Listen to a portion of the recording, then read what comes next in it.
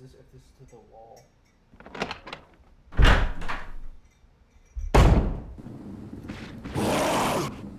Yeah, there's no need to ever go back there. So I've been told.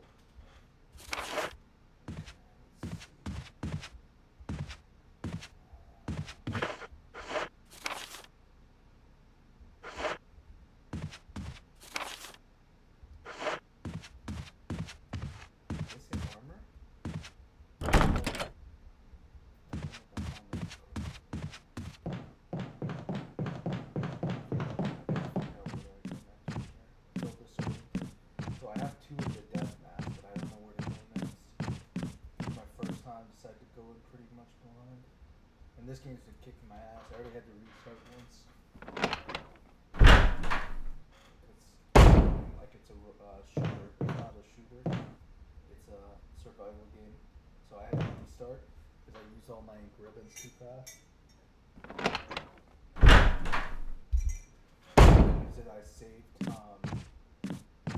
I saved one of the tops, so I should be able to get the good assault shotgun. Let's see.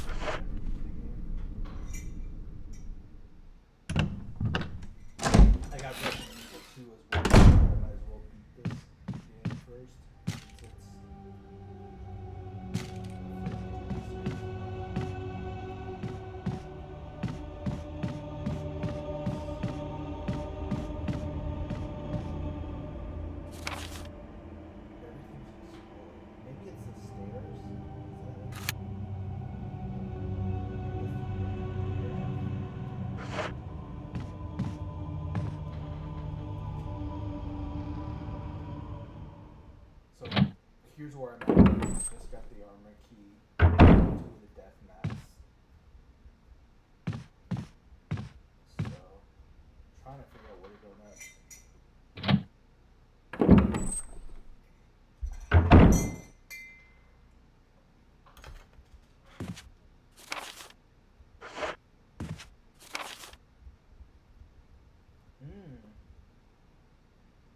Actually, wait, I got an idea.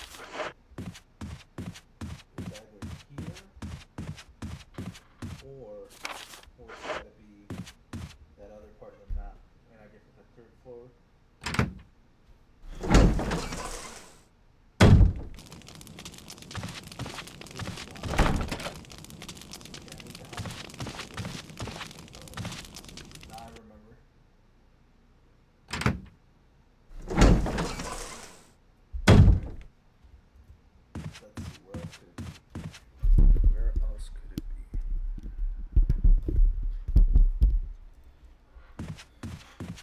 probably just go for right here is where I need to go. I would bet my money on this.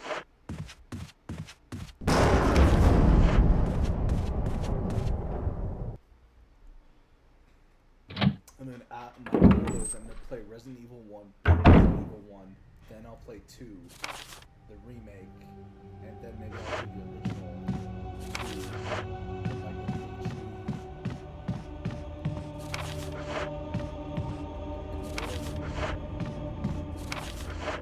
Here and the next door, and hopefully the next door opens. And hopefully oh yeah, it's definitely here. So I saved this guy. I was able to save him for a minute. Because apparently he drops a good shotgun. He gives you a good shotgun. Okay, is the zombie still here? Oh! Yep, I guess that's our answer. Okay, so if I go on the stairs, I can't get that acid attack, which is easy to dodge. So that's a trick if you guys play Resident Evil. Zombies can't grab you on stairs. Oh, it's here! Fuck! Jesus Christ. I forgot to bring a lighter. Okay, I forgot to bring a lighter, but I remember exactly what I need to do. Okay, so I need to bring the lighter to light this room up, which is gonna help me find musical notes, but also some zombies are gonna spawn. Hi buddy, how are you doing, Mr. Zombie?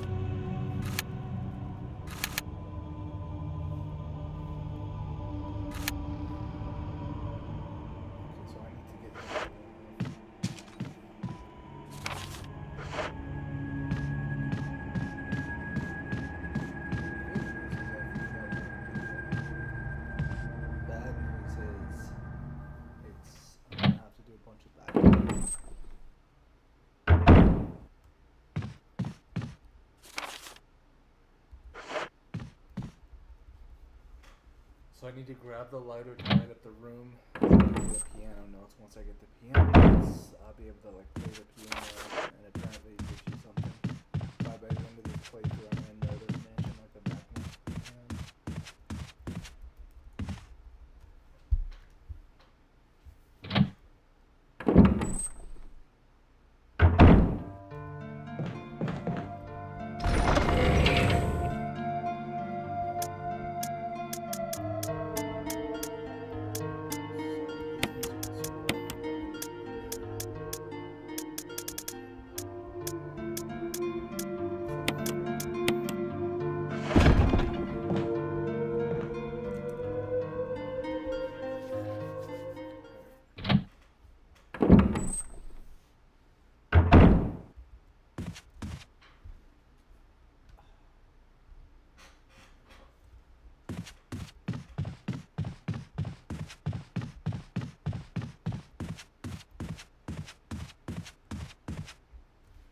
Did get something from the bee. I forgot what the bee gave me. So I did the bee puzzle, and the bee puzzle gave me something. I can't remember what it was. I think it was just a mask.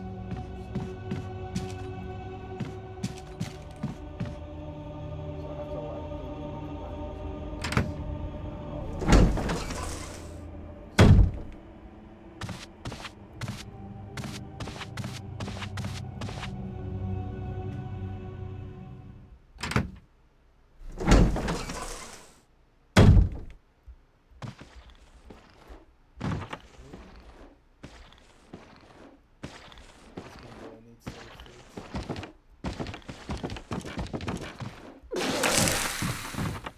funny thing. If I kill the zombie, he'll come back as an even stronger zombie.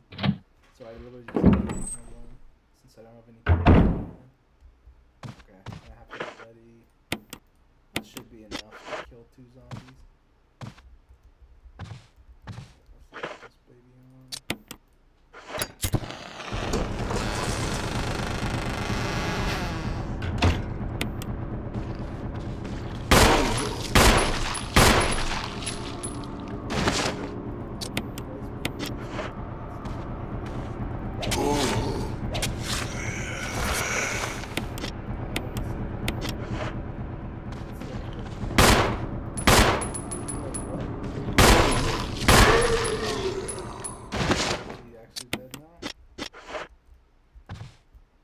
Probably didn't even need to do that, to be honest. I could have just saved the bullets.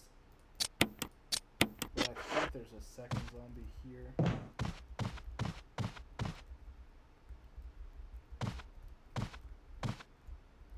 Got a little too trigger happy then. Let's see, anything else? I could swear there was some ammo or something. I think there's another clip somewhere. At least in the original.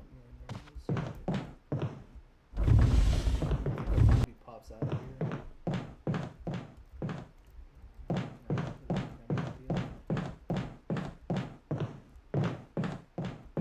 tell me I have to leave. Bro, I have to leave and come back. Oh my god. At least the zombie's not gonna revive that fast. Okay, come on. Go back in.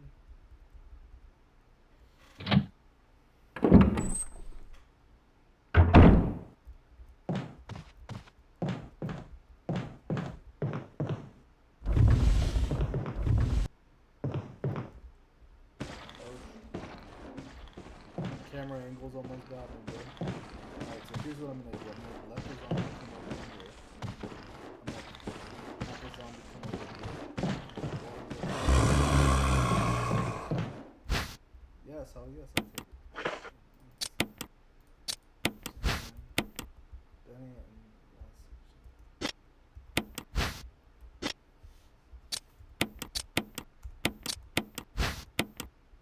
Moonlight Sonata.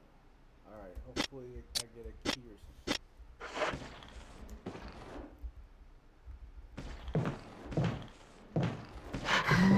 God damn it.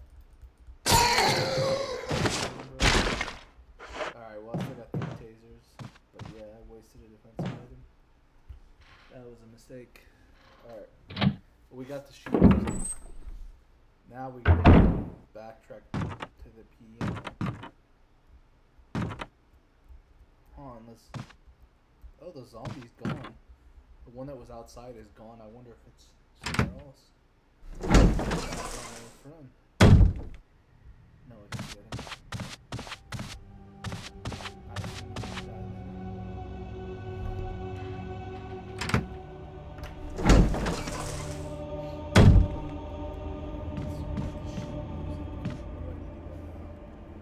Now I need to haul ass to the other side of the position. Haul ass to the other side of the position and use it to play the piano.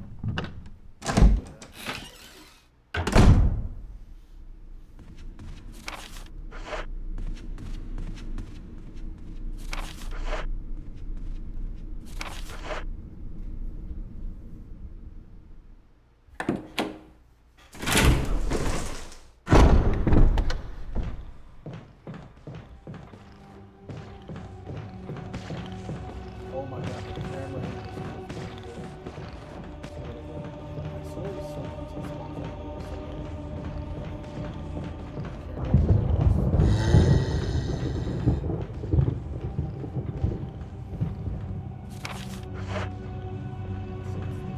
this other door takes me somewhere I don't ever need to go again.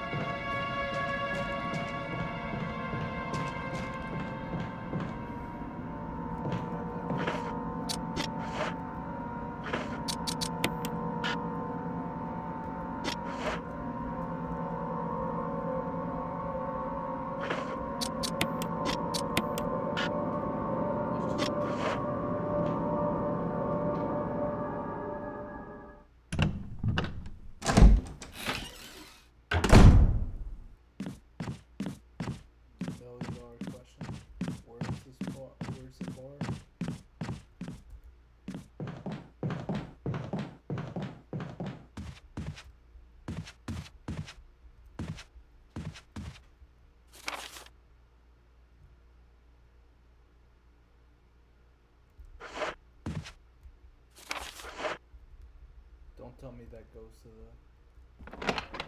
Yeah, I guess we'll find out. Yep.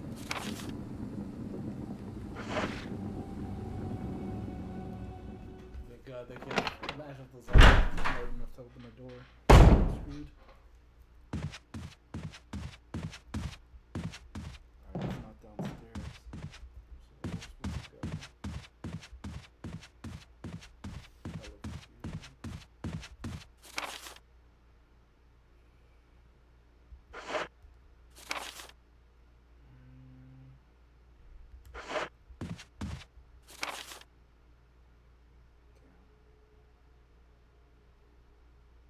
How about here? Where does that go to? Good question. Fuck.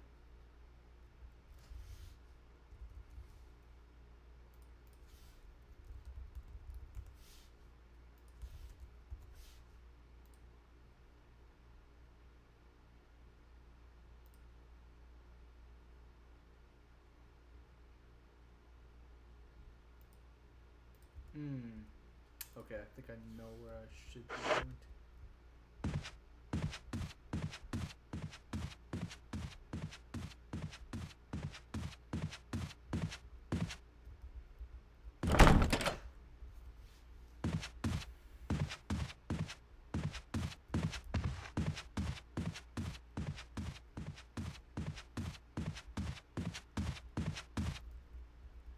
This is where I want to go to.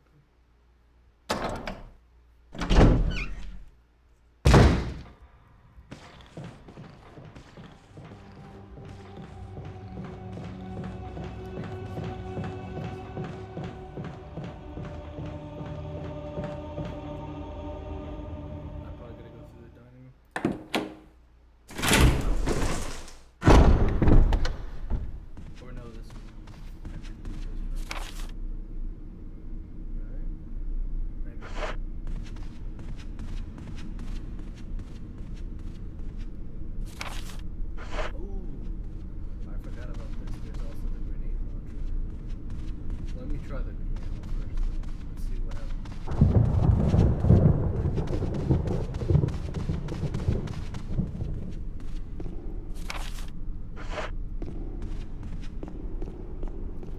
Yeah, I'm curious to see like if the piano is gonna give me the third key. Just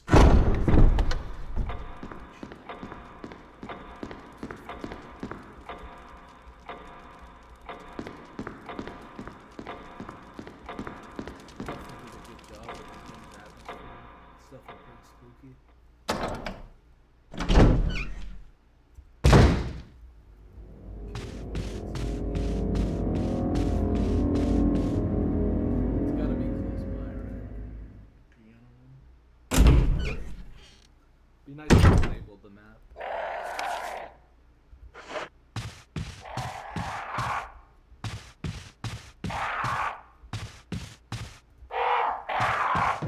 Oh, okay, now I see what's going on. You can barely see the buildings. Okay.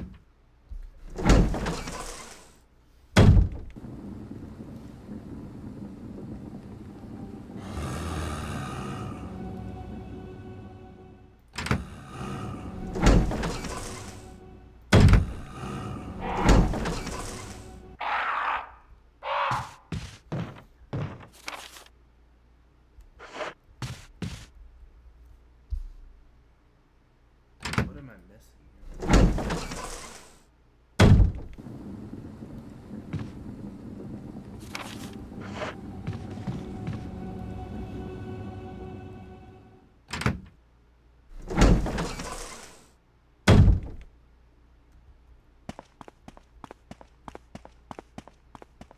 Oh, this room is useless. I already got the armor key.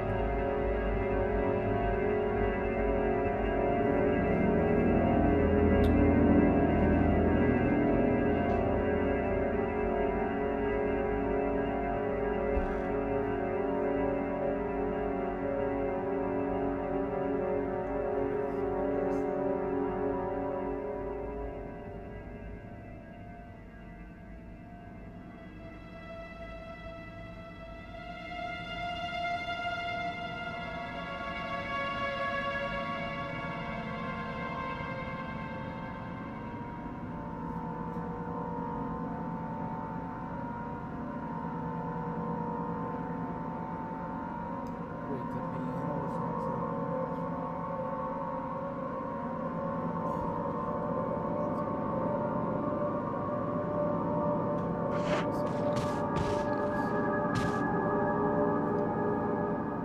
That's unfortunate.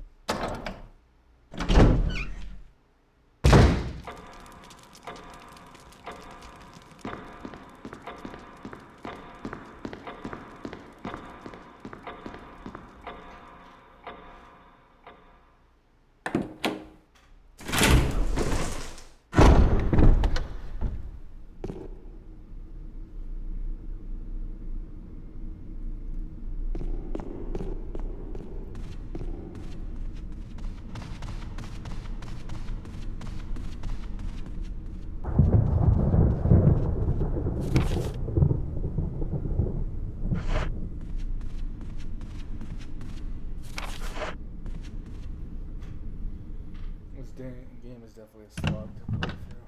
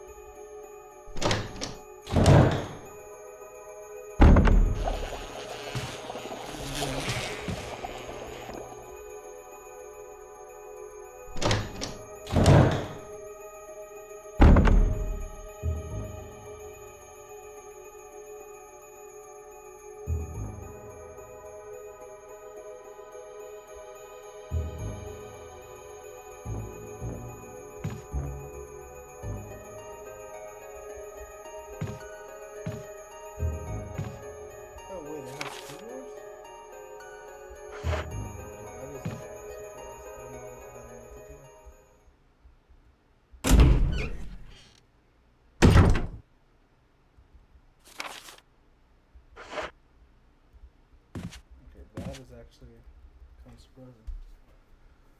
There's another door that I don't even think I can do.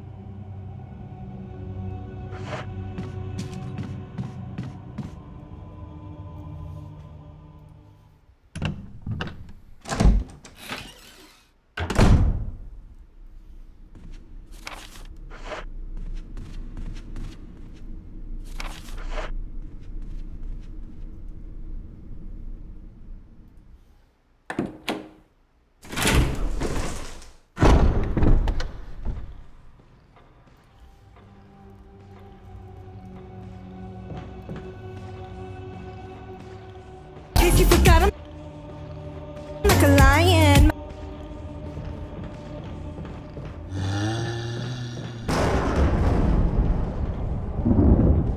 As a It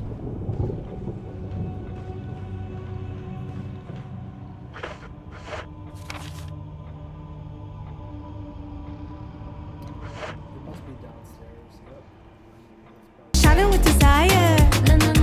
Guess you forgot I'm like a lion. My eyes are shining with desire.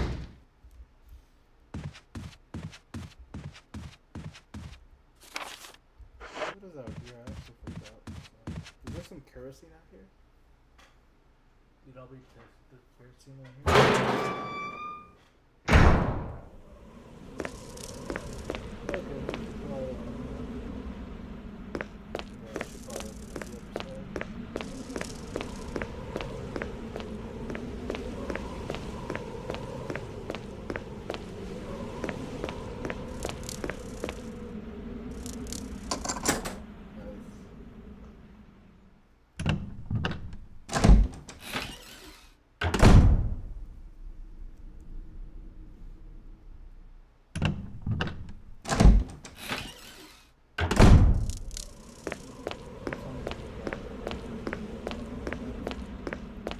No one might look good.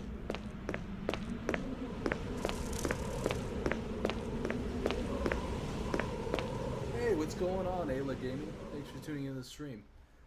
Just I'm gonna beat Resident Evil 1. It's my first time playing the series. And I figured I'd start with the first remake. How's your day or night going?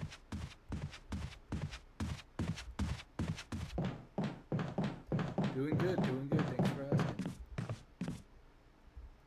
Oh, hey, thank you so much for that. I really appreciate that. You're my first follow. Thank you so much.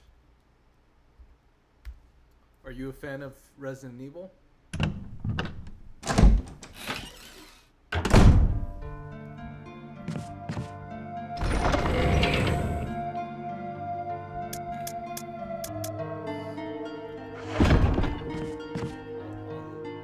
I'll manage my inventory after.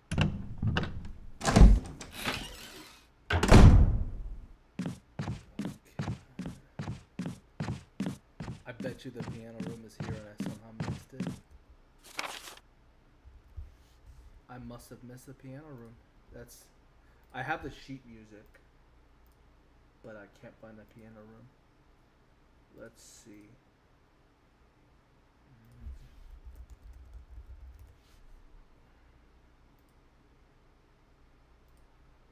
Okay. The piano room is.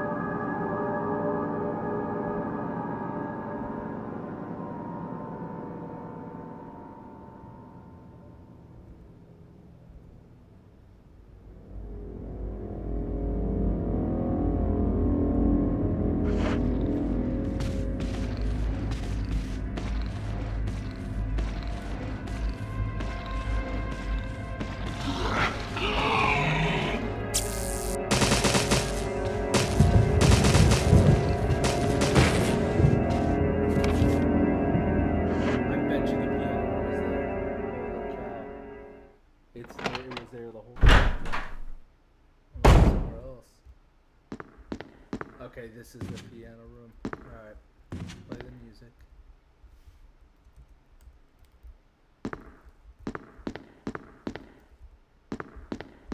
First I gotta... Okay, combine the sheet music, so I have to use the sheet music.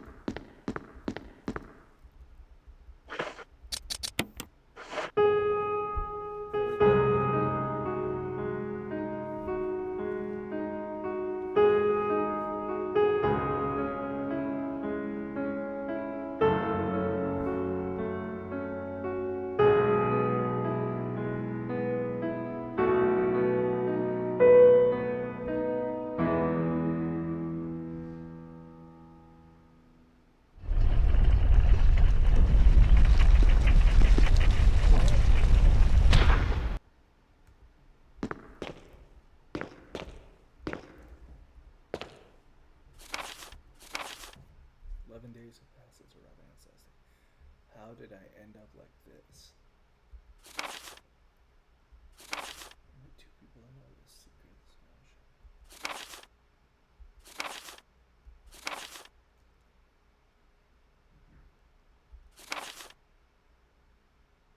Jessica and Lisa said that they were going to visit our village.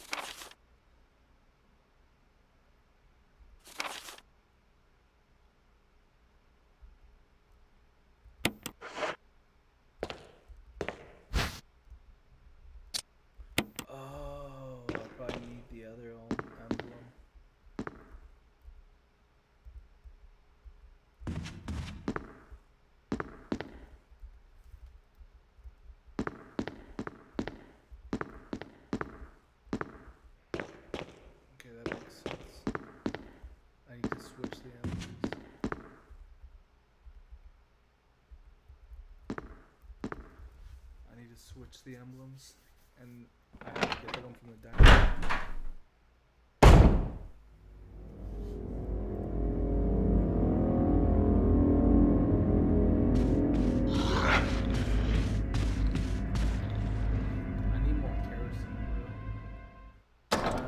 other side of the room.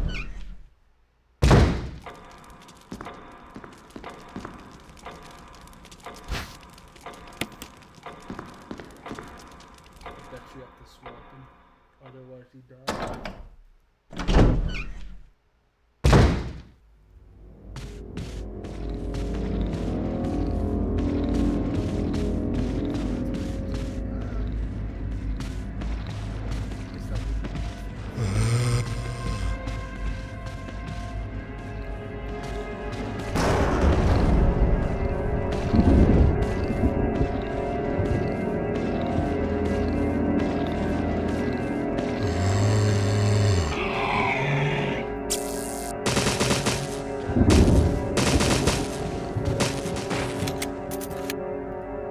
That's annoying.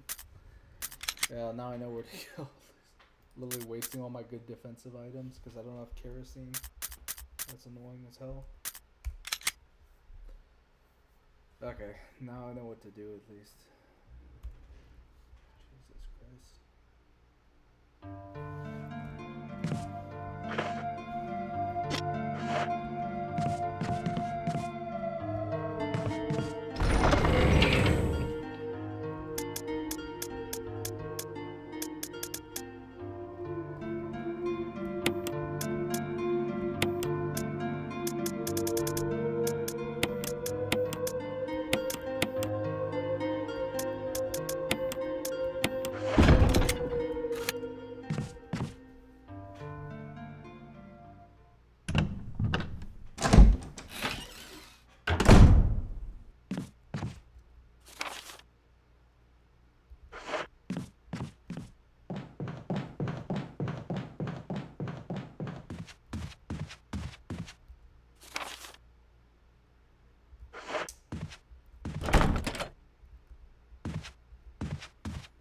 I'm gonna go,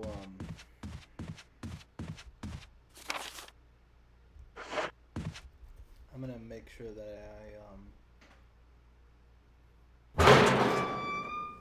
fill my kerosene.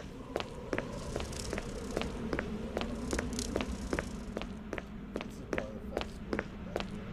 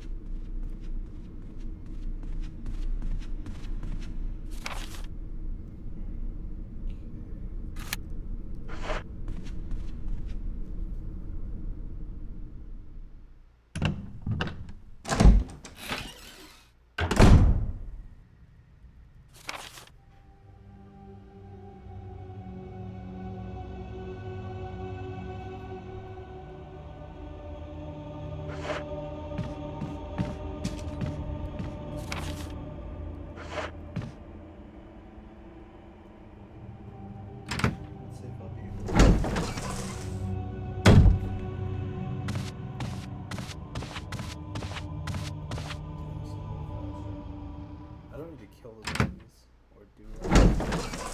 Maybe I do.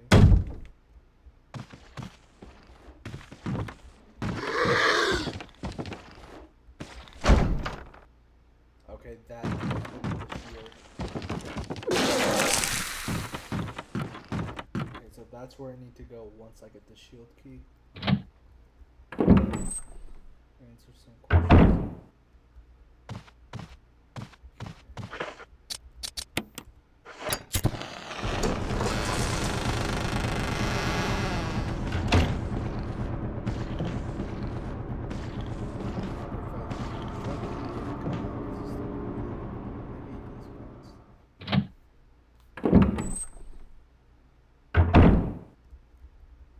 At least he's in there. That kind of worked for me.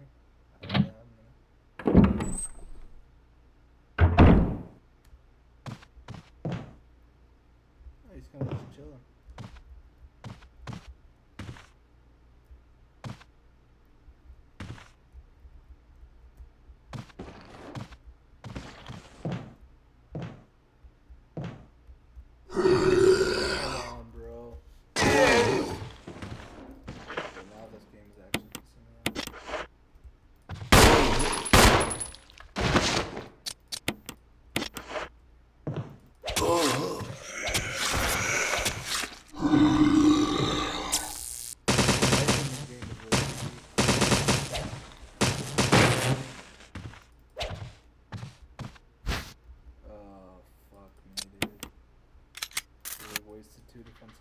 That's one thing I hate about this game.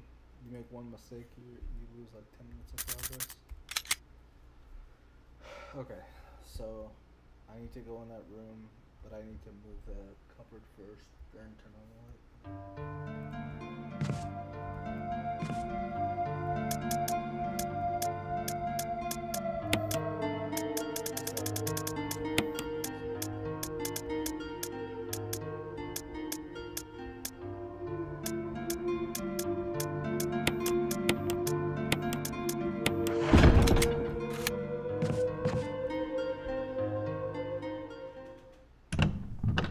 I'm gonna have to kill that zombie by the hallway.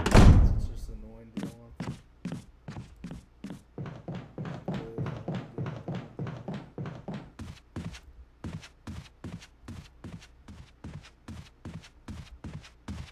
Okay, so I know what to do at least. It's just gonna be getting.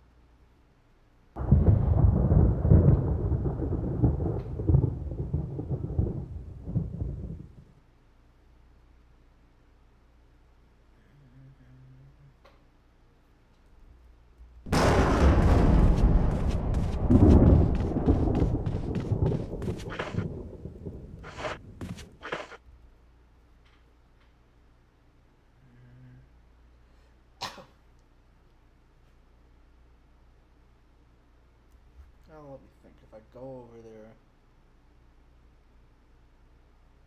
it's a pro. If I go over there.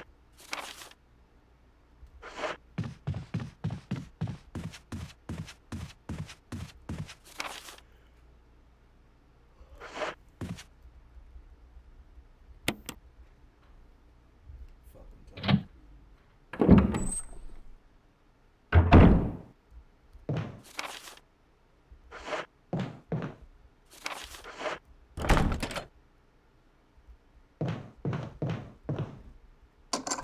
Oh wow.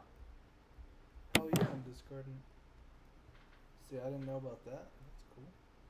Wonder what. Mm.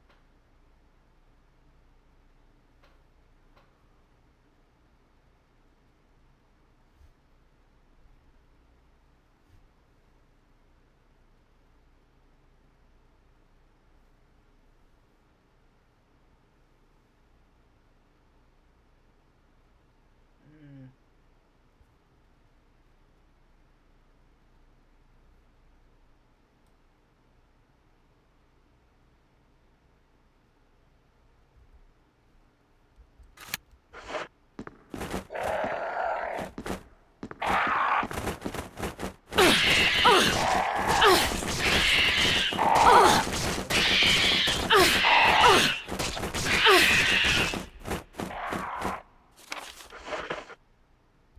so she does take damage.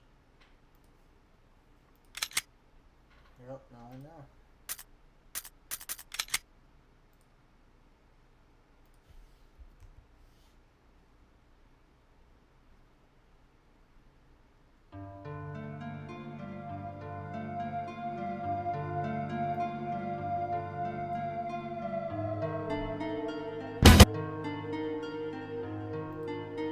Do monster to throw at you when you've only got a shotgun. No, I haven't gone into the secret yet to get the chain gun. What do we have as a reward for that? A chainsaw, not bad. Also, a window overlooking a previous area to orient us. But where's that damn yellow key? Oh god, Mancubus is Mancubi, first level? Rough? Not really. You have adequate cover and plenty of health. This is the first level after all. But there's more. Where is that damn...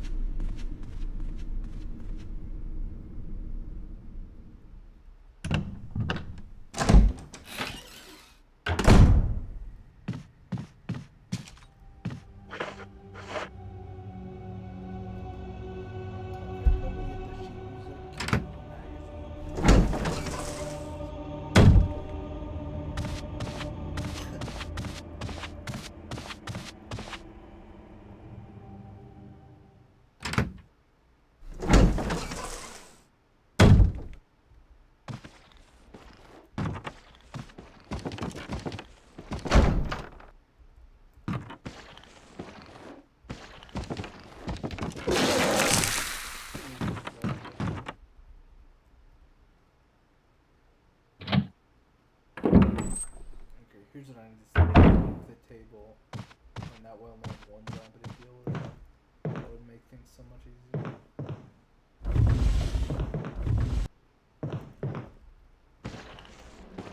Yeah, I can only get first party shit.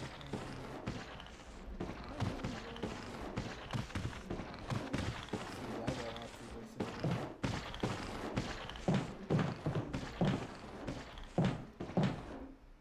Oh.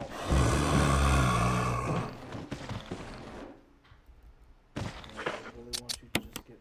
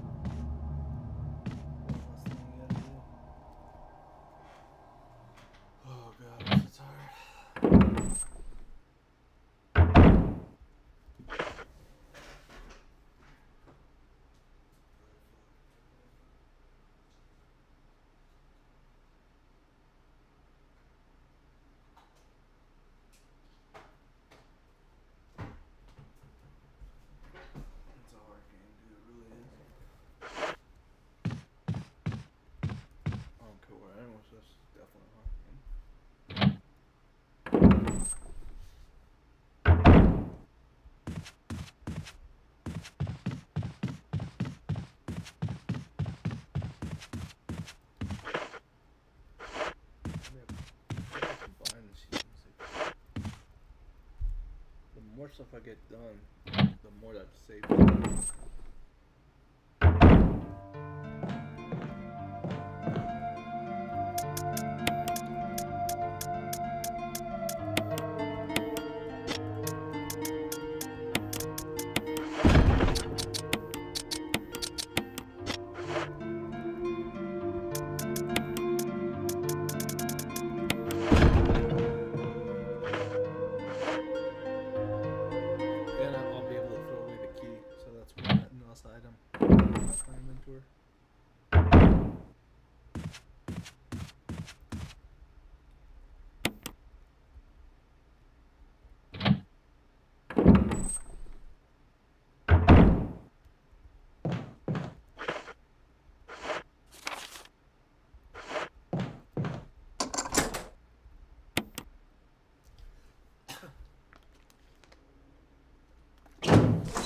Nice little quality of life that Discord. Bring the light of truth to the three spirits.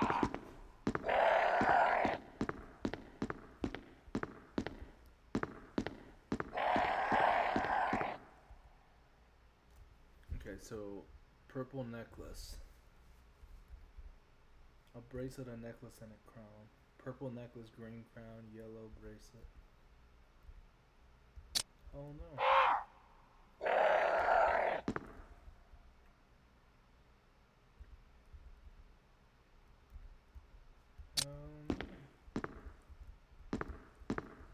Okay, so that should be purple.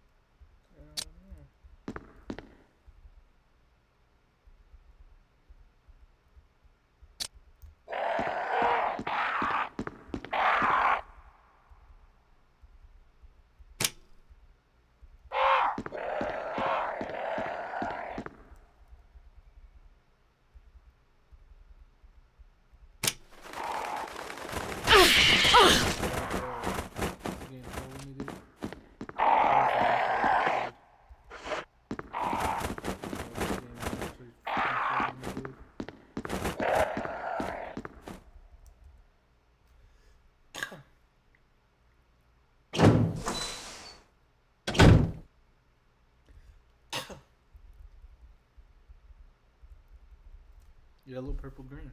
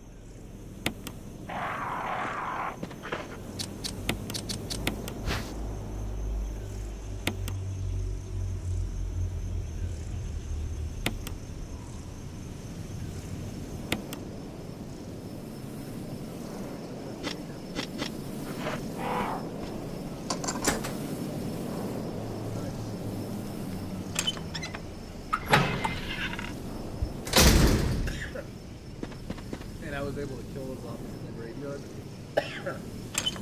Trick Remake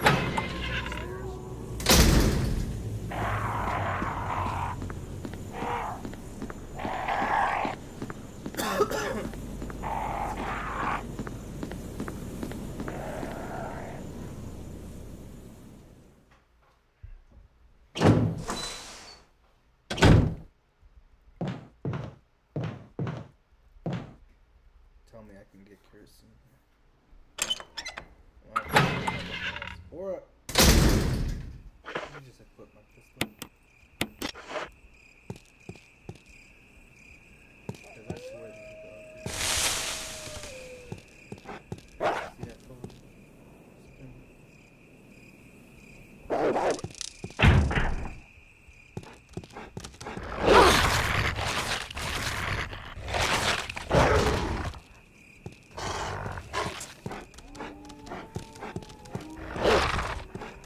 Don't tell me I just took damage or nothing. I probably did.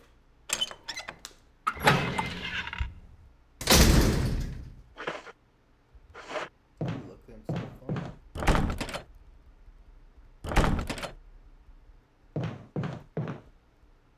Okay, let's.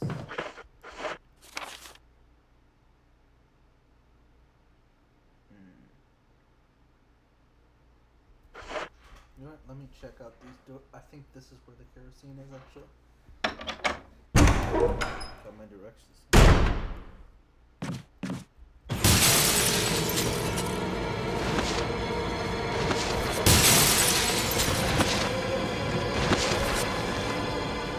Whoa, that was scary as fuck.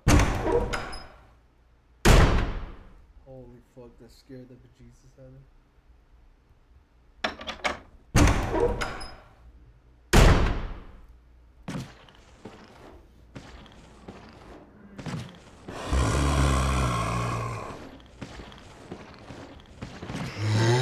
Oh my god, bro, 2 zombies. Nah, fuck that, I'm out of there, bro. 2 zombies, bro. Okay.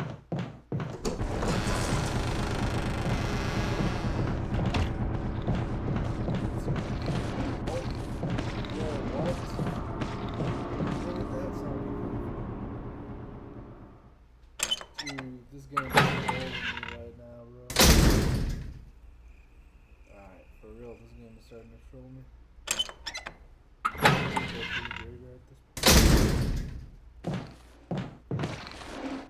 Yep, just gonna go through the graveyard. Jesus Christ. Trolling out.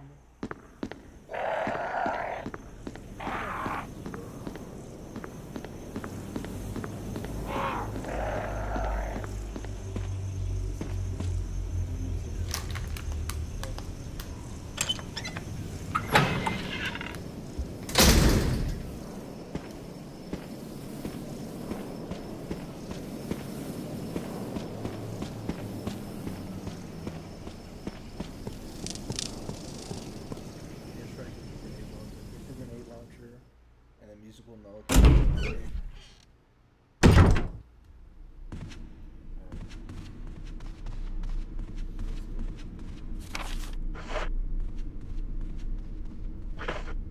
It's 2 herbs and a grenade launcher. Having enough space. 2 herbs and a grenade launcher, and then we'll save.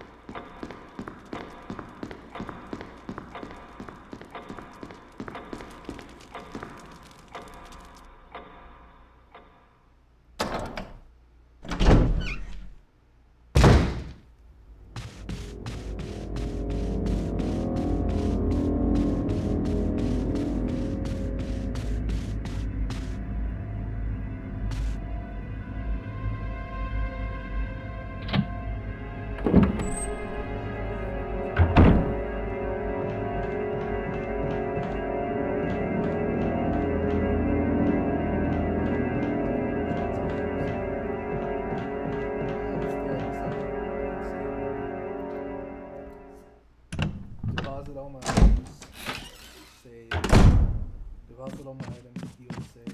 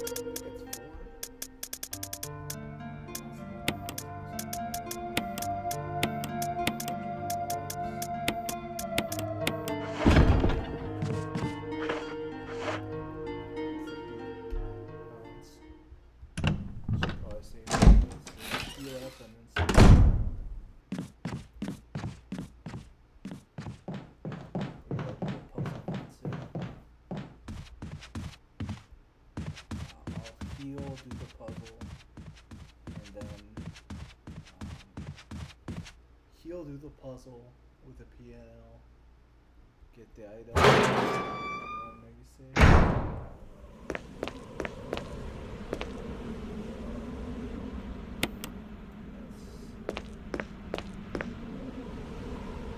Hopefully I don't need to heal up again. Might be screwed.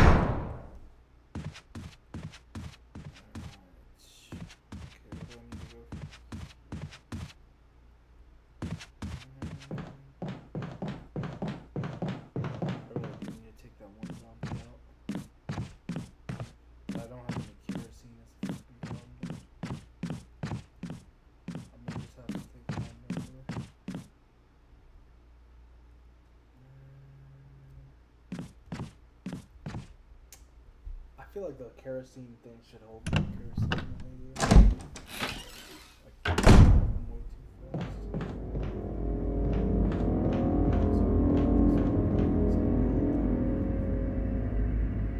I might have to just keep it.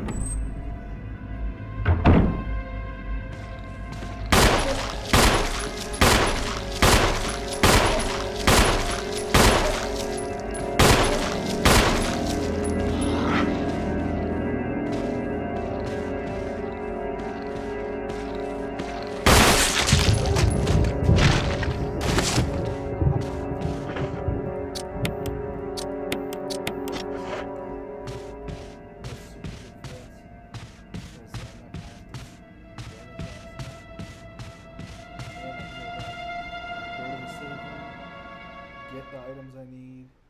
Go to the dining room, get your stuff out.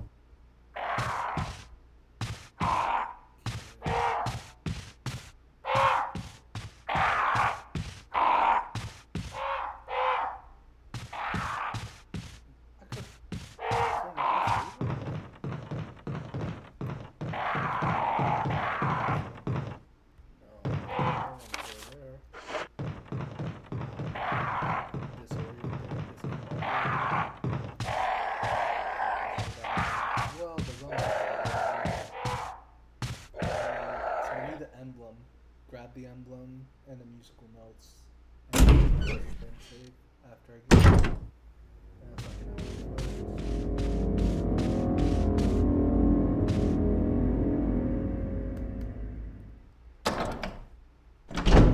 I think we'll have to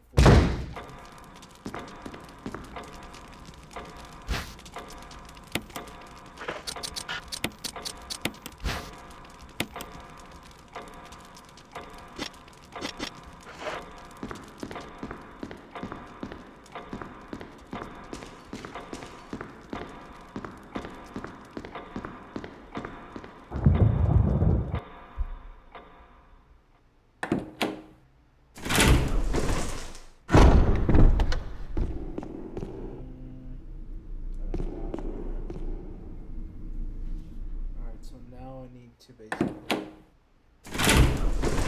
Let's see.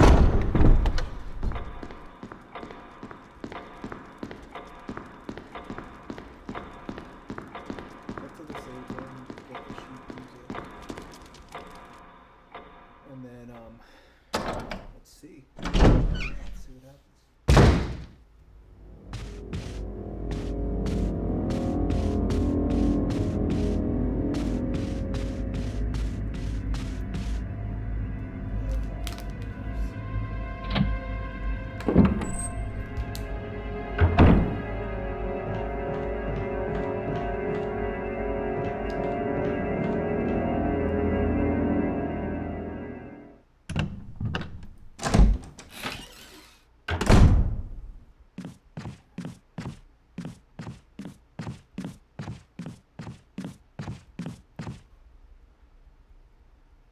Let's play the piano first.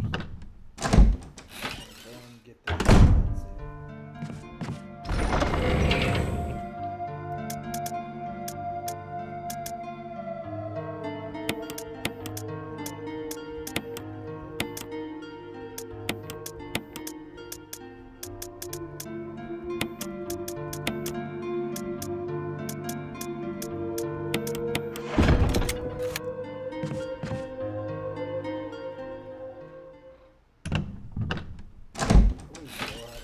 Dead by Daylight.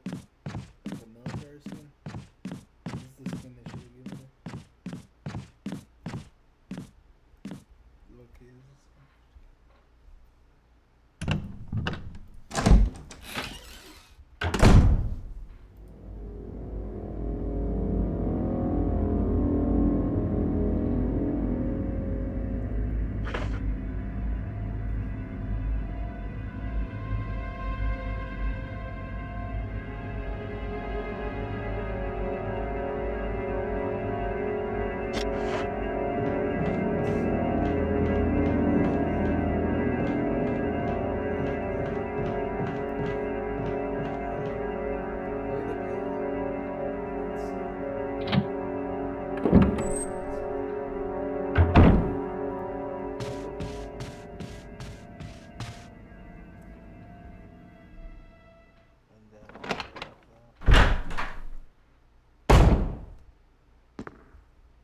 Glad I'm streaming for so good to be streaming.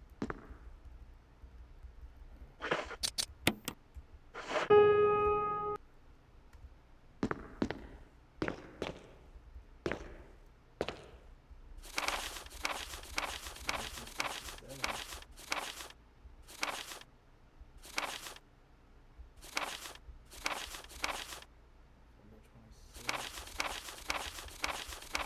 2 days?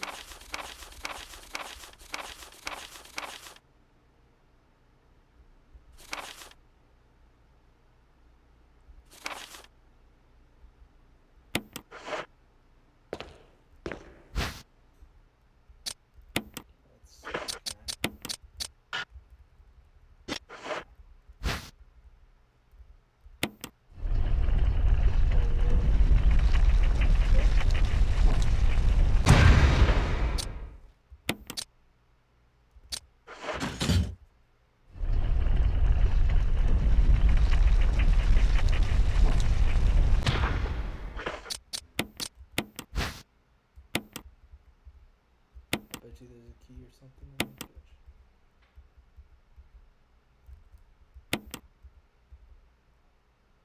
Or maybe when I put it on the original one, and I switch them out, something will happen.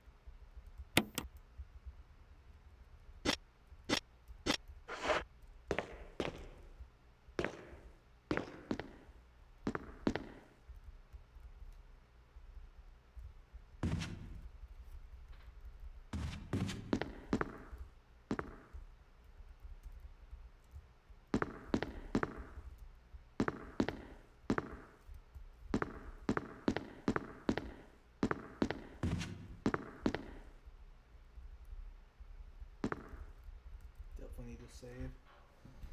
I got a feeling game's gonna fix some bullshit really soon, like through a window.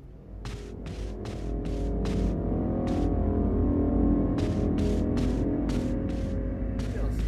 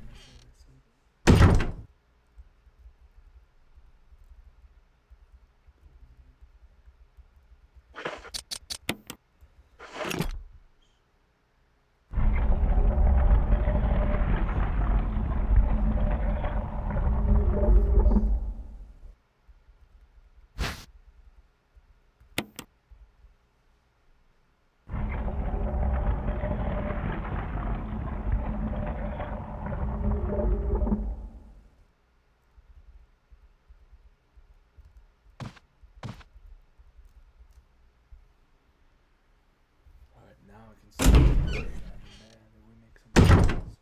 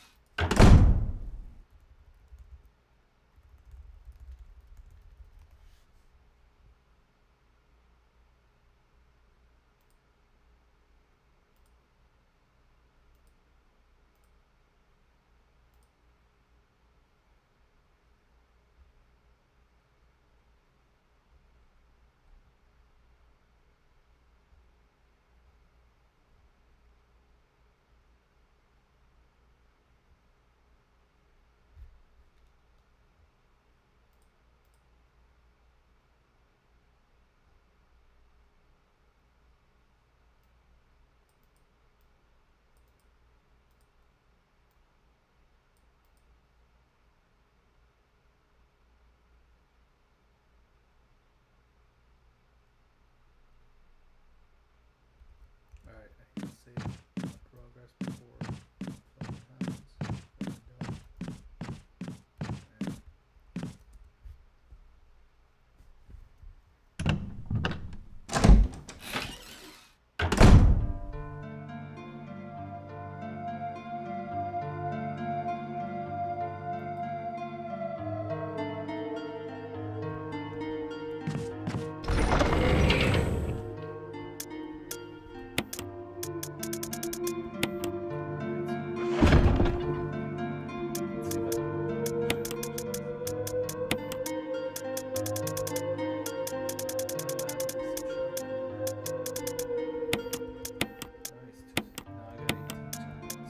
Okay.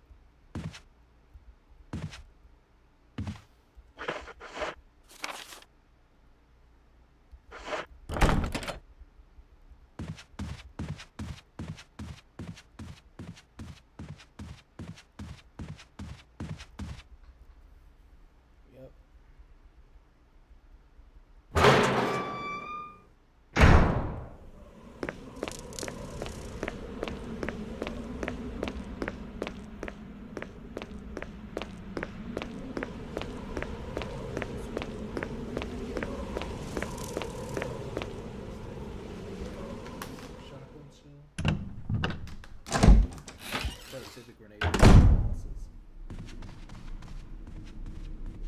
Yeah, I know there's gonna be some tough bosses.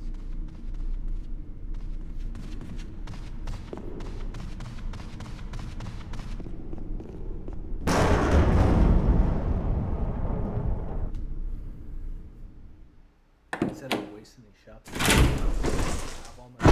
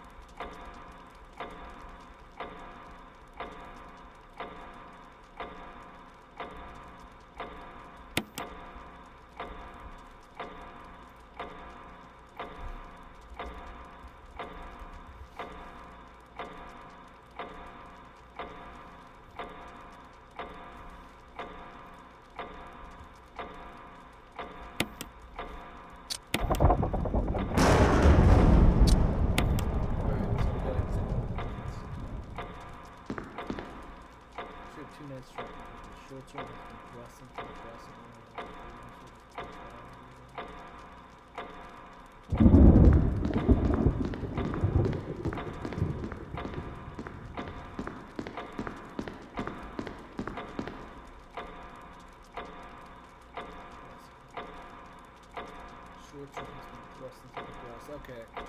Long sword pierced the head. Okay, that makes sense.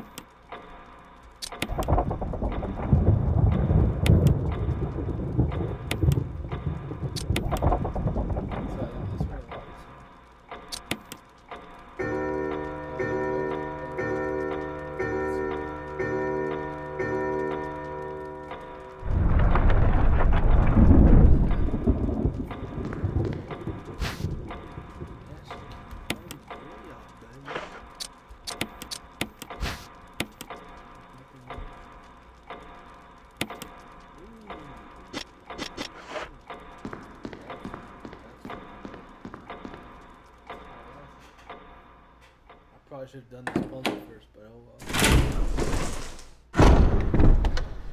It's better safe than sorry.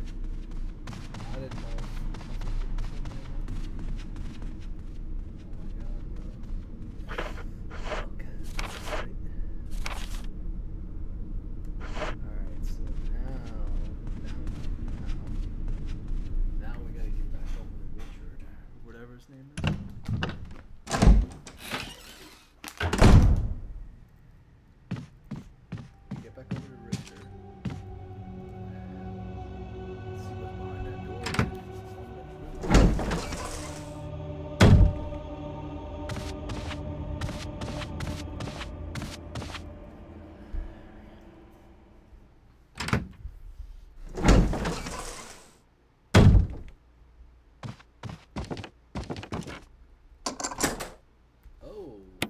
It's just that one door. Interesting.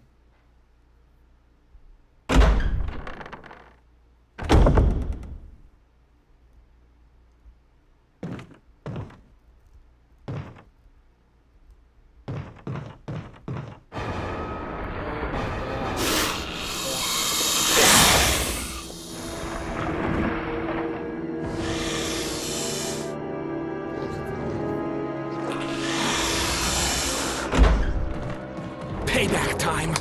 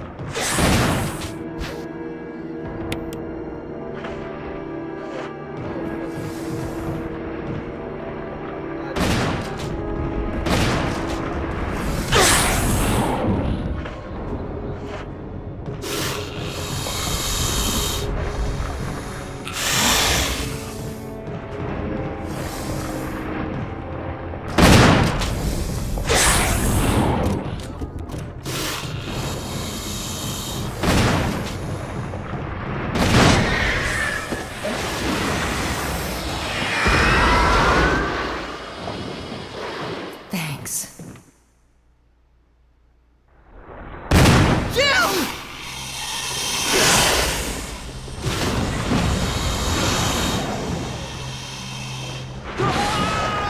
Richard!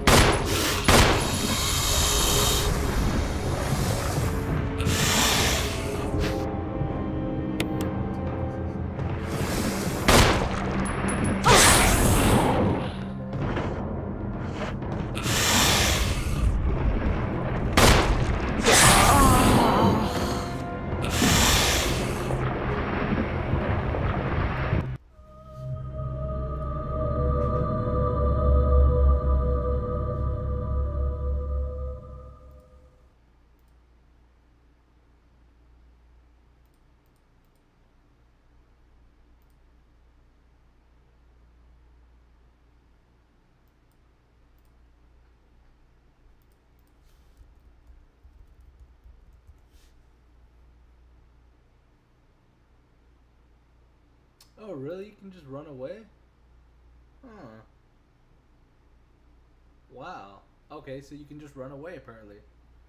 See, that would have been good to know. See, that's the first thing I should have thought of, man. You don't need to... Okay, guys, I'm going to take a 5-minute bathroom break. And we're going to do that event over again. And actually the puzzle over.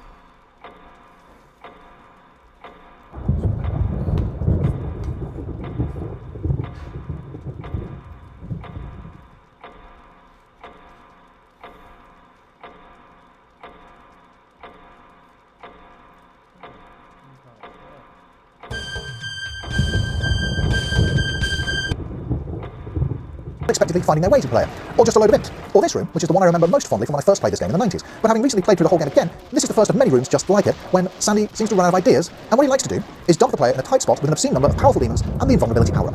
Sounds cool in theory, right? But what ends up happening is you stand in a corner, unable to move because of the enemy surrounding you, holding down the fire button on your rocket launcher. That asks the question, what if dead simple? But again, to be fair though, it is a bit more tricks and trapsy with hidden teleporters and monsters coming out at you and the occasional invulnerability. Yeah, I knew something was going to happen. But Dead Simple and the Courtyard are both great Doom levels. Just the Courtyard lacks a bit of the simplicity of Dead Simple. It throws a little bit too much at you, and it's a little bit confusing to figure out how to progress. But you know, both good. The next level, the Citadel, is like Sandy's take on the Inmost Dens. I didn't really like it. I don't really have anything to say about it either. Demons. Demons. Demons.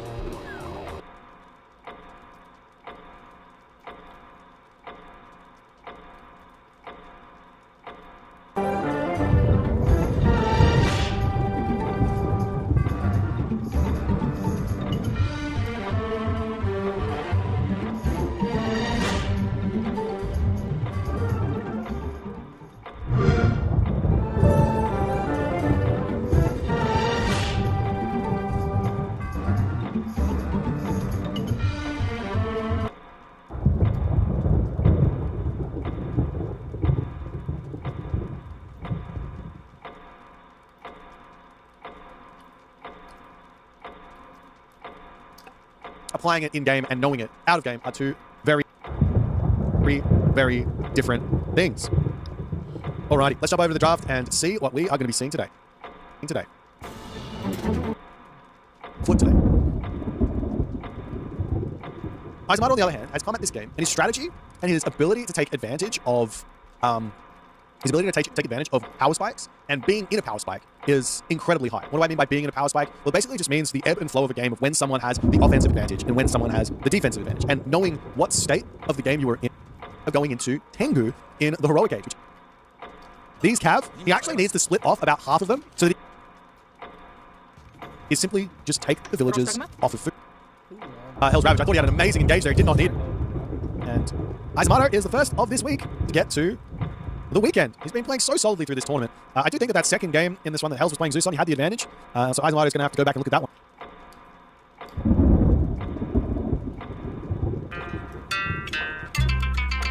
You see it every time there was a full pop fight. It's a big advantage for the and this is going to be a real... I'm trying that. That might be an idea. And leads. Be careful, because I don't really take much damage here at all. In comes channels. The Yatsa is continuing to hunt these oracles though. Soup, he's got two more queued up behind everything as the Terma charge forward. And we'll kill off a lot of these units. A lot of those Javelineers are falling as the military camp is slowly getting taken out onto this backside. Oracle number, I think, he's killed 2. Oracle kill number 3 coming in there for Moscow's Yatsa. That's just one Yatsa. That's kind of brutal. Another Oracle over here going to get caught as Soup has to garrison into his manor. Garrison onto the other side as well as say goodbye to Yatsa number, well, kills 3, but Yatsa number 1. Imperial Academy going to come up. Soup doesn't have to keep building automatons here either, but he does have to be aware that a Heroic Age is coming, and Fey Beasts will literally just get dropped right onto these units, and all of those Terma are going to be dying. Literally all of the Terma are going to be, you got to turn and fight it, you can't run. You have to turn and fight it. The automatons are dying! And Moscow has absolutely dominated this early stage of the game with a hard counter to the automaton ways of Soup here, and all the Terma die, and I think Moscow, I mean, he's just going to take it. Soup doesn't want any more. He didn't read the Heroic Age coming in, and maybe an early tap out, but a tap out nonetheless from Soup as a 4-game series win for Moscow. Congratulations, where congratulations are due. Dominated from...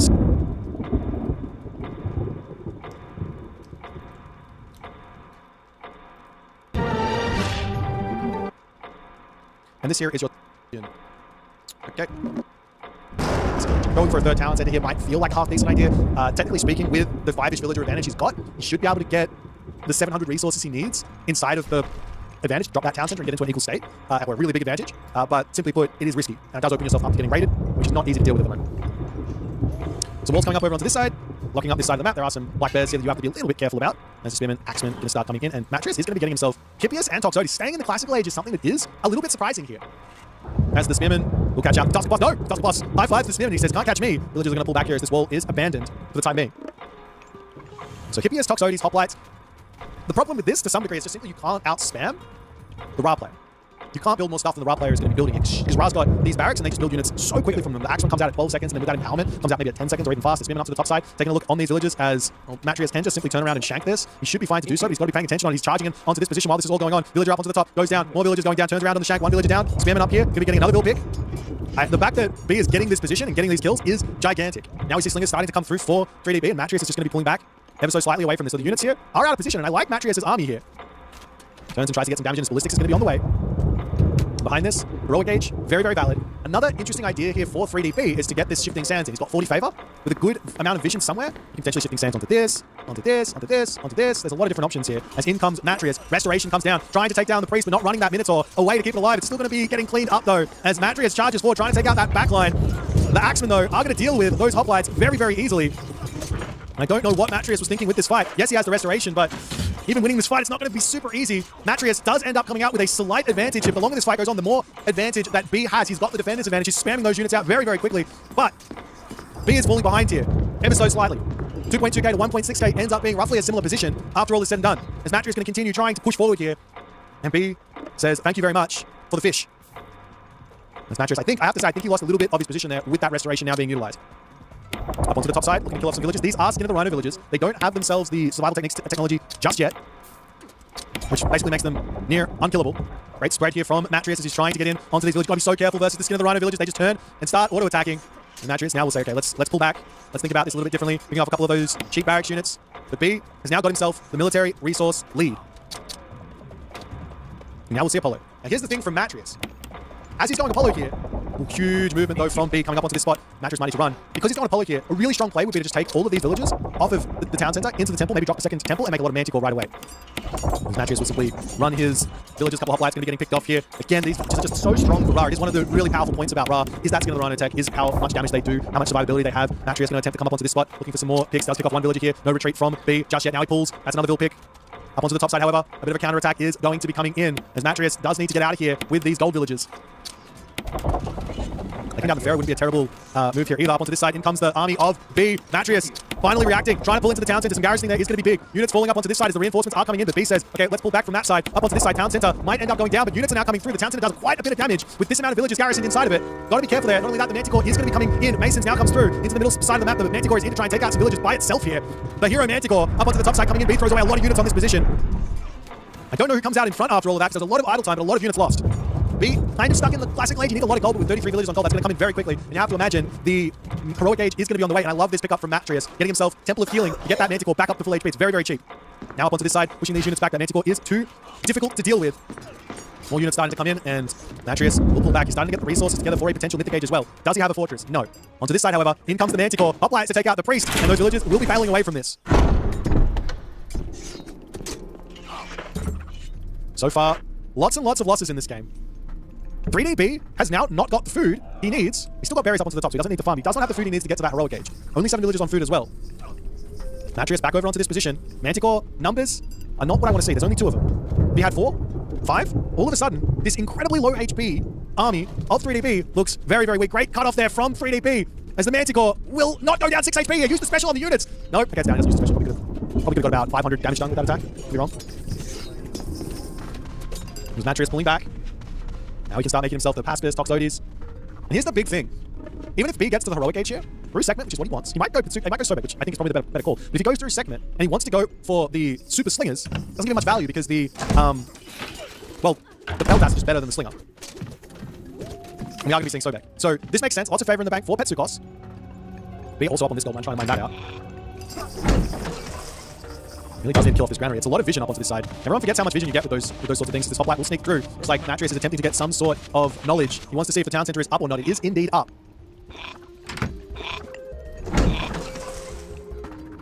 Maybe he's going to attempt to get in onto this spot as well. Good control here from Matrius for the time being. It is a very close fight here, but the army of Matrius has a pacifist in it. Those slingers are not going to be surviving here very long. Manticore control.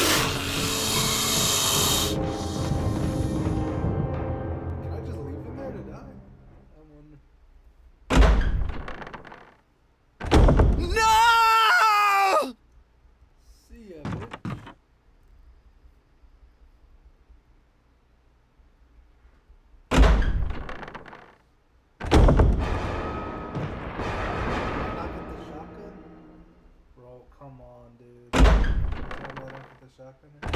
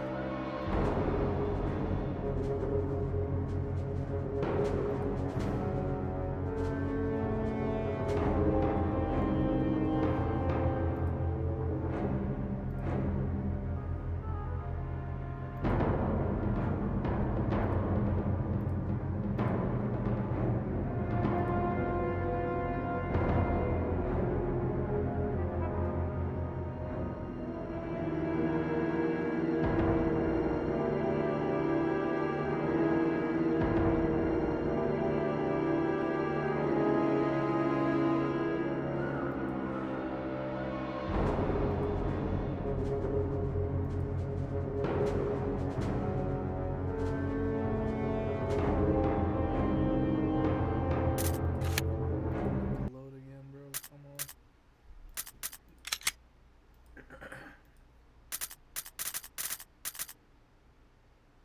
So basically, I can't get hit at all by this motherfucker.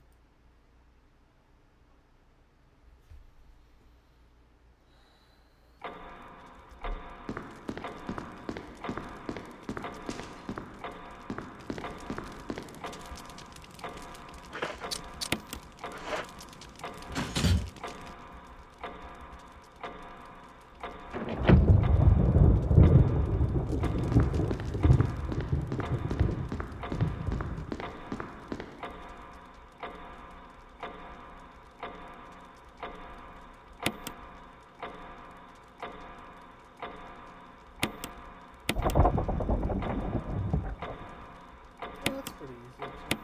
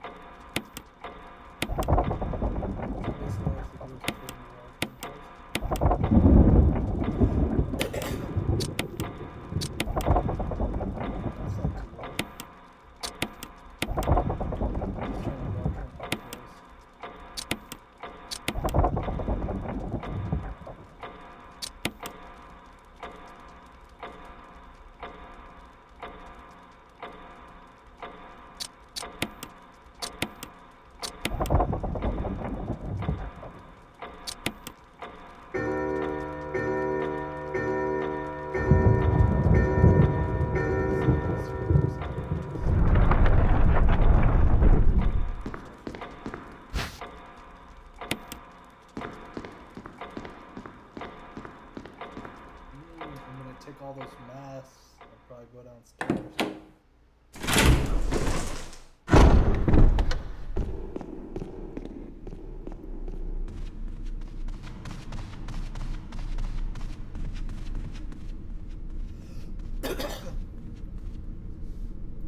From Matrius on point there, pulls that one back, got to pull the other one back. There might be a locust in onto this position as well, as the military differential does come out relatively close after that fight. Finishes. I think Matrius is up on the top, hitting villagers instead.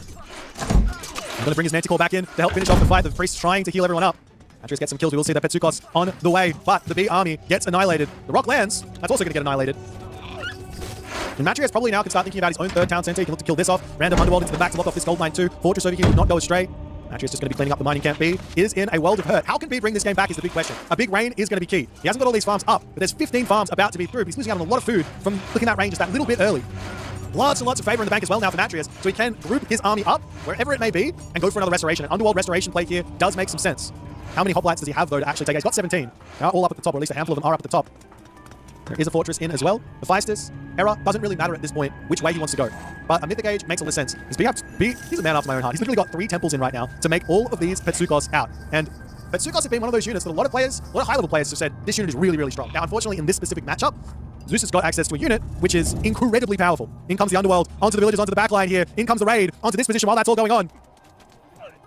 And of course, Matrius here probably should just run. And he will get around onto this backline to get some kills. The villagers turn start shanking. They've got 69 HP, 44% hack armor, 6.6 damage. Hoplites will get some kills, but they will be able to hold where that's concerned. And behind this, in comes the Hera. After all is said and done, this Underworld passage did not get the value that Matrius wanted. Matrius now going up for that 3rd town center and into the main base. He is now going. Trying to catch these units out of position. We will see that Sun-Dried Mudbrick coming through, which gets all of these buildings up to a crazy amount of HP. There's so much favor in the bank here. I don't know exactly what Matrius is saving up for. Whether it be... Actually, I'll tell you what would be ridiculous. Hera Manticore. The monstrous Rage Manticore, that would be absolutely insane versus this type of army. As B, he is getting baited into this. And Matrius says, come with me. Let's just chill for a minute. It's fine. We're just gonna hang on this position for a minute. Spam units in, and then there's gonna be a lightning storm of some variety. In comes the restoration, as units will be pulling back, trying to get a little bit more damage in. The Petsukos on the back are getting so much damage though. The heroes for Matrius, he's only got the 2 of them in here, as Jason is stuck at the back trying to push through. But even with all of these Petsukos, the army melts to the Greek power. As in comes the heroes to try and take out that backline. Spearman poking away at the Jason. Great control from B. Great awareness to take that down. One Petsukos is down. The Odysseus is cleaning up the next one. The Spearman still trying to frontline here, but in a couple of seconds, there will be a lightning storm. And B thinks he's about to win this one, but no. In comes the lightning storm. The units here for B are going to get erased, but so too are Matrius' units going down. So even though Matrius cleans up the army of B with this lightning storm, Matrius is only left with 3.4k military resources in the bank. Behind this, in comes Champion Infantry and the all-important Archive Patronage. We'll also see the Locust coming in for a little bit of support there. Something I feel like B could have dropped that after the restoration here, but not the case. And we will start to see Manticore. But the most important thing here for Matrius is to get that monstrous rage tech. One thing you can do, once you get into a comfortable position in this late game in the Mythic Age, is you can start looking to put 20 villagers on favor, 30 villagers on favor, 40 villagers on favor, and a lot more onto wood. You can go for Manticore, you can go for Centaur, you can go for Medusa as the late game unit, with also including Colossus or Hydra if need be as your other big tanky frontline unit. But B, he is getting himself back out an army here, and Matrius not able to shut this game down just yet. One thing behind this would be that he really is missing is that 3rd monument. Potentially also a 4th monument. B is missing a secondary range, a 3rd range in this game. But in comes the Manticore. Does he have the upgrade yet? Oh. I gotta say, there's so much random stuff in this game that you gotta think about. This game is incredibly deep. Like, for those of you who don't know what Monstrous Rage does, let me just show you the tech. Extra 15% speed and a reduction of 25% of the attack. So it means that these Manticore are going to be blowing up units. Matrius, however, trying to push through here. He's getting a lot of damage done with these Manticore, but he doesn't have the army out just yet to actually do what he's trying to do here. B, on the other hand, now up to full population, basically securing this gold mine. The gold mines on the map remaining for B. There are 2 of them. He does need to start a market. He's got to start a trade route, which basically means he's stuck in the classic, in the heroic age for quite some time. On the flip side, Matrius, 1, 2, 3. 3 gold mines remaining. Not really 3, but almost 3 gold mines remaining, and he has started his trade route. He's trying to poke forward here, trying to take these units down. Manticore charging in, takes down the Petsukos. Shoot and scoop with Manticore is such a powerful option. There's also the Temple on the front, or Temple of Healing, so he can run those back and take the advantage. It takes down all the units. On that one, as the Manticore goes down, not able to pull back just yet. There is a couple of priests end up falling.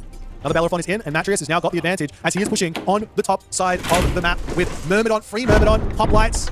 You can build in the fortress Myrmidon and get the free Myrmidon out. You can see this fortress here, for example, this one here is building both Myrmidon and getting free Myrmidon, so you don't slow yourself down where that's concerned. The only issue is that you don't get any value out of Archive Patronage if you're at full population. But the B Town Center on the top side of the map ends up falling. Market going down, armory going down. And the villagers here for Matrius will move forward, and we'll take the fortress on the front to take the town center. And B, in this point in the game, says GG, unable to make it happen here. I think it was just from the very beginning of this game, B was so dead set on getting to that second town center fast as he possibly could that he didn't set up that defense against the early hero rush. And Matrius, well, he got it scouted, he saw the 4 gold mine. The gold mine can spawn in a variety of different positions. This was incredibly forward. Matrius charges in, and B defends it, fine. But it puts him behind on the villagers, and on top of that, he gets stuck in the classical age, and he makes those incredibly weak slingers that just could not do anything. The barracks army here is just not very powerful versus that Zeus premium army. Once the Zeus premium army gets set up, and you mix in myth units, very, very tough for the Egyptians to play. We tried to make it work with the Petsukos, which is a correct approach, but when you go Petsukos, you need to play in some Migdol stuff. So Migdol pushing and never allowing those Petsukos to get out of position. But that would have been really slow to start creeping forward like that. I don't even mean Migdol is in the army, I mean Migdol pushing. So you use the Migdol plus Petsukos plus walls, and you sort of Migdol creep forward, but against this type of play. But B didn't go, well, he did try to go for it, but couldn't quite make it work. But incredibly well played from Matrius for game number 1. Considering he was 3-0'd last week by B, this is going to feel good for him. All right, let's jump back into the draft and see what is going to be happening for game number 2.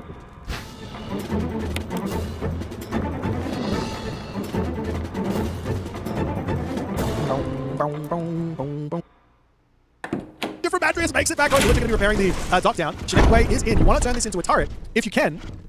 As another dock is now up for B, another 2 docks are up for B. As the fight for 9 fish starts. Is he turning them into... Yes, he is. These don't have any bonus versus ships. Oh, the Juggernauts destroy these. Don't they? They've only got 20% crush. Crush. 8 crush per second. Not that much. A little bit overstatement there. Overreaction. Anyways, onto the backside stable. Matreus has, for some reason, grabbed himself a trireme to defend his own water. And the attack, thus far, to the town center. B's town center. Rock raids from Gracia. Early game damage is going to be very, very strong, viable, powerful, all things. As we will see Dark coming in. And then you can kill off the rest of your units. And in comes the Forge Olympus here. Army charging forward for the time being. Curse gets dropped down. Temple and make a lot of Manticore right away. This Matreus was simple. Here, but in a couple of seconds, there will be... And 2, the fact that there's a curse on the map. But can Matreus actually beat the Eagle Warriors that are going to be coming out? Can he actually do this? Now, I was talking about why maybe Apollo was the better call, just on the fact you get the Manticore. Pigs over here, well, they get sent back home. So people like to forget about these, but that is a decent amount of food for later into the game as the Nemean line throwing away its life here. In come the Eagle Warriors to put a stop to these Toxotes getting any value. Nemean line does get kept alive, but lots of losses where that's concerned as in comes... Let's see if I can actually...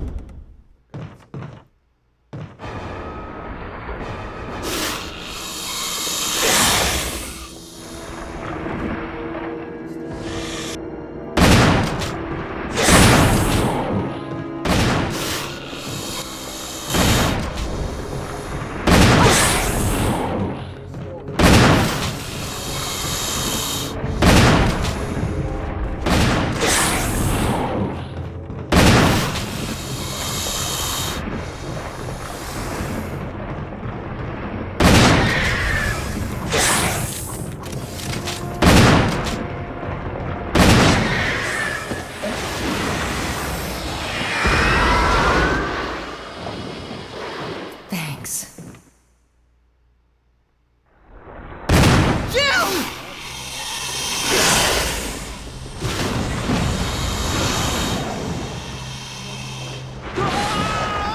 Richard!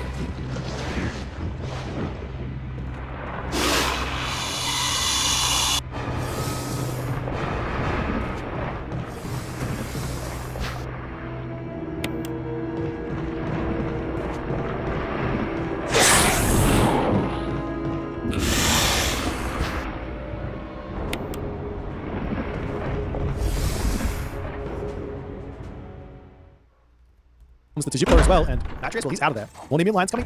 How fast are they? They're only 4.8 speed, so the Eagle Warriors can fight those for days. But if you get the stun onto the Eagle Warrior, well, all of a sudden, now the units from Matreus are going to be really, really strong. Golden Apple's also now starting to come through as the Helltast on the way. Matreus in the middle of the map does get caught out a little bit, but he can try to win the fight where that's concerned. Is up onto this side. Hippias chasing down the Eagle Warriors. Helltast is doing the shenanigans here as the Hippias trying to get back, trying to get that Nemean line close enough. It gets stunned up there. The Pegasus does have the gold mine scouted. You can only shoot and scoot back so far as in comes the Starfall, and Matreus says, no worries, let me get out of that. And we'll pull back to the next part of the game. Not sure there's going to be a gold staff here for Matreus. It's going to be a little bit tricky. It's in the middle. We'll end up going down. I mean, actually, there is the Minotaur. I wonder if making Labyrinth of Minnows Minotaur wouldn't be a terrible idea here. Try and sneak one around the back, charge forward, headbutt everything into the front. Kind of makes sense. Headbutt everything into the Nemean lines. Now we've got the walls coming up over onto this side. Oh no. It's happened again to the B-Man. He stopped trading villages. But Matreus, I've got to say, Matreus is the type of player here to resign after he loses an army. So there is a world here where Lullaby gets dropped down, Matreus loses the army, and then he taps out anyways. I don't want to... It might happen, you never know. Now, in comes the units here as the Nemean lines. Very, very scary. Great control from both players, but Matreus pushes B back. Ballistics coming through. Still no villagers up. Both players... Oh, Matreus doesn't have himself that Salt M4 attack. Doesn't have himself Sharp Mine either, as the army of B does get spotted coming down to the bottom side. Matreus quick to react, and he will go for the counter raid. Nemean Rex are in here as well, so there's no running from this, but there is Lullaby. You almost have to drop Lullaby here, right? If the Nemean line can get on the front and actually use its ability, there goes the first roar, there goes the second roar, all the villages get stunned up. That's a lot of kills there. And in comes the army though from B. Matreus pulls back, there goes the Lullaby. After this though, the Lullaby will be finished. You will see Tajipla getting converted in. Units trying to bail back. Bit of revenge fire from B, but Matreus is now up 30 villages. 30 villages. Nemean line tries to get that stun yet again. Zom gets dropped down when in trouble. Use Zom. And where to from now for B? He's got 100 favor in the bank. There is also Tailwind. These Eagle Warriors do not have the crush damage here. Natrius needs to be patient. The advantage that Natrius has here is the unit quality. With the mix of Lift unit being stronger as Hades, with the fact that he's got the more population effective units as well, considering the Talmani Spearman, not very population effective, very resource effective. We're waiting for that 175 pop. I wouldn't be against 15 villagers going onto the temple for that restoration to come up and a big push at this point either. Still no villagers for B. There has to be a world where you just look up and go, why is my economy so small? Absolute disaster. Town center coming up to B as well now. Surely you see the town center going up and go, oh, my villagers aren't training.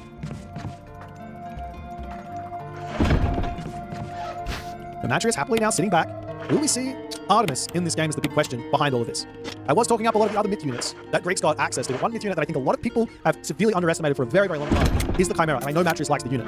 We'll see if he's going to go that way. As in comes the units up onto this side. Natrius not wanting to fight, happily sitting back here. His walls trying to go up. A couple of villagers will end up going down here for Natrius as the villagers just pull back.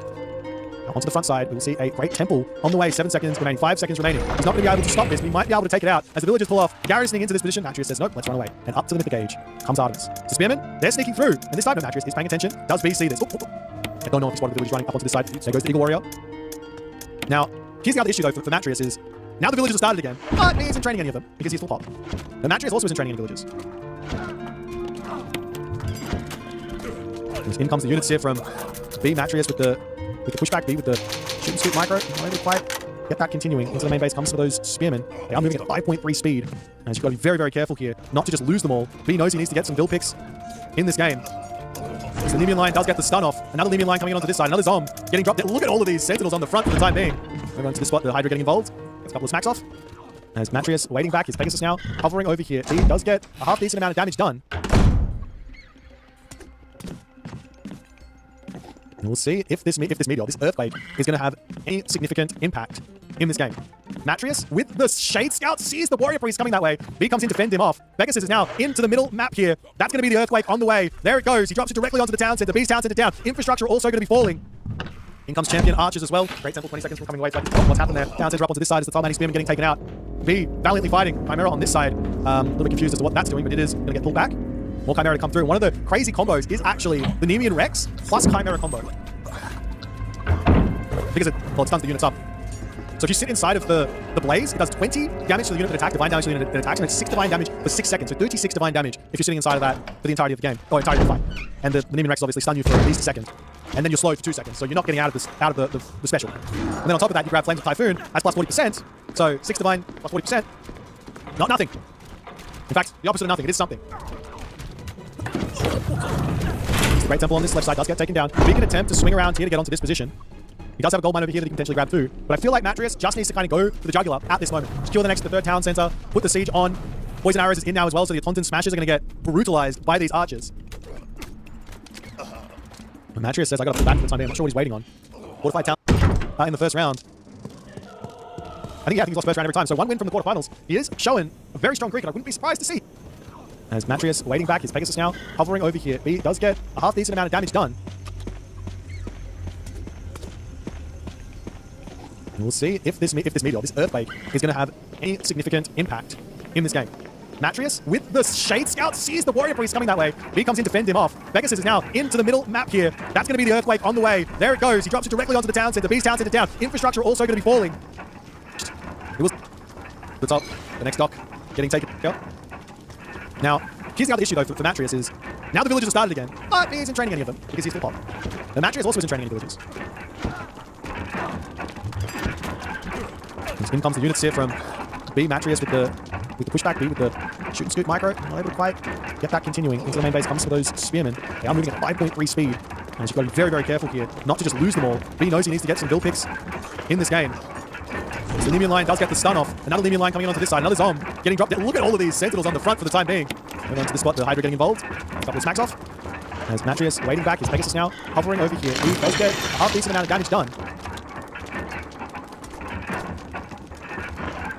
And we'll see if this meteor, this earthquake, is going to have any significant impact in this game. Natrius, with the Shade Scout, sees the Warrior Priest coming that way. B comes in to fend him off. Pegasus is now into the middle map here. That's going to be the earthquake on the way. There it goes. He drops it directly onto the town center. B's town center down. Infrastructure also going to be falling. In comes Champion Archers as well. Great Temple, 20 seconds from coming away. Like, forgotten what's happened there. Town center up onto this side as the Talmani Spearman getting taken out. B valiantly fighting Chimera on this side. A little confused as to what that's doing, but it is going to get pulled back. More Chimera to come through. One of the crazy combos is actually the Nemean Rex plus Chimera combo. Because it stuns the units up. So if you sit inside of the blaze, it does 20 damage to the unit that attacked, divine damage to the unit that attacks, and it's 6 divine damage for 6 seconds. So 36 divine damage if you're sitting inside of that for the entirety of the game, or entirety of the fight. And the minion Rex obviously stun you for at least a second. And then you're slowed for 2 seconds, so you're not getting out of the special. And then on top of that, you grab Flames of Typhoon, has plus 40%, so 6 divine plus 40%. Not nothing. In fact, the opposite of nothing, it is something. Great Temple on this left side does get taken down. B can attempt to swing around here to get onto this position. He does have a gold mine over here that he can potentially grab through. But I feel like Matrius just needs to kind of go for the jugular at this moment. Secure the next to the third town center. Put the siege on. Poison arrows is in now as well, so the Taunton smash.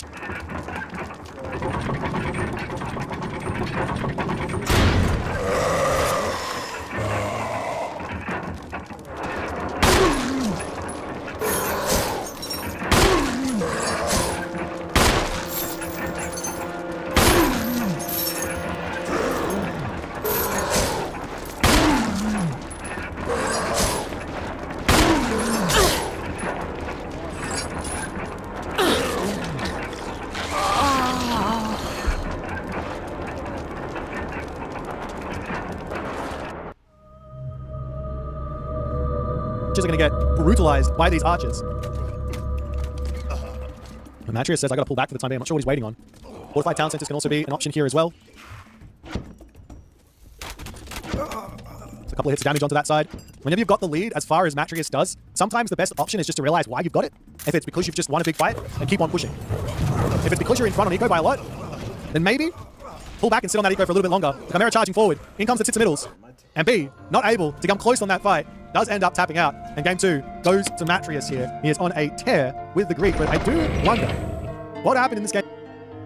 Able to stop this, but he might be able to take it out as the villagers pull off, garrisoning into this position. Matrius says, nope, let's run away. And up to the Mythic Gauge comes Artemis. So Spearmen, they're sneaking through. And this time, Matrius is paying attention. Does B see this? I don't know if he's spotted the villagers running up onto this side. There goes the Eagle Warrior.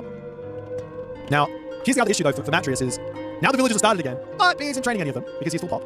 But Matrius also isn't training any villagers.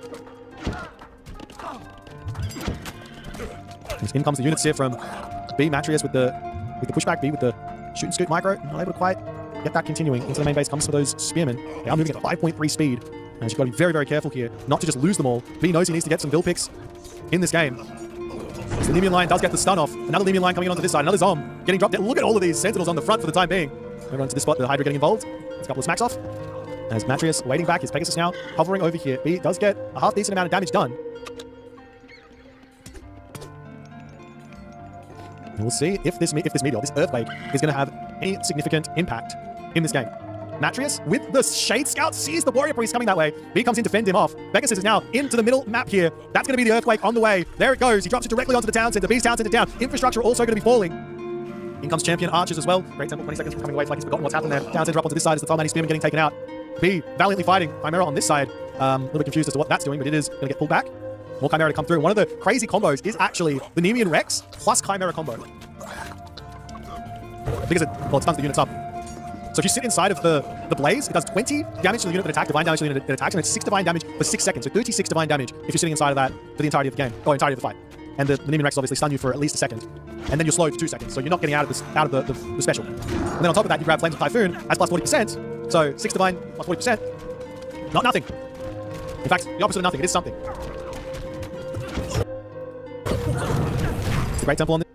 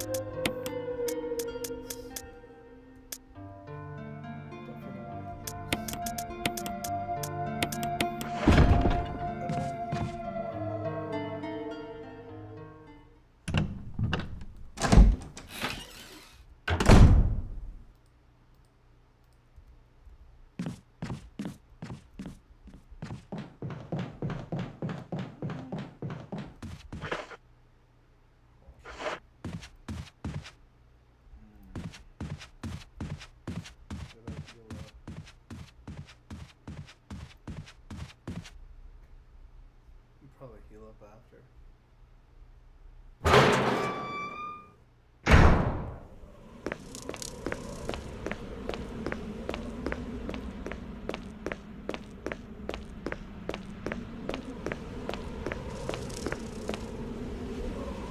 This left side does get taken down, but he can attempt to swing around here to get onto this position.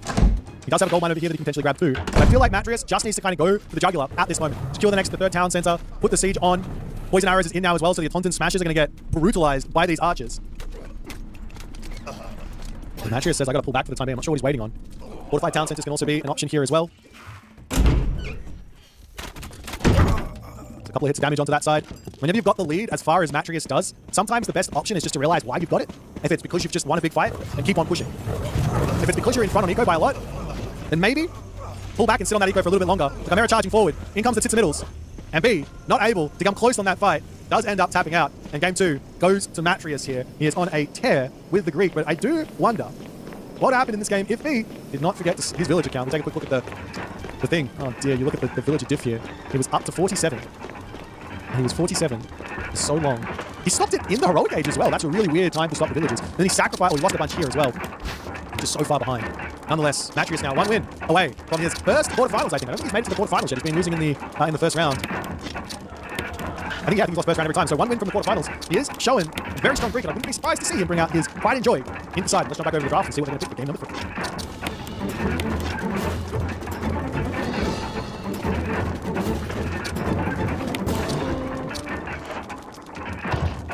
Alright guys, well, next game. To no one's surprise, we do see Poseidon from Matrius, but the pick is as telegraphed as it possibly can be, and be read it.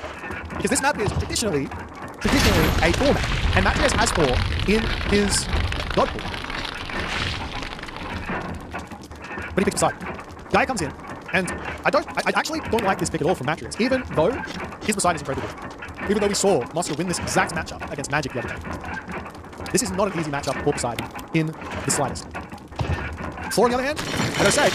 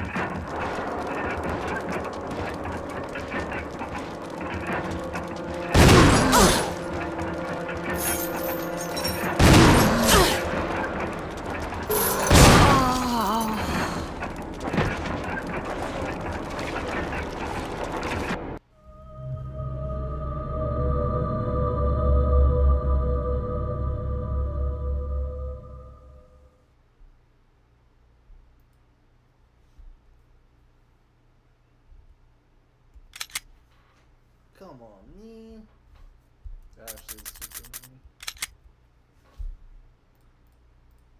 I really like playing Thor versus Gaia, and I'm sure Matrius would have liked to play Thor versus Gaia as well. But there's one thing going for Matrius right now that I think probably can't be understated. He's just played 2 games of Greek, so he's really inside the Greek state of being, which matters quite a bit in tournament. Let's jump into the next game on Ghost Lake and see if Matrius can get the sweep, or if B is going to force a game 4.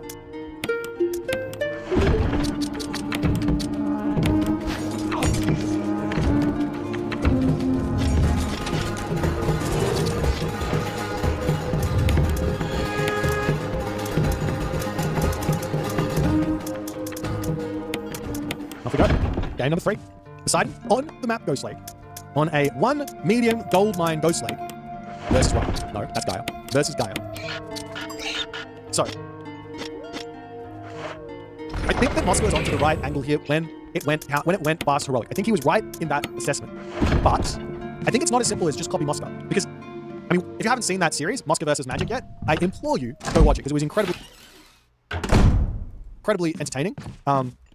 Yeah, very, very entertaining series. Must watch Age of Mythology. Some incredible strategic brilliance from Moscow in that series. And he went for a fast heroic in this matchup. He went for a pressure, fast heroic through Hermes into Dionysus and had a really, really good game. But even inside of that, I don't think Moscow would have walked away from that going, yeah, this is Poseidon favorite. I'm happy playing Poseidon. No. This matchup is difficult because Oceanus exists. Oceanus comes with it the Galadriel, which can shut down pressure pretty hard. Comes with it the Weightless Mace for the Catapultes, which speed those up. And also comes with it channels, which means if you're trying to make aggressive raids happen, even at 6.1 or 6.3, whatever the speed is, 6.3 speed, those Catapultes are moving at about 5.8 speed, or even faster if they go to Heroize, right? On Guy Lush, I can't remember. But they can actually shut that down completely. Which means your raids, it's very, very tough to make them happen versus a very clean dial. That being said, there's still Ares as an option here. That's not what we're going to be seeing. There's Hermes. There's still Ares as an option, and you can still play that way as well. Matri is going for the Hermes option. I wouldn't be surprised to see him attempt the fast heroic here. And B, well, he advances late. He advances with a differing god. He is going for Leto. Well, this changes everything. This is a very, very different style. We'll see what Matrius is going to be able to do here, as B literally just says, lol, you're building Centaur? I've got Gaia Lush. We'll have to pull back the other villager, as Matrius is literally just looking for any idle time he can cause, because he's probably not getting a citizen kill. Oracle hero coming in comes the Matrius. Svaddle Sledge. Theseus on the way, in comes the heroes. Atalanta as well, going to try and take out that Oracle. In comes the Automaton. Dropping that early isn't the worst thing in the world, but you do need to get out another Automaton to rebuild it pretty quickly. Theseus versus the Oracle over here coming in, and that will get pulled back. Up onto the top comes the counter barracks there from B. Don't know if I like the counter barracks in this situation, but he's going to come in here. Will he get the citizen pick? I think Matrius is going to get a build pick early on. A second one as well. Absolutely. No, overreaction. That's not what happened. Heroes charging forward, trying to take out the other citizen here as well. That's going to get pulled into the tower here. In comes the hero Terma. Citizen back out 15 HP in a dream as Matrius sees the opportunity, almost gets it. That guy Lush heal keeps it alive up to 7 HP there, and with the hero Terma, Matrius says, all right, let me out right now. And behind this counter he's got back through here, but I actually don't know if I like the fact that he can put off the pedal here. This is a game plan that, I mean, it's been good since the start of Remake, right? But just because it's good in a lot of different circumstances doesn't mean it's good right now. I would much prefer to see a heroic age here out of Matrius than that second counter. Reason being is, against Leto, there is a real big issue if you get stuck against the Automaton. Now, I don't know if B is going to go for Automaton here, or if he's just going Leto for the extra favor boost. He is going to be dropping a town center behind this, so it's not an all-in, so no problems. But Matrius still has going to have to deal with those mid units later on. It could be some Valiant Birds, it could be Lampedes. The Leto late game is very, very strong. Leto, they are okay, if that's the way that B is going to want to play this. Oracle gets taken out as Tale of Cerberus. Big relic actually for Matrius. We've seen him really enjoying the Nemean Lion. We've seen him enjoying the Manticore in the first game. Wouldn't be, he doesn't have Manticore as Poseidon. I wouldn't be surprised to see him go into Nemean Lions again with that relic and into the Chimera to help out. Now up onto this side, Matrius can start looking to wall this gold mine off. B also has his own gold mine over here, so he can enjoy that sooner or later. And there will be a plethora of spider layers getting dropped down as they go into the main base. You may not charge into my main base without losing units. And to some degree, when you are playing versus Leto, unless you have an option of full hero armies like, say, Thor or Loki, you kind of have to just say, all right, we're going to play more of a map control based game, less of an all-out aggression, trying to put raids on and trying to kill villages and things like that. Or you use the Pegasus to scout where the spider layers are, and you know where they are and you play around it that way. Yeah, the Pegasus can reveal those spider layers. The spider layer invisibility works the same as traps from Aztecs. So there's that. That's the Catapultes coming in. No reaction from Matrius just yet. I'm going to have to pull back on that one. Atalanta and the Centaur can help deal with this. Not a big issue. Definitely don't want the Hippias to die, but he's going to be happening there. Basketball's also taking some damage. Because Theseus is going to go down. That's not the end of the world. You actually kind of want that Theseus to die to some degree. Because the Hippias charging after those turn over there. Atalanta going to deal with the Catapultes.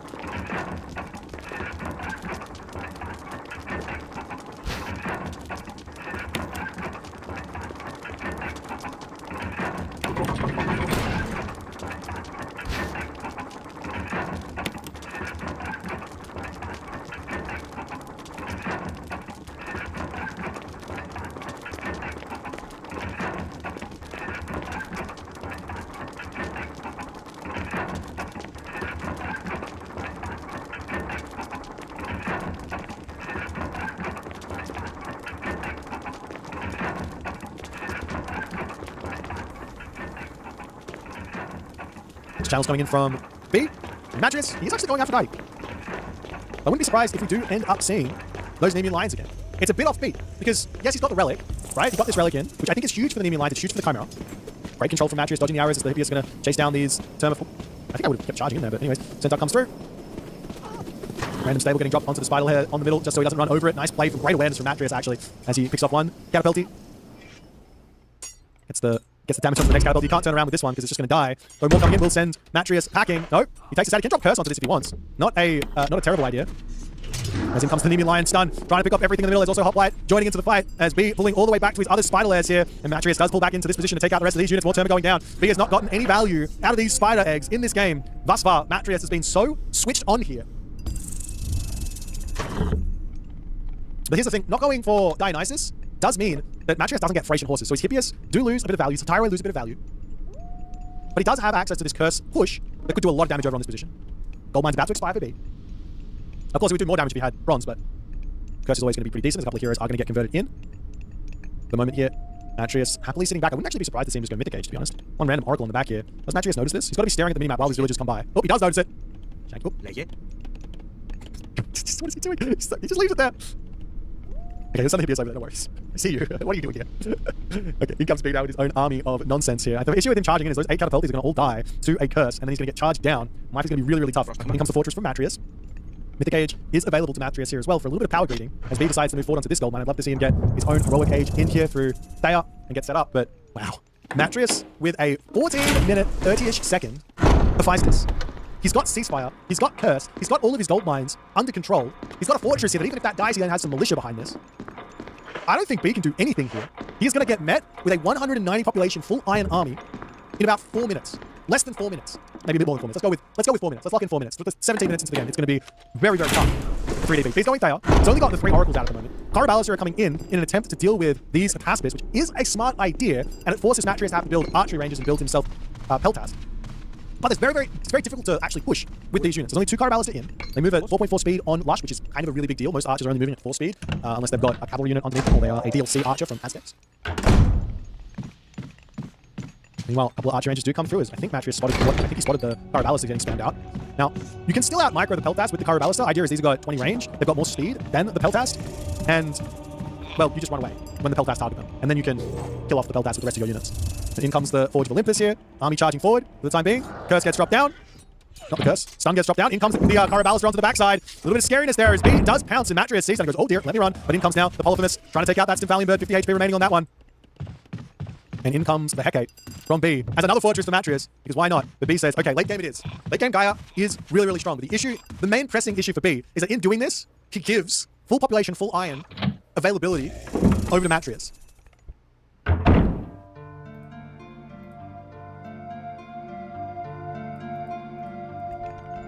Mattrius is actually building top Zodies. I'm surprised to not see the Peltas. But nonetheless, full line now in 33 seconds. Units will start piling out. Curse is still available. Hecate will be through, so the Dryads are going to be really strong. Of course, the Polyphemus, he does a crazy amount of damage with his special attack. That's 600 hack damage onto a Dryad, which only has 458 effective hack armor. So he one hits the Dryads. So you got to be careful. Now, it's pretty easy to get that special to not hit the Dryads, because most people use it on auto queue or insta special. Just send in a unit, have it get used on that, run back. But you can't spread Lush on you. You can't build here, right? Yeah, you can't build on the... Wait, you can? I'm kind of confused. I don't think you can. I don't think you can spread Lush. Anyways, Hecate about to hit. We will see all of the Caraballas getting heroized. Mattrius trying to look for his first fight here. I don't know if this is 110% of the best option. In comes the Polyphemus. Misses all of those Dryads there. Curse still not getting dropped down. Now he drops it, but there's only 3 units getting hit there. Hero units here from B getting a big amount of damage. The population from Mattrius drops incredibly hard there. And these Caraballas are doing some big damage. In comes the Tartarian Gate. Mattrius really underestimating those Caraballas. He's dropping a Townsend behind this as well. Will we see the Peltas is the big question. Colossus are coming in. The Colossus into this specific army right now is probably not the right call. He needs to get counter units in ASAP. More Toxotes, more Hoplites for Mattrius. The Tartarian Gate at the bottom of the map doesn't really do a lot. It secures the bottom gold mine, I guess. Mattrius is in a bit of he was in such a dominating position. But that one push into Mattrius' Caraballas to ball just changes the entire state of this game. Double Fortress up on this position is going to be tough to attack into, but the control from B here is impeccable, as always. He is doing it right with the Caraballas on box formation. So I said this a billion times, but if you want to work on your box formation micro, you run with the army, select all, run with the army, then you select your Karabalis for attack move, shoot, select all, and then run back. It's a lot of buttons to push, but it's incredibly powerful. So we will see celerity in from B, so he's going for the Super Dryads. Another fortress up onto the front here as Peltast are finally on the way. But even that being said, these, without having any lush to be on top of, they are still faster than the Peltast, so they can stay out of range of those. But the Peltast will go over 21 range with Champion, which does put them... Oh, actually, excuse me, I thought there was 20 range. 18 range. Stupid. Never mind. Fortress is coming up to the top. Wall's coming down here as well. B getting himself a palace down the bottom. I'm sure a market will start. At some point, he's going to have that lush spread everywhere. Citizen gets cleaned up over here.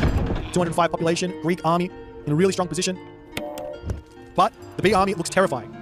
Matrius, it's a Death Ball versus Death Ball army to some degree here. You've got to be so careful with those hoplites. I almost think it would be worth it to not build a single hoplite at the moment. As in comes the Polyphemus, bashes those Dryads away. Now comes in the Colossus to try and tank everything up.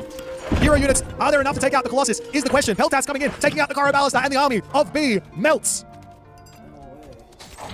And now the main town center is such a dominating position. I'm sure a market will start. At some point, it's going to have that lush spread everywhere. Citizen gets cleaned up over here. 205 population. Greek army in a really strong position. But the B army looks terrifying. Matrius, it's a Death Ball versus Death Ball army to some degree here. You've got to be so careful with those hoplites. I almost think it would be worth it to not build a single hoplite at the moment. As in comes the Polyphemus, bashes those Dryads away. Now comes in the Colossus to try and tank everything up. Hero units, are there enough to take out the Colossus? Is the question. Peltast coming in, taking out the Karabalista, and the army of B melts. And now the main town center is going to be the next port of call here. As Toxodi, Peltast is doing absolute work. Now the mix in of Contarius to try and deal with all of this. Polyphemus smacking units away from those gold Colossus here. Matt going to be pulling those back, trying to eat up the Gaia Forest. He's got a forward temple for more Colossus at the moment. I questioned the Colossus at the start, but these bad boys have done absolute work at the moment.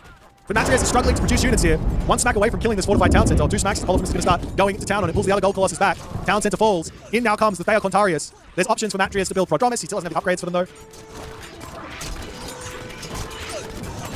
This is a problem that I always run into when I play Greeks, where I don't have enough military buildings. Matrius trying to build up onto the front here. Does he have Divine Blood? Yes, he does. So these buildings come down incredibly quickly. But B, he has managed to build out an army yet again. The Tartarian Gate did actually fall. I missed that one going down. Excuse me. Must have been a Colossus or something. As the Colossus just continuing to eat these trees. He gains so much HP during all of this.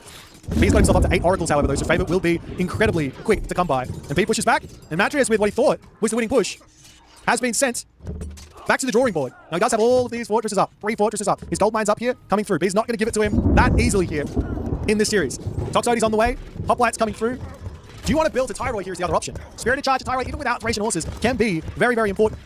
Take out the backline easily, for example. So Matrius getting back up to his death ball of Hoplite, Peltast, Hero. Toxodi's in the mix. Karabal's heroes are back in yet again, though, for 3DB. Matrius has got 10 Peltast. But so far, Matrius has kind of been struggling versus these Karabalista. In come the Hoplites. The Karabalista are getting sent back here as they're trying to take out that backline, or the front line I should say. The Peltast yet again targeting the Karabalista. B pulls back, trying to drag those Peltast in here, but he's not pulling back enough. 225 pops standing, very, very strong as the Hoplite numbers. They're at 27 here, ladies and gentlemen. And B, what can he do now? Is up onto the top side. The Colossus knocking at the door. Hero units coming through. Hero citizens to deal with that as the town center is back up, but in comes the Polyphemus to take all these guys down. Heliopolis rolling forward. Matrius feeling the win in his fingertips. Peltast slowly trying to take out the Karabalista on the back line. Town center falls yet again.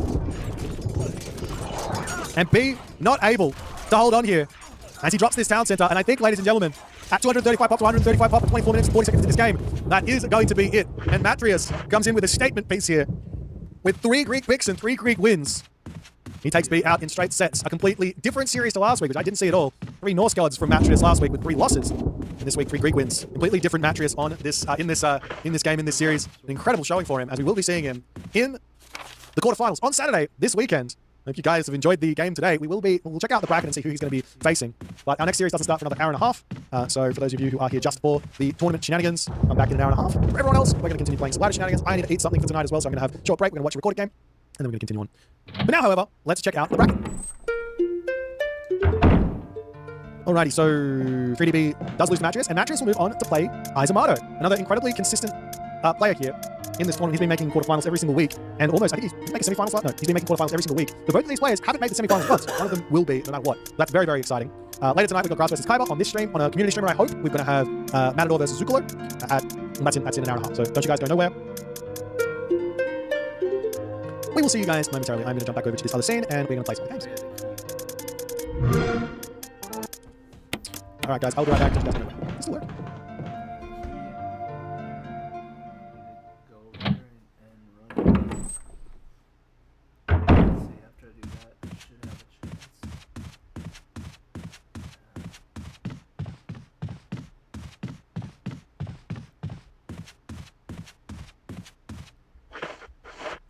Alright, guys. I'm just heating up some food. I'm going to take a quick look and see who's playing at the moment, see if we can find some community games. I am vilified, justified, and all things. I'm going to be able to point at that series from now to forever and say, I told you so. Greek is, without question, an A-tier civilization pantheon at the moment. Without a doubt in my mind. There are some bad matchups for Greek, don't get me wrong. But Greek feel very, very good at the moment. Ha! Take that. Demeter, I think I put a little lower, but I could be wrong on that. If I can figure the Demeter game plan out consistently, then I think Demeter is also A-tier. But Demeter is more tricky than the other gods. Alright, we're gonna watch a doo-doo game versus Devil because... Actually, you know what? No, we're not. I'm gonna find a game. Let me watch a recording game. Let me find a good one. See, I didn't know that you could do that. Who's this? It's probably scripted. Yeah, sure, why not? I don't know who it is. I'm sure it's scripted. Just to nail the point home a little bit more. Hades is a C-tier? I don't think so. I do not think so. I think Hades is incredibly good. But the Hades players need to realize it's very, very important. You gotta put villagers on favor, and you gotta use myth units. They're really strong. Okay, so we're gonna have Keto versus a guy called Equanimity. Equanimity? I've got no idea who this guy is. If anybody in the chat knows who this guy is, please tell me his profile. Oh, it's Mechanics. There you go. Is Mechanics American? I didn't think he was American. Okay.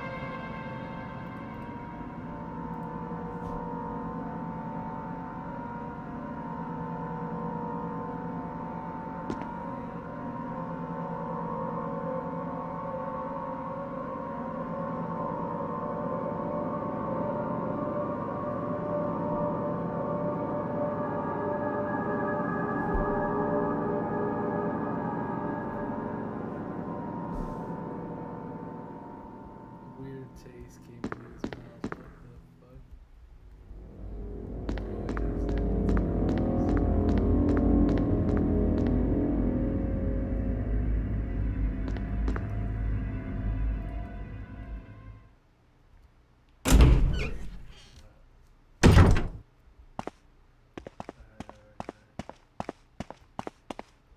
Oh, you can move that? Yo, I don't know. Hell yeah, I'll take that.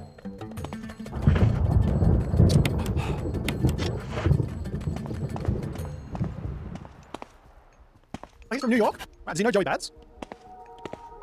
New York's kind of small, right? Everyone knows everyone over there. Yum yum. Good time.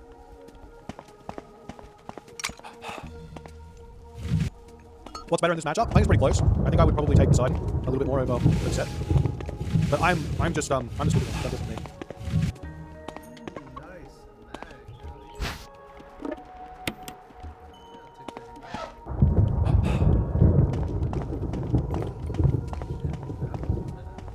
Is there anything here worth caring about? No. Ooh, Set versus Poseidon. Okay, that Well, guys, talk to me. I need some interaction. We need some interactivity. YouTube chat says, Voight got abducted. I wouldn't tell an Italian that I'm eating Italian right now. This is the most Australian pasta you'll ever find. I want to see it. I want to see the Odyssey. I need to go. I've literally had 0 time. It's been really sad. So I think I might go next week. Where's my There's my weird. What do I put in this? It's got Italian herbs. The sauce is sauces. Wait for this. The sauce is pork. It's onion. It's garlic. It's canned tomatoes plus tomato paste. It's ground beef and pork. It's Italian herbs, salt, sugar, and pepper. How Italian is that?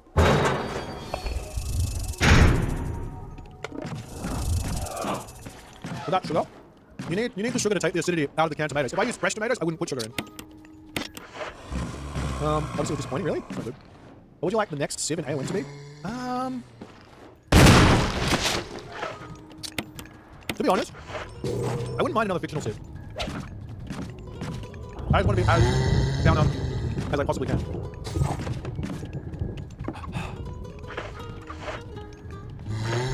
Pepper was always tasty, true. I knew it was a real meal when you mentioned it had sugar in it. Lord of the Rings Civ then? Yeah. I wouldn't mind seeing the Terran, but let's make Terran. You know what? I don't think that would be that hard, right? Surely you could export the models from StarCraft, put it into AI to convert it into an age mythology format, and then and just do it. Surely that would be doable. Can we get someone on that? Anyone, any modding mod people out there that can pull it off? A proper gentleman, we need you. You don't need AI to convert model formats? Are you sure? I don't know what the compatibility is. Clearly the games are different. I'm hard at work already, but are you already doing it? I hope so. I would play the shit out of the Terran race. Just make sure that my Marines can kill everything. Blenders and all, there you go. Gotcha. Actually, you could probably make Protoss too. You should just make all of them. Just make the Pantheon StarCraft, and then put Terran, Protoss, and Zergian. All in one.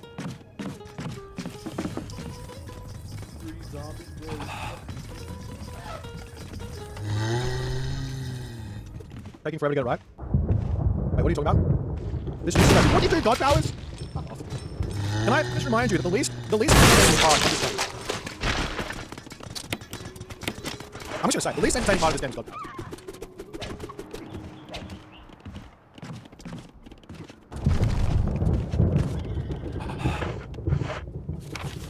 God powers are cool for God powers are cool for like 5 seconds. And then they're just annoying. I will make a void Civ that doesn't have myth units. You can just, wait, what is it? You can just make slingers and a bunch of God powers. No! God powers are great, we love God. I hate you all. I'm so upset.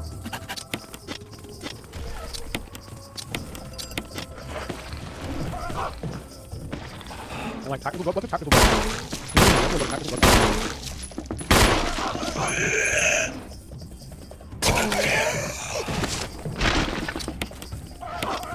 Do a tier list of how well designed some of the God powers are. The best God powers are the arcade page ones minus Uranos, Susanol, Frere. There's only 3 bad ones in the arcade page. Like annoying God powers. Is that it? I think that's it. Everything else is well designed. And then it goes downhill from there. Now I think that, okay, alright. Just go, what's this game? This God power, the design is great.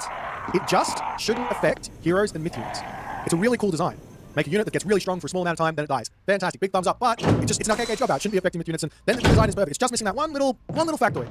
This God power is a little boring, but I've come around to it. It's not terrible. It's fun to play something different every single game. I wasn't a fan on release, whatever. This God power is OP as fuck, but it's fun, so I don't care. This God power is well designed. This one here is OP, but it's fine because this God's trash. This God power is not fun to play against. This God power is good. This God power is good. This God power is good. This God power is good. This God power is not fun, but I can deal with it. This God power is good. This God power is useless. Actually, it's kind of a lot better. This God power is a lot better. Use that for your army a little bit more. This God power is good. This God power is good. This God power is good. Good. Terrible. Good. Terrible. Good. Does Solar Shield affect the units and heroes? Yes.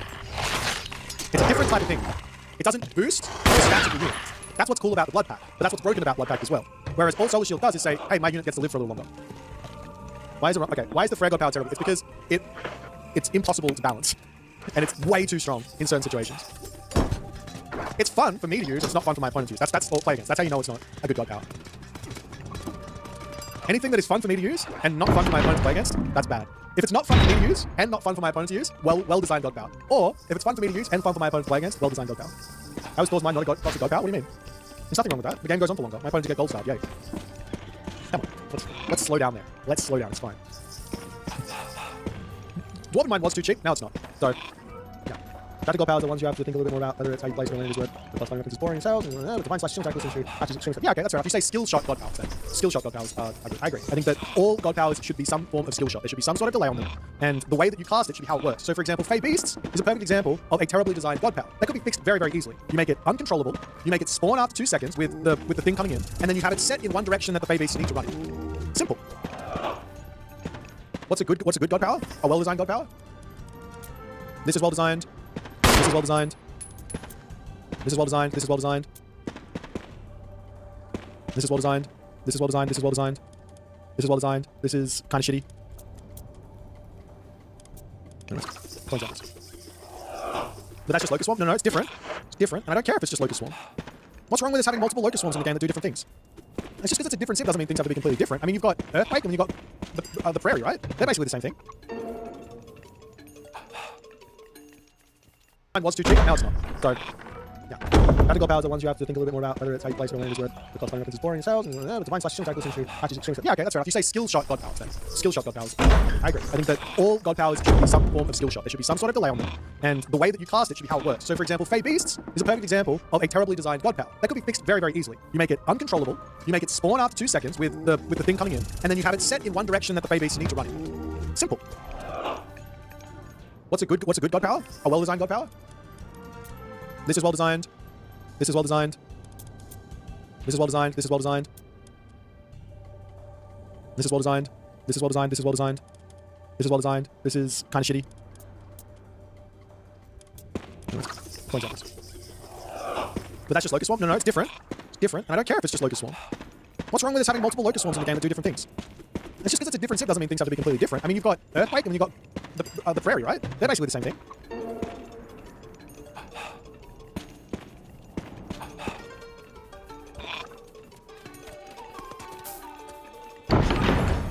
But, yeah, that god power you designed felt silly. It just felt silly, which is kind of what Age of Mythology is about, but it did feel silly. But anyway, a big Mythic Age god power completely changing how the game is played from that moment on is an interesting concept. Barrier is good versus army now. So it's just Earthquake, but better.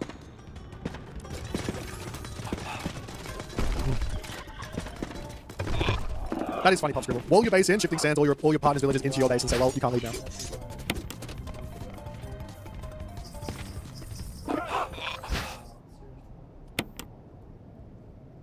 Anyways, if you're on pause and not picking Hermes, you're trolling. That's not true. Poseidon is a very strong Ares god at the moment. Lots of people actually picking Ares. Ares' play rate has gone up quite a bit and having success.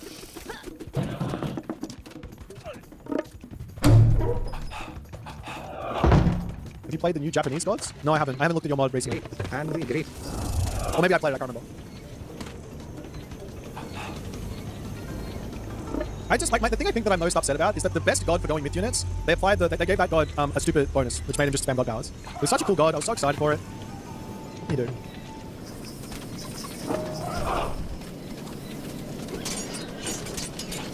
Has ever got Hera? Wait, what? Have they ever changed minor god options to balance or rework? Normally, minor gods have got some sort of significance to the campaign, so it's impossible to change them from a balance perspective because it affects the campaign. Very? Demeter was changed because lots of people said that it should have Hera because Freya had Hell, the only unique thing, so give the only unique god over to Demeter, which makes sense, but I mean, look at what it did. Now Demeter is busted!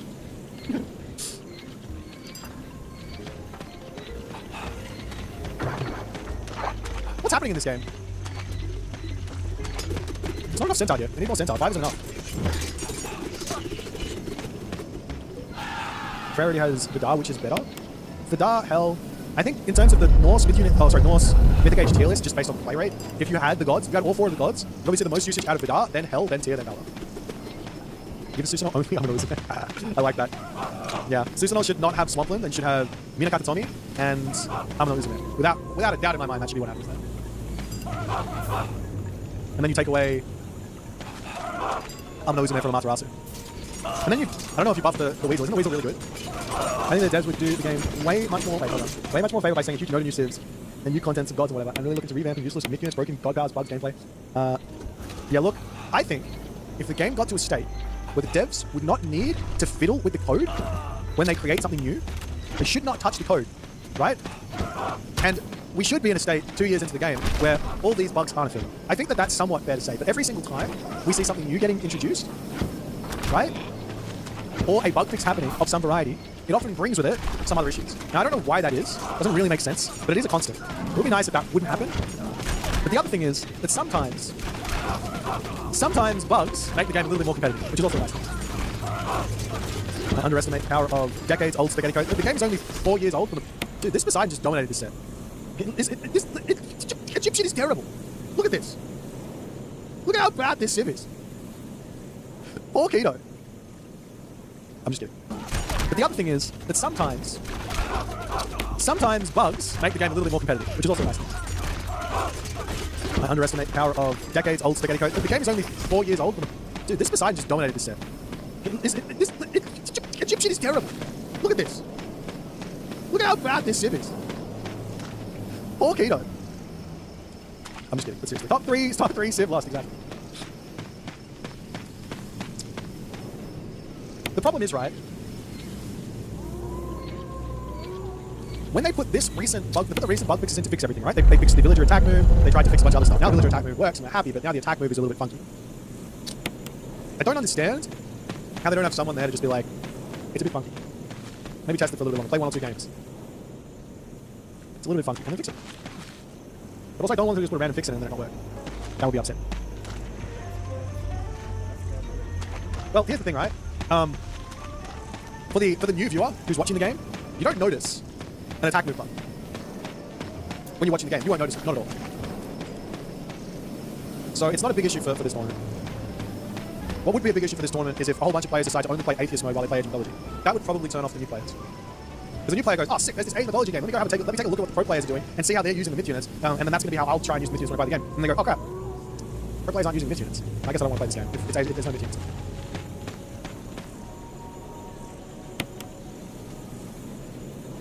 We're gonna have a prize for most myth units built. Everyone gets we're gonna have like a random trophy. Most myth units built, most least units lost, most resources gathered. That's the kind of statistics we need for our Athens event. I'm gonna be right back. I don't have my water bottle yet.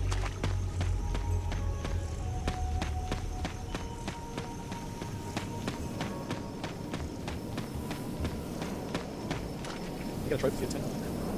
Not allowed to. You get abused by 10. What's the brand of your chair? Herman Miller. Do I not have that in my thing? Ah, finally, a good map. Finally. One of the best maps out there. Couldn't be a better map than this. What time to be alive? 準備できたよ。建築何任せて。行くね。はい、了解、指示行。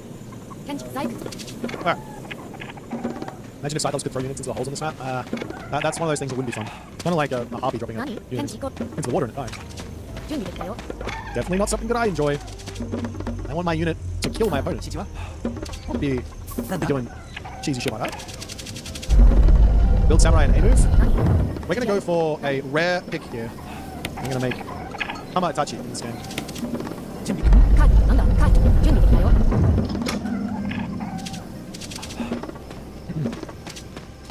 なんだ？何？指示ある。なんだ？ I built that too early. Oops. Oh well. 順ばかり行く。はい。何任せて。行くね。何？指示は準備完了。なんだ？建築細工。カード指示ある。カード。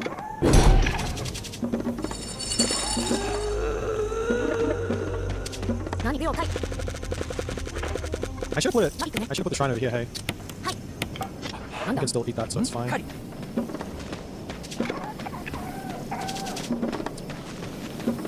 準備できたよ。何？指示は何？準備できたよ。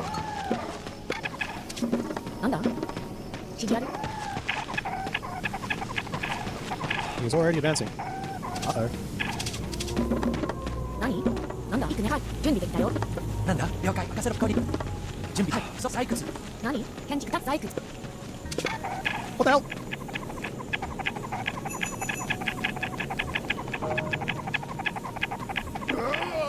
Escaped! Get wrecked! Get debated.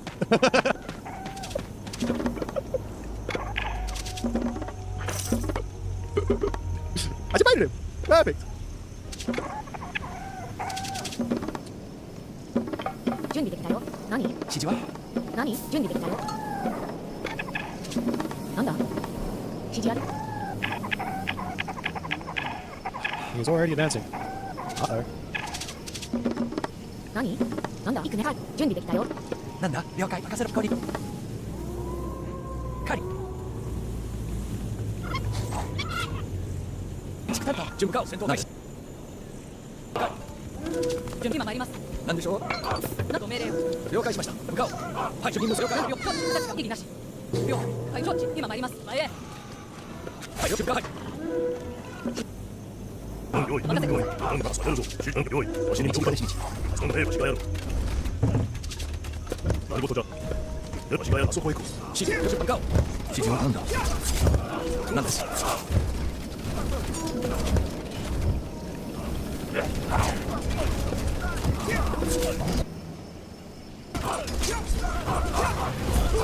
頼む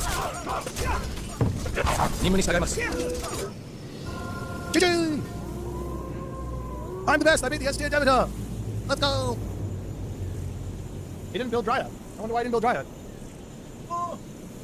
Not even Tunison can win with Demeter. Jeepers crazy. He built Harpies. That's not even a real unit. That unit was removed from the game. They just forgot to take it out of the buildable units in the temple for multiplayer. It's supposed to be a campaign-only unit. I don't know why it's still there. It's because Nugget spawned build invasion. It's actually kind of a boost because you get Horse Archer, right? And they get this. Holy shit, wait, can you get Horse Archers with Champion Range Soldiers and Champion Cav? That's kind of busted, no?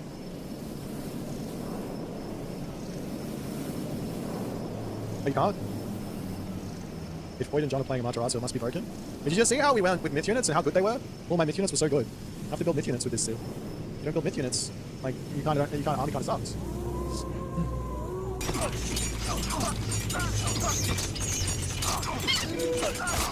But I'd rather just build my more consistent human units than build myth units. Oh, it's 3 pot. Never mind. I thought it was 2 pot. I'll get rid of a couple. There you go. Wait, how much population does this army have? Bro, they're 100 and... They're 150 resources. 150. The hoplite is 90. 150. It's literally 60 resources more. Of course, it's favor, but favor's fucking free after a little bit. Come on, this is late game weasels. Domination. Come on, weasels. Come on, all of you. One favor does not equal 10 resources. It's more like 3.5 resources. Go the weasels. Absolute and unequivocal domination. Atheists beware. How much population was I on, by the way? You just say that. Anyways, I was so far. I didn't even need it. My plan was fine. I just fucked up. And then the Zeus versus Poseidon game. I think I would have won the last fight if I just used Restoration and Bronze in the correct order. That was stupid. Come team game. I got 15 minutes this time. I don't think I got enough time.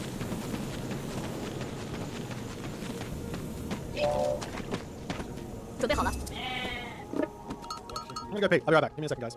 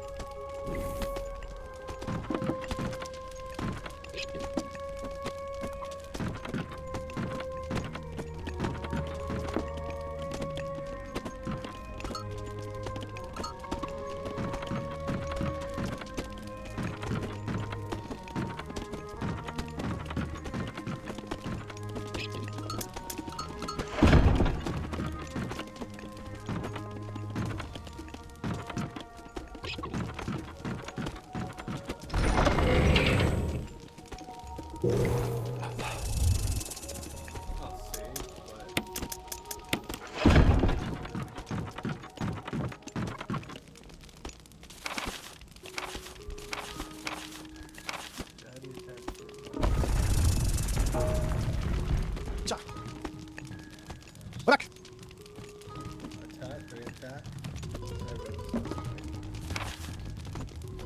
Mister, is your farming season finished? Is it time to come dominate everyone? Remind everyone what it feels like to actually be good at this game. I mean, bad at this game. Everyone has been like pretending that they've leveled up a ton, but only 2 or 3 weeks.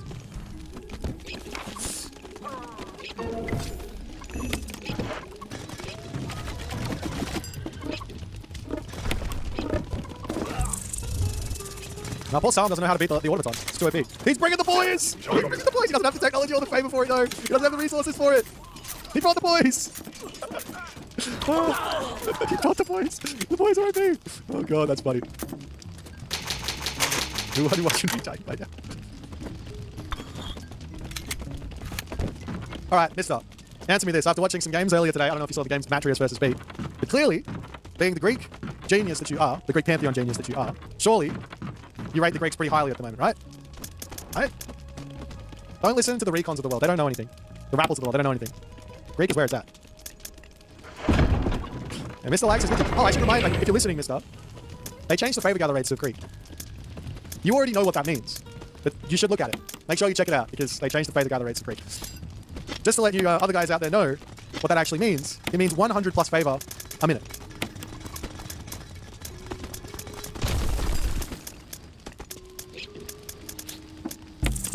Also, don't listen to Eric. He's terrible. He needs to learn how to play Greek again because he doesn't know how to play it. Can you believe this is we're living in a world where clearly where Greek went 100% today? I love it. Can't be more happy. I couldn't be more happy with the results of today's games. Absolutely and indicatively in line with what the balance state is. Oh dear. How many Slinger wins? 0. Slingers were built and Slingers did not do anything. Into game number 3. We've got ourselves a series here, guys. Swine array. But that being said, let's jump in onto Mirage and see what it's going to be about. Does Grass see it? Yeah, he does. Does Kyber see it? Yes, he does. So the idea of dropping a second town center here does make a lot of sense. Just the fact there's a back gold mine, there's double rhinos. It's really, really nice. The issue here to some degree is just that if I'm Kyber, I have to go over here, grab this town center, be on this, and then I need to build forward here. I need to move forward and be aggressive. We will see Leto actually from Grass.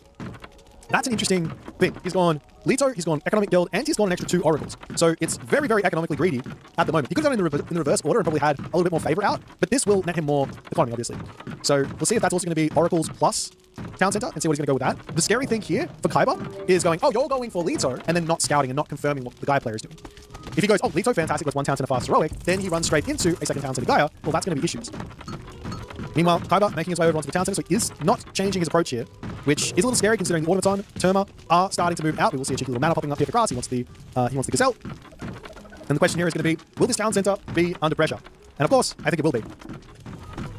But there will be access to farms to drop onto this, and you can then prosper seeds here. Not really a problem.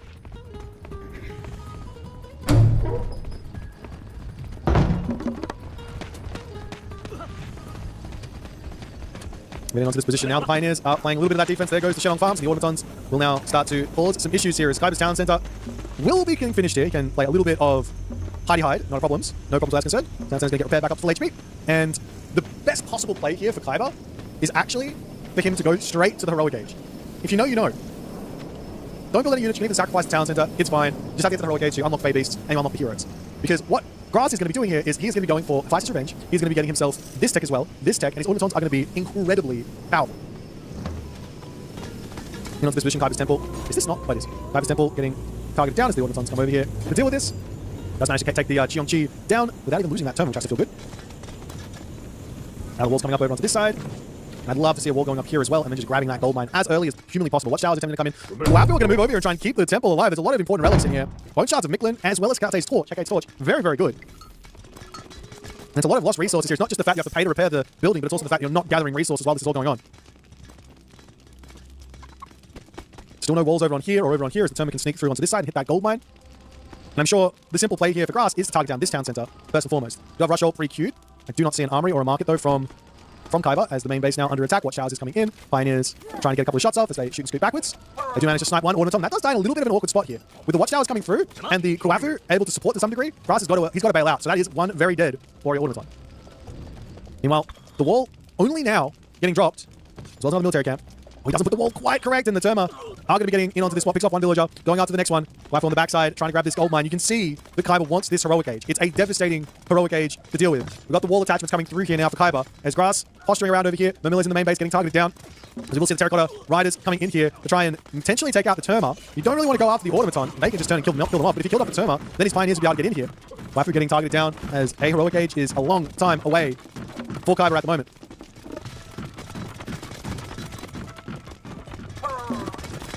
Now Kyber makes a bailout, tries to keep his peasants and Kuafu alive. Will be dropping potentially one. That's a 6 HP Kuafu. Can he kill it? He should be able to. He does manage to. And he kills the other villager in that volley. Not bad. So Grass kills the town center. He does a massive amount of damage. The gold mine in the main base has got 600 gold left. There is a nice gold mine up at the top here as well.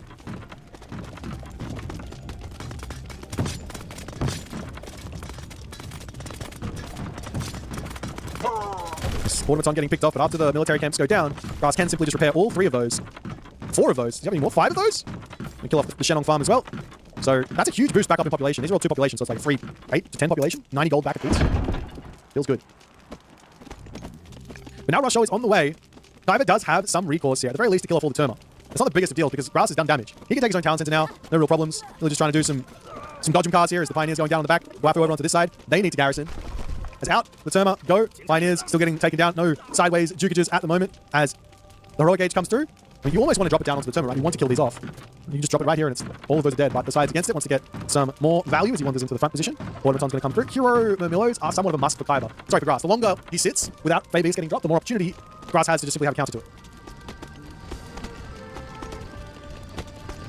In comes Divine Judgment. There goes the Fey Beasts as Kaiba will chase these units all the way away. As he get the automatons as well. I mean, if the automatons die over here, it's not the end of the world. Generally, you just turn and attack it.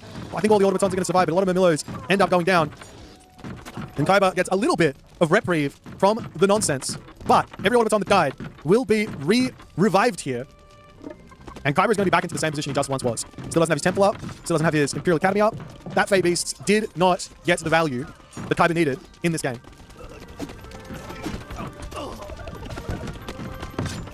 Lots and lots of gold for Dows. Of course, once you get access to this 1 divine damage, you also get the 1.25x versus myth units with those Dow swordsmen. So that can be nice versus all the automaton. Of course, that's 3 divine judgment. But it's just such a long road ahead for Kaiba. He needs more food income. Forward Palace attempting to come up over here as the Dow swordsmen are looking incredibly outmatched as the trader gets dropped onto the Yahtzer there. Kaiba under attack from many different positions. He drops the lightning weapons down. He's got 3 military camps at the moment. He does need to be thinking about attack moving with those Kalafu, and he is going to be doing so as the automaton's charging and another palace getting dropped down, and Kaiba in that moment does decide the game is done. He taps out. GG, well played by Grass in game number 1. Kaiba, he kind of knew what to do, but we're just that little bit inefficient on it. For example, you see this town center. What he probably should be thinking is, get a wall to here, put some buildings or a wall across here, and a wall across here. Then he has the ability to run the Pioneers around this side to defend, and run them back along this side to defend, and he can just get his way to the heroic age. Then his Fey Beast is going to be in a good spot. He's just a little bit slow as well to get there. If you hit the heroic age, let's just swing it, you lose the town center. If you got to the heroic age at about, I don't know, 9 minutes, which is when I would have expected it, he probably defends and he's probably okay and Grass is in some trouble. But things are not quite making sense. Lots of military buildings getting dropped he didn't really need. Lots of time wasted on not getting his walls set up and things like that early on. Not an easy matchup to deal with this, but definitely was possible with this map. Grass gets that first win. Let's jump back to the drafting menu and see what happens next.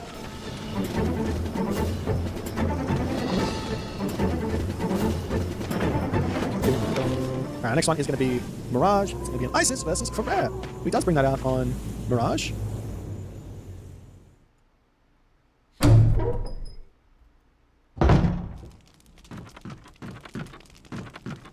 When is Soup playing next? Good question. I have the answers for you. He is playing on Friday at 1800 GMT. Alright, ladies and gentlemen, Isis versus Ferrer for game number 2. Let's jump in onto Mirage and see what it's going to be about.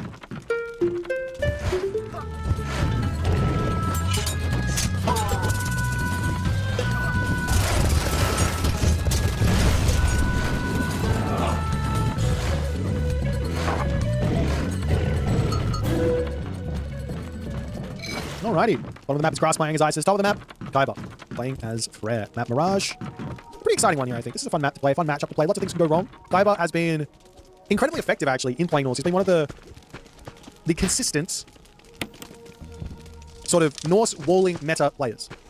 You guys don't know what I'm talking about. Lots of Norse players finally wised up to the fact that walling is an advantage of their Civ, and they are starting to do it more and more. I will say, I brought this up many years ago before Retold even came out. I might not have got to the extent of it. But one thing that I came up with a long time ago was that if you're playing Norse, and you should basically, if you play Norse, you should basically have a house builder, right? This is an easy way to get into the Norse walling sort of situation. You should always have a house builder. Then, once all of your houses are built, you go and wall with that unit. Now that's a legacy idea. There were only 10 houses in legacy. Income was a little bit slower as well. In Retold, now, just have 2. Have a wall builder and your house builder. And then the rest can just roam around. They can also build from time to time if you have the time to do it. You're not under pressure, and you're good to go. Now, let's talk about this actual specific matchup and the big problems that Kaiba can potentially get into if he's not aware of it.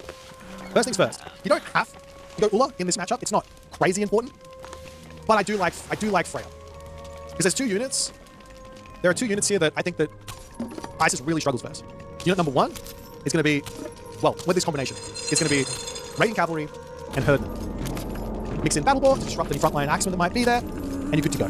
That's going to be the plan here for Kaiba. You can catch out on Isis really, really bad because most Freya players go for Ulla.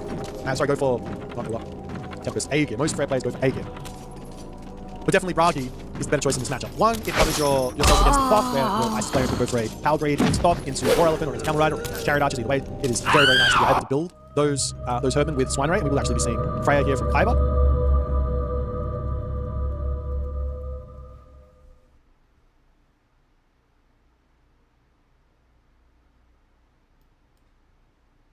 Where's she love was?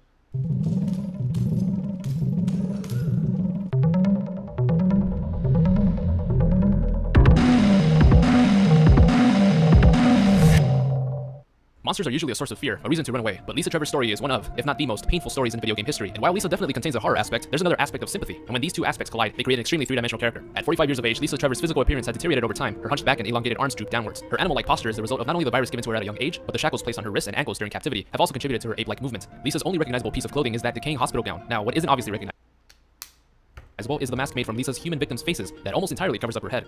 Though all these details are pretty gruesome, Lisa's only real benefit from being injected with viruses is that she's nearly immortal, as regular firearms hardly do any damage. So, you've seen the monster. Now how exactly did a typical 14-year-old girl transform into this? Lisa Trevor was born in 1953 to George and Jessica Trevor. Lisa's father, George, was a talented architect, known for his expertise in booby traps and puzzles. George impressed the wealthy pharmaceutical founder known as Oswald Spencer. Oswald decides to hire George for a top-secret project, a huge mansion complex with a hidden underground lab. Unbeknownst to George, this underground lab would be home to extremely inhumane and certainly illegal experiments. By 1967, the mansion complex was completed. With Oswald not needing George anymore, he decides to kill him because, well, George is the only other person that knew about the secret lab and all of the mansion's puzzles and traps. But instead of simply killing George, Oswald knows he needed to eliminate the entire Trevor family. Oswald invites the Trevor family for a tour of the mansion. At 14 years of age, Lisa and her mother Jessica arrive at the mansion, and while everything seems to be going perfectly normal, Lisa's mother Jessica begins to understand what's really going on. Oswald Spencer orders his men to capture Lisa and Jessica, sending them away to the underground lab to forcefully become experiment subjects. A few days later, George arrives to the mansion and notices that his family is nowhere to be seen. He quickly runs away from Oswald's men, successfully hiding in one of the many hidden passages George built himself. George was able to hide for quite some time until his puzzle building knowledge got the better of him and accidentally trapped himself in a corridor where he can no longer escape. Facing hunger and dehydration, George writes his final thoughts in his journal, which Chris Redfield finds decades later in what was surely the same corridor in which George died. George writes, "I've decided to escape. Jessica, Lisa, I pray you are safe." And unfortunately for George, Lisa and Jessica Trevor were far from safe. While George was still alive and trying to escape the mansion, his family were being held captive and tortured in the underground lab he had designed. Lisa and her mother Jessica are eventually administered a virus known as the progenitor virus.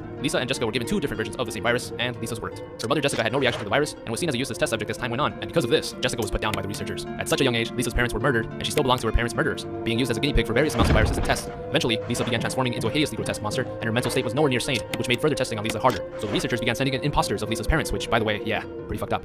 Lisa, being under heavy doses of unknown viruses, still recognized that the imposter parents weren't her real parents. She began killing set after set of imposter parents, removing their faces and stitching together a mask comprised of human skin. Lisa patiently waited for the day that her real mother would come back so that she could give Lisa her face back as the flesh on her head began to decay as a result of the testing. Virus after virus, Lisa survived them all, which sparked the interest of Albert Wesker, who personally began giving Lisa his prototypes. Lisa handled those tests very well and survived them all, but it also made her increasingly agitated. With Lisa no longer being of any use and her violent aggression towards her captives, Lisa Trevor was killed in 1995 after nearly 30 years of imprisonment. But little did the researchers know about how immensely powerful a monster they created in Lisa Trevor. She actually survived her initial slaying. This began the realization that after all that suffering and maltreatment, Lisa was nearly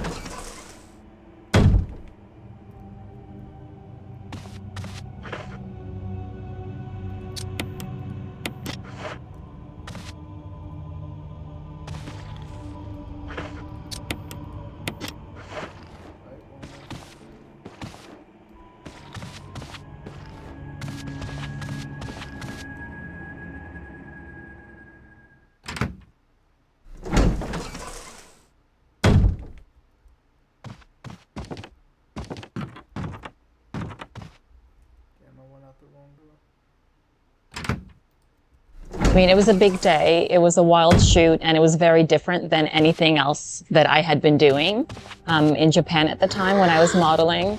So I think it left a really big impact on me as a young girl. So I remember meeting these guys, but it's been a while.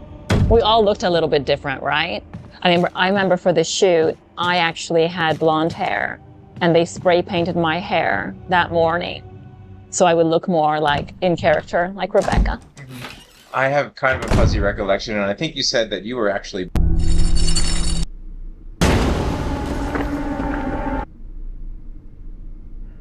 Alyssa Ashcroft's full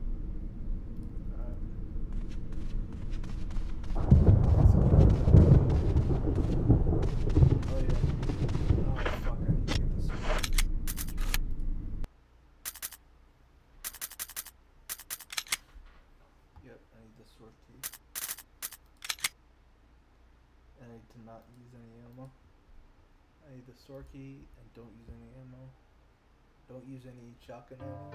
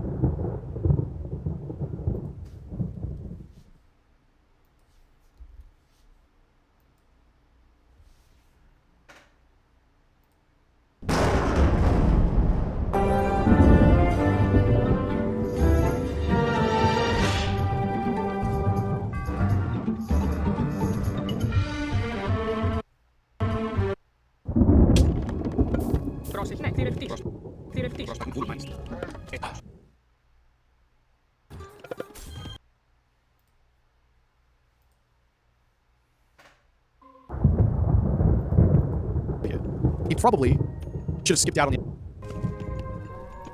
onto the top here as well. Going to finish off those walls.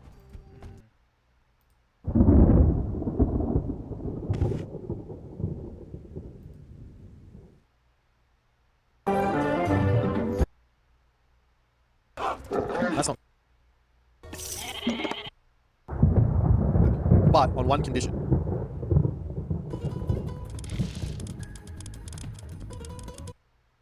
The other game.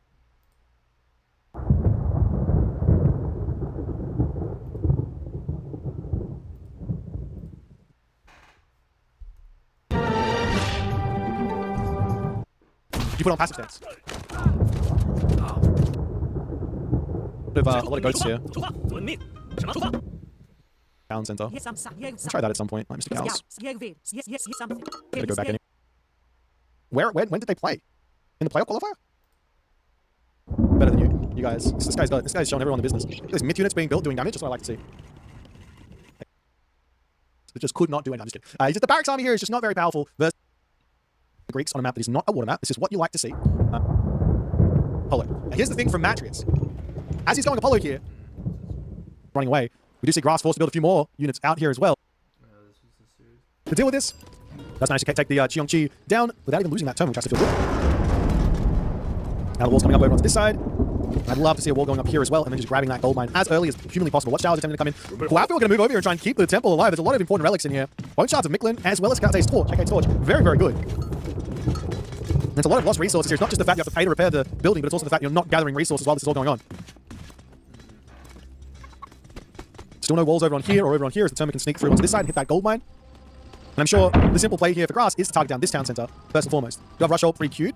I do not see an armory or a market, though, from Kaiba, as the main base now under attack. Watchtowers is coming in. Pioneers trying to get a couple of shots off as they shoot and scoot backwards. They do manage to snipe one automaton. That does die in a little bit of an awkward spot here. With the Watchtowers coming through and the Kuafu able to support to some degree, Grass has got to bail out. So that is one very dead warrior automaton. Meanwhile, the wall only now getting dropped. Well done on the military camp. Oh, he doesn't put the wall quite correct, and the Terma are going to be getting in onto this spot. Picks off one villager, going after the next one. Kuafu on the backside, trying to grab this gold mine. You can see that Kaiba wants this heroic age. It's a devastating heroic age to deal with. We've got the wall attachments coming through here now for Kaiba. As Grass posturing around over here. Manila's in the main base getting targeted down. As we will see the Terracotta Riders coming in here, try and intentionally take out the Terma. You don't really want to go after the automaton. They can just turn and kill them off. But if you killed off the Terma, then his pioneers will be able to get in here. Kuafu getting targeted down as a heroic age is a long time away for Kaiba at the moment.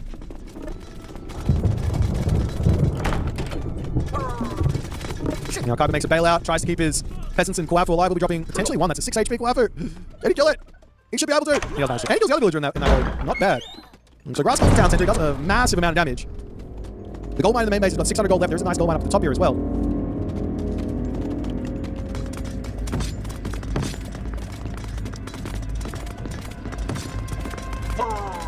Automaton getting picked off, but after the military camps go down, Grass can simply just repair all 3 of those.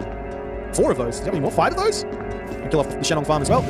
So that's a huge boost back up in population. These are all 2 populations, so it's like 3, 8 to 10 population. 90 gold back a piece. Feels good. But now Rusho is on the way. Kaiba does have some recourse here, at the very least to kill off all the Terma. It's not the biggest deal because Grass has done damage. He can take his own town center now, no real problems. Really just trying to do some dodgem cars here as the Pioneer's going down on the back. Go after over onto this side.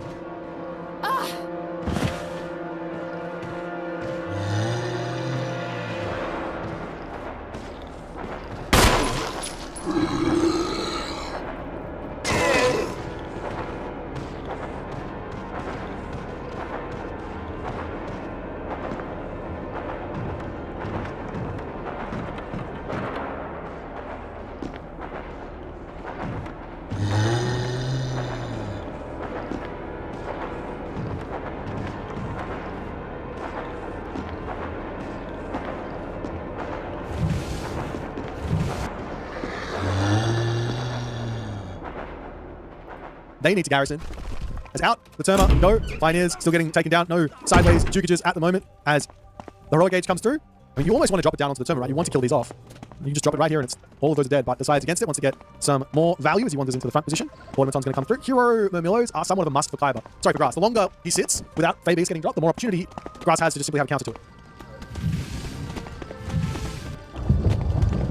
In comes Divine Judgment. There goes the Fey Beasts as Kaiba will chase these units all the way away.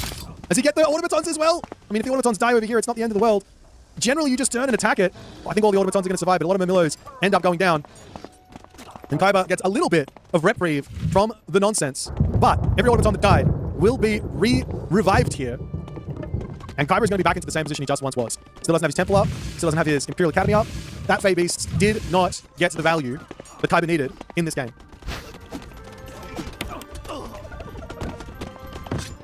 Lots and lots of gold for Dowls. Of course, once you get access to this 1 divine damage, you also get the 1.25x versus myth units with those Dow Swordsmen. So that can be nice versus all the Automaton. Of course, that's 3 divine judgment.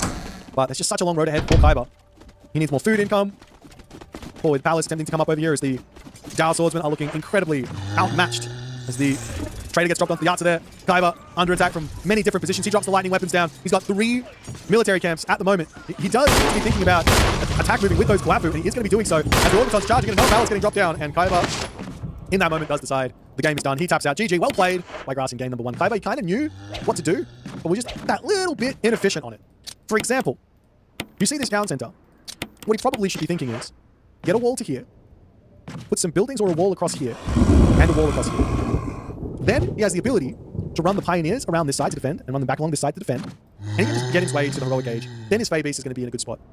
He's just a little bit slow as well to get there. If he hit the heroic gauge, let's just when did he lose the town center? If he got to the heroic gauge at about, I don't know, 9 minutes, which is when I would have expected it, he probably defends and he's probably okay, and Grass is in some trouble. But things are not quite making sense. Lots of military buildings getting dropped they didn't really need. Lots of time wasted on not getting his walls set up and things like that early on. Not an easy matchup to deal with this, but definitely was possible with this map. The Grass gets that first win. Let's jump back to the drafting menu and see what happens next.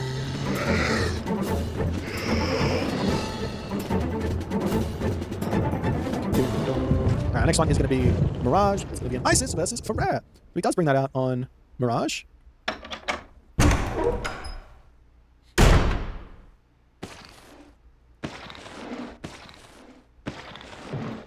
When is Soup playing next? Good question. I have the answers for you. He is playing on Friday at 1800 GMT. Alright, ladies and gentlemen, Isis versus Ferrer for game number 2. Let's jump in onto Mirage and see what it's going to be about.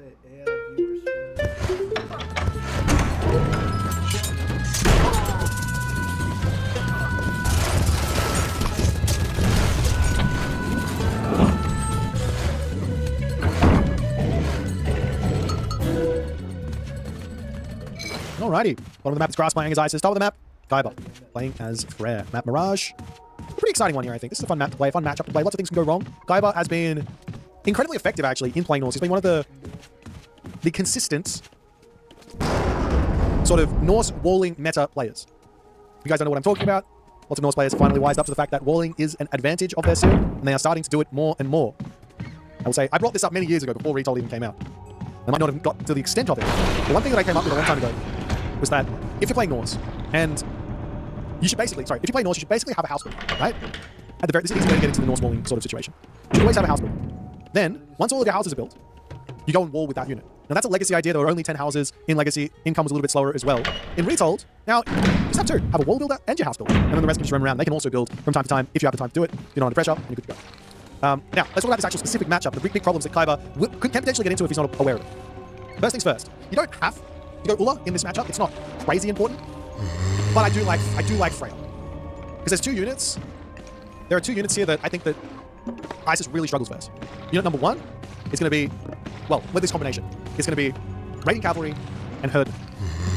Mix in Battleboard to disrupt any frontline axemen that might be there, and you're good to go. That's going to be the plan here for Kaiba. And catch out on Isis is really, really bad because most Freya players go for Ula. Go for, not Ula, Tempest, A gear. Most Freya players go for A gear.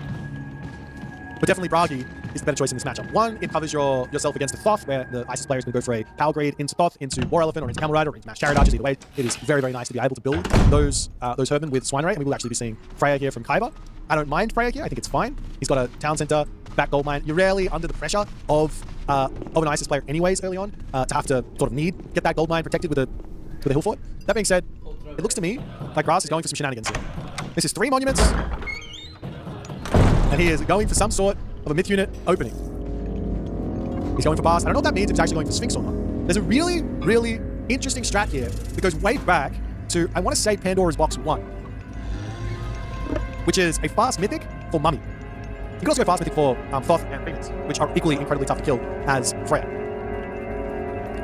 Up onto the top, Kaiba dropping a Longhouse.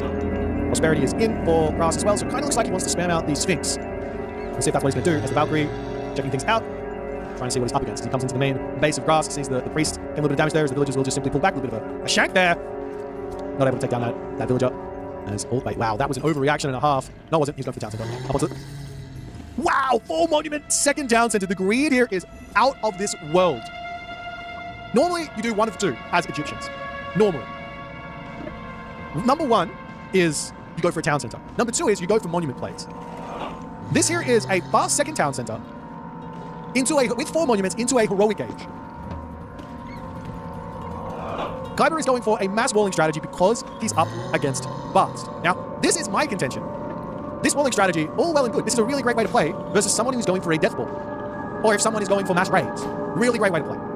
But, as the Sphinx sneaks through, if your opponent does not do either of those things and instead goes for an economic play or a myth unit play, or in this case both, well, you dispense a grand total of, what is that, 15 plus these. How much is the win gate? 15 plus 15? So 30. But that there is 150 gold. Here is 75 gold, and then all the segments as well at 18 each, 3 each. Kaiba's really far behind here. He gets his town center up though. He's behind by 4 villages as Grass is going up to the next age now. So he's probably going to get equal on the village diff. The big question is, what is he actually going to spend this favor on? I wouldn't mind seeing, with this amount of monuments this fast, another prosperity here. Now, I know I'm a myth unit lover. I love myth units more than everyone. But a second prosperity is fine into mass Metsugos. Alternatively, a second prosperity into the mythic age, and then into mass Phoenix. The unfortunate fact of Egyptians is the 5th monument is so ridiculously expensive that it is basically relegated to the hyper late game. After you get all of your armory upgrades, after you get all of your economic upgrades, after you get all of your line upgrades, then we can start thinking about monuments and gods. It's just so expensive. So 4 monuments is basically the limit, which ends up having 26 favor per minute, I guess. You guys do the math. Meanwhile, town center number 3 going up for Kaiba. All the upgrades coming in as Sun-Dried Mudbrick will come through. Grass wanders forward. This has been something that has been strong versus Freya for quite a while, which is basically a 2 TC fast mythic. You can catch the Freya player out. Sorry, the Isis player out. Like I said, you do want to go for Bragi here. Aegir just doesn't really make a huge amount of sense. Of course, it's nice to have the Rock Giant because it helps you versus the Axemen and things like that. But you do really want to have Bragi. Bragi is a nice one to have there as the big dog stronghold will come up. Aegir heroes are good versus mass myth unit. Well, how much does he actually know? Well, there's 3 Valkyrie in here actually. Well, the first player to start building some myth unit is going to be Kaiba, as he's going to get himself Dizzleblot, as well as Thundering Hooves. If he wants to go Bragi as well, he can get these guys up to 7.2 speed, I think. Because you get through as Rune, and they go super fast. There's one villager, goes down. No, doesn't even get the fill pick. Is he going to sack it? No! Just go elsewhere. Why do that? This is why people say myth units are weak. These guys just don't run near them, go elsewhere. There's villagers here. There's villagers here. Oh, dude, that was... And he's getting the Thundering Hooves as well. Oh my god. I'm so upset. But Kaiba is up for 3 town centers now, so he's actually in front on villager count, which is pretty rare for a Norse player in this matchup, or a Freya player in this matchup. Sultan Forest, stone walls coming down for Grass, as well as this gold mine on the bottom getting grabbed. Heroic Age to Aegir for Kaiba. And Mythic Age is going to be on the way shortly. That's Thoth. I can't believe he got stone walls before Mythic Age here. What can you do?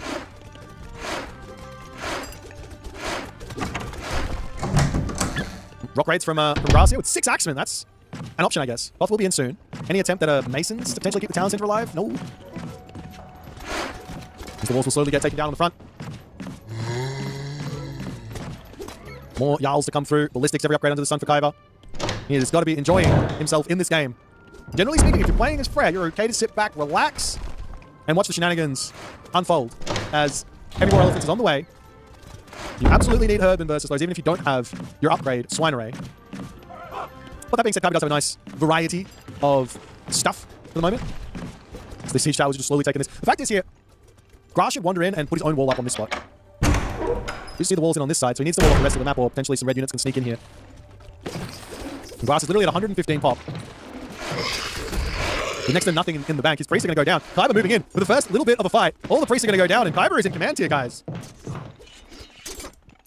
The question is, how much damage is a meteor going to do to this army? As he does drop it down onto this position, the unit's going to be retreating. Well, that was an underwhelming meteor. I think that's exactly what Kaiba wanted. Didn't lose any throwing axemen. He can sit back, enjoy the game. But I'm just staring at nearly 140 favor. And the Phoenix costs 22 favor. Quick math, how many can you make? And not only how many can you make, how fast do they train? 6 seconds. So yes, the whole idea of this unit, from start to finish, from the design of it being flying, to the design of it having an area of effect damage, to the fact that it costs 200 gold, 22 favor, the whole idea is you go up to 100 plus favor, you spam them out when your opponent isn't ready for it, and you get a massive amount of value. Into you. Champion War Elephants on the way. Vidar, however, is going to be coming through. Can Kaiba react to this? He has 10 great hauls. Not much in the way of, well, he's got plenty of wood. He's got 4 Godi. There is literally only three Phoenix, which is an underwhelming amount of Phoenix, I must say. Couldn't be more unhappy with the amount of Phoenix we're seeing, but he's going to charge after those throw an action, and they cannot stay close to this. Kaiba, pretty good position here against the Phoenix for the time being. I must say, I haven't seen these units used since their buff? Nerf? I don't know what you call it.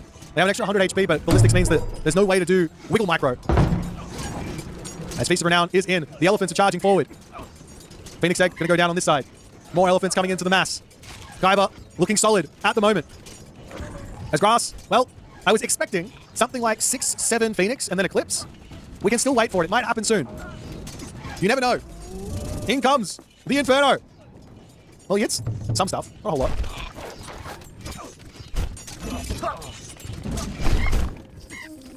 Well, I'm not sure what Grass is doing here. He's building some more Phoenix.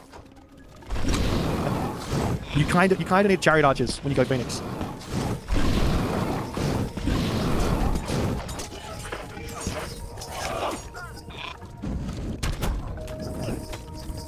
Well, it's not over just yet for our main man, Grass and Groom, the Phoenix builder, but he's looking for raids onto villages. I think this Phoenix Egg, if it doesn't get attacked, oh, never mind, the Godi coming in. This is Brad. If you can hear me, just give me a sign. Anything. Jill to Brad. Can Grass you hear me? Completely botched this strategy. Didn't use Eclipse, didn't build enough Phoenix first and foremost, and didn't go into Chariot Archers. Elephant, broken. you can build those later. That's not important. You need Chariot Archers to kill off the Godi and the Hersa, and then the Phoenix click Eclipse and kill off any sort of mass Jarl. Simple.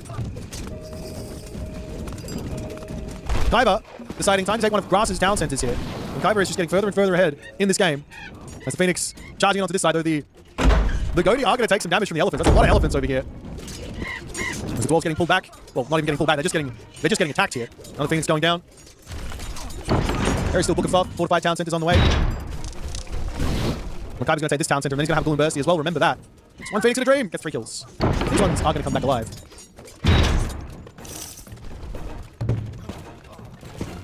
Because it's going to be Godi, Herman on the side of Kaiba. Grass here. Axeman starting to trickle through. Does he have the Axeman upgrades? Not really. But Greasy, as well as Fafnir over here, going to be somewhat of an issue as Grass is charging into the main base. 2 Phoenix back into Segade. But those Herman are dealing with the War Elephants nicely. And in comes a Eclipse with a grand total of 2 Phoenix. But Greasy at the main base. Fafnir in the main base. There's priests. 2 priests. Where's the Pharaoh at? Oh, he's over here. In comes Kaiba. He does a bit of a conversion here. Grass falling back again. He can delete the Phoenix if he wants. Elephants now coming in to take out Kaiba's town center. As the Bergrizi are nomming away at the town center. Does actually kill off the Fafnir, giving himself 250 gold. Now on the flip side, favor in spades for Kaiba. Not 4 town centers. He's lost this one. 3 town centers to 2 town centers. As Grass is now going to be spamming big gold strongholds at the front. But Bergrizi They are piling on through. Phoenix in the main base will get taken out by the goat. You can see that he managed to kill off all of the fishing ships back. Not the biggest of deals at this stage of the game, but Kaiba is missing some resources here. For some reason, there's a whole bunch of throwing action out from Kaiba. They are going to be doing a little something, but the forward base of Grass is falling. As this Town Center now is going up the Grass. He's going to be cleaning up these hill forts, taking back this position, as he is managing a bit of a comeback here.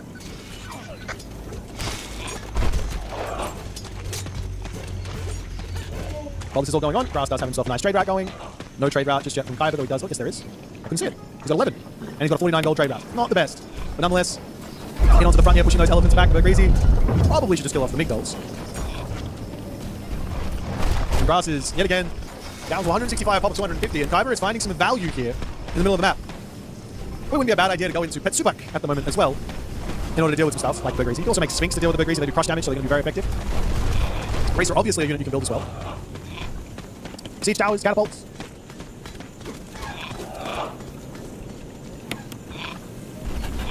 But now it's looking like the gold mine situation for both players has expired, and it's really important in these moments to understand the state of the game. If gold mines are just expiring, we can no longer take massive risks here. You've got to be slow, methodical, not lose units, basically. Because you've got to get that trade route online.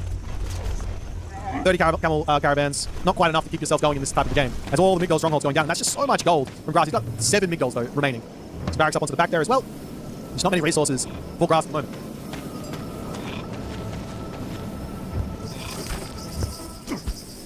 And you also have to remember, there is still a Tempest, a Forest Fire, and a Ghoul and Bursty. That's a lot.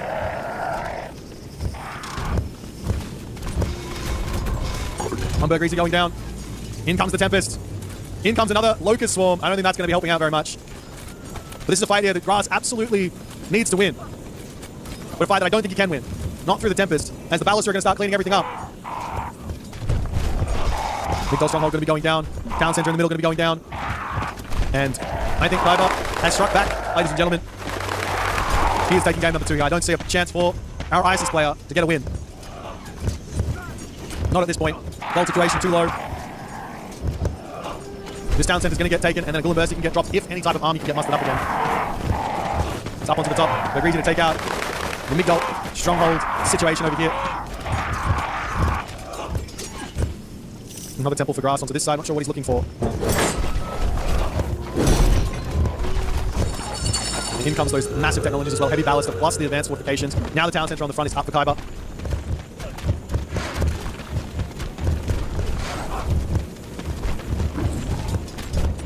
Seems like Greasy trying to get through here, trying to take all this down. The temple is messing with them. They want to attack the mid-gold, but the temple is in the way. I'll finally see that 9 waves tech. Seems like you don't need to go A gear anyways to take out those mid units. 9 waves is from A gear. It's a nice technology, boosts the hero speed by 10%, but not the most important technologies. These Ballasts are doing work here. Grass actually needing to make some mercenary caps, sending the units back. Remember that Ghoul and Bursty is still available for Kaiba. And onto the top side, finally Gold Stronghold will get cleaned up. There goes the Ghoul and Bursty just as the War Elephant get close to the Ballaster. And a couple Bergreasy will be able to taunt them back, take them out. And I think Grass is fighting on valiantly, but Wall's coming up onto this side. Kaiba is no slouch. He is going to come in here, and he is going to find the killing blow. And that is walling off the trade route, taking the entirety of the map. You can see the top is already walled off. Ghoul and Bursty off at the top here has managed a grand total of 2,500 damage and more coming. The main base is overrun by massive stone giants.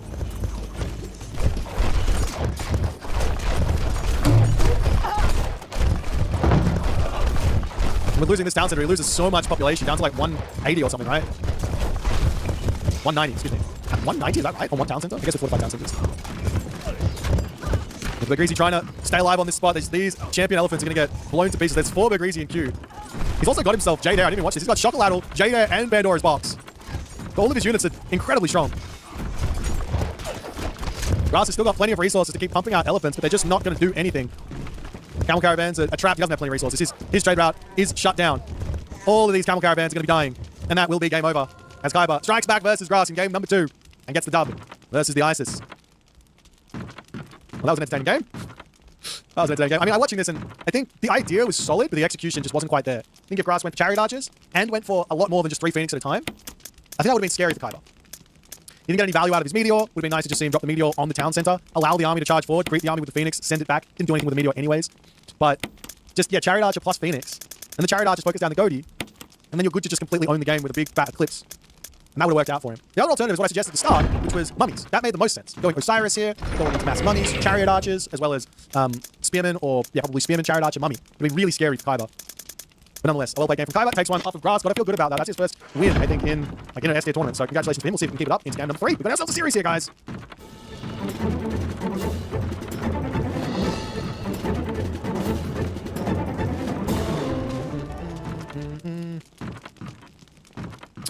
Alrighty, our next map is going to be on Ghost Lake, and we have ourselves a Zeus versus Freya.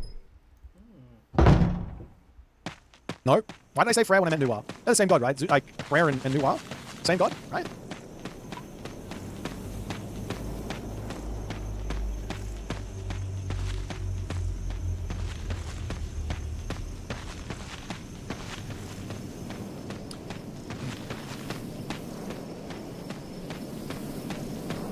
Alrighty.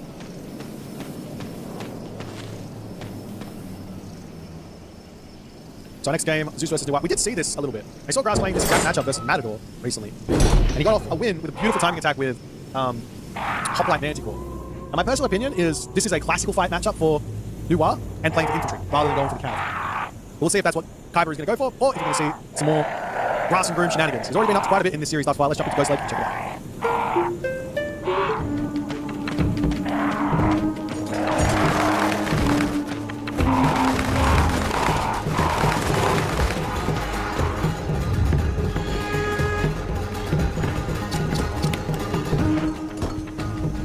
Alright, ladies and gentlemen, game number 3. Right side of the map, we have our Zeus. Left side of the map, we got Kaiba as Nuwa. So Kaiba getting a bit of a shock win versus Grass in game 2. He pulled off a nice defense of something very, very offbeat.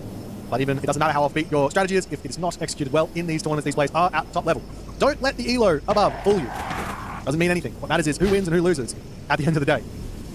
Some pretty nice relics up here with the Kopesh Horus, who are +1 X versus mid units. And the Arrows of the Alpha also sitting here with building damage increased as well. In the main base, double gold mines. Double gold mines and Aurochs. So a little bit more starting hunt, I think, on this map than you would normally, than you could potentially have. Sometimes you can see 4 boars. So 4 boars would be slightly less than 4 Aurochs. About 400 food or something. Alrighty. So, like I said, I think Kaiba does need to play for some sort of classical fight. Did he just punch a chicken? And by a chicken, I mean a goat? Is this a thing? Is this a thing? Has anyone ever done this before? Is the idea he just wants this advance? Right down there. Please tell me he takes it off. Okay. He got the food off, okay. And then everyone else got... Okay, no. I'm confused. Kaiba, you are confusing me, my friend. You get off a pretty standardish advance into what looks to be a second town center.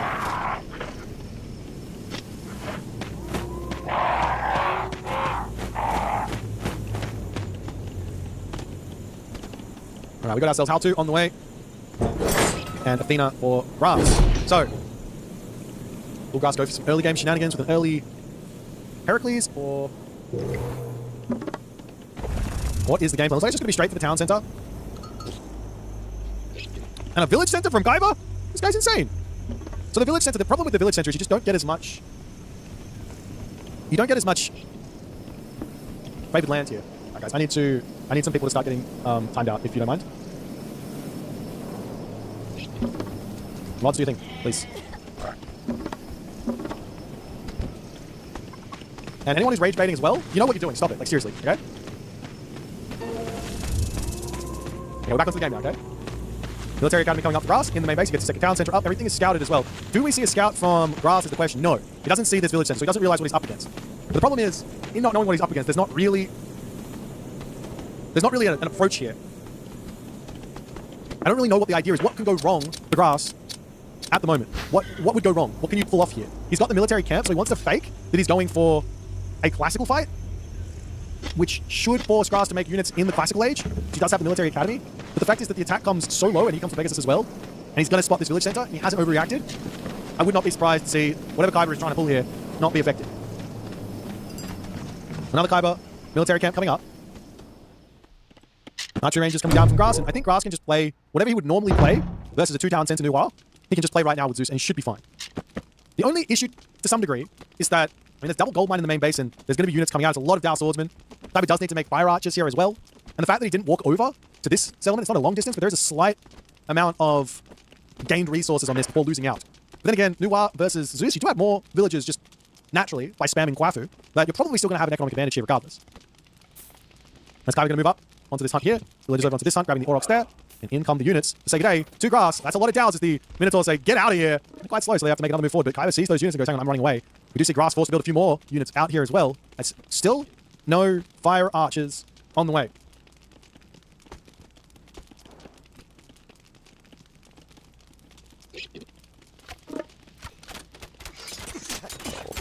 In come those pioneers to take out the Minotaur. Javelineers going after that. Those Toxotes there as well. Some pretty significant damage actually being done by Kaiba at the moment as Grass, he's trying to power greed to some. It's not even power greeding for it. He's got a couple units out, but it's more of a fake than anything else. And Kaiba doesn't fall for it. He's going for a big attack. The town center, you gotta not be scared here. Town center isn't a scary thing for the Dow because they've got such high pierce armor, 180. Get yourself medium, and you can enjoy sitting underneath this position. You might even want to go creation and drop some forward buildings here to continue attacking. Villagers do manage to get into the town center. There goes the medium upgrades. In comes the Minotaur. Apollo is a quarter of the way through, a third of the way through.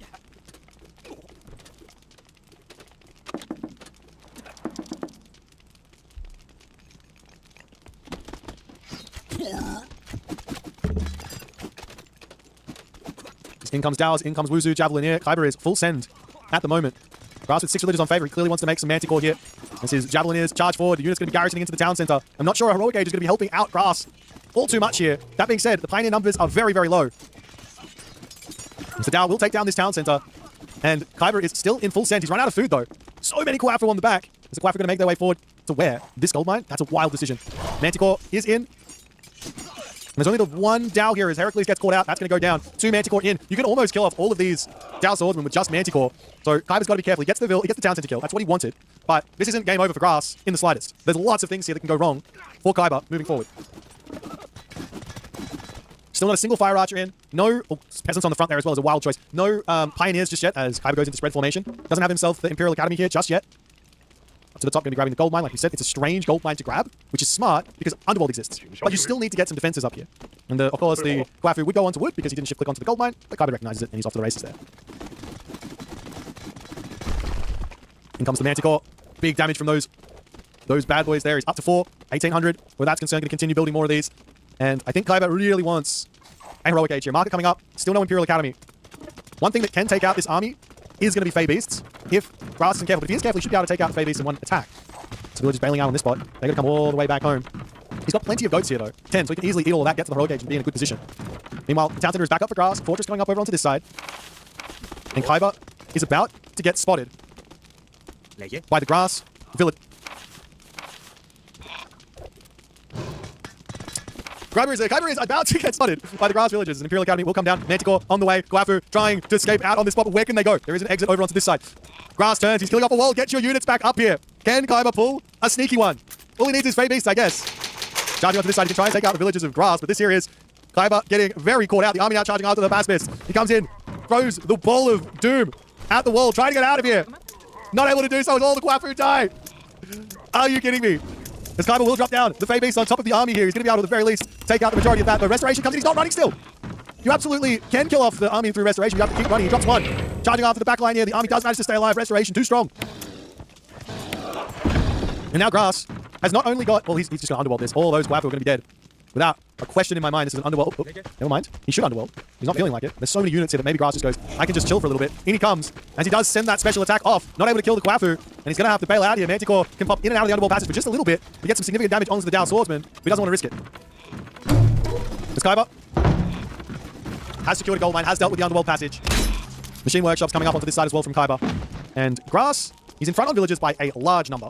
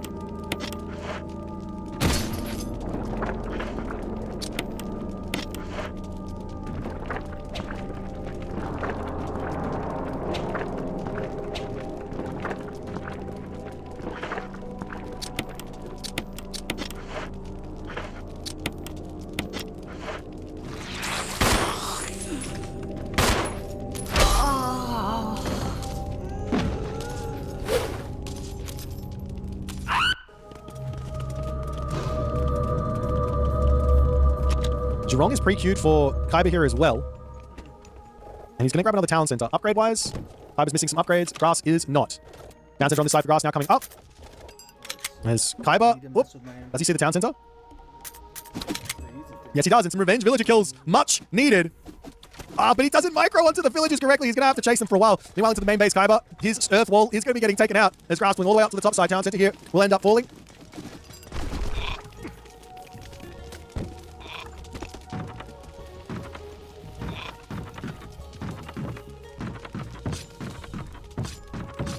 And in comes the Manticore. Such a big army, though, from Kaiba. Doesn't have enough stuff here to actually win, is the big question. Looks like the answer is yes, and Grass says, all right, let me out of here. He's going fastest on the backside of this. The clay peasants get dropped down onto the gold mine. Still doesn't have himself that shaft mine, which he definitely needs. And Kaiba's going to move up and grab this settlement. Trying to pull this game back from the brink. This is going to be a very tough few minutes for Kaiba to survive. If he can survive it, he should be in a good spot. The fact of the matter is, it's about to be the first armory coming up, actually, for Grass, who doesn't even have copper upgrades. So he's going to get full value out of this Forge of Olympus.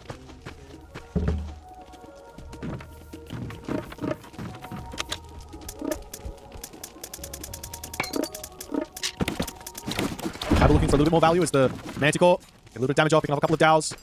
I think one of the best things here for Grass is to actually go into Myrmidon. He's got the one fortress only, maybe a second fortress, and into pure Myrmidon here rather than the Hoplites and the Pacifist. Just on the fact that they would devastate these Dow swordsmen. Actually, the Pacifist might be better at the moment. I can't remember. There's an armor threshold where once the unit gets to like 40%, 45%, the Myrmidon just becomes better than a Pacifist at killing off the infantry, or better than a Hoplite at killing off the cavalry if the unit gets up to 50% or something like that. 45%, 40%. At the moment, not really many upgrades here. As Grass charging forward, he's going to get hit by those heroes. Got to be careful.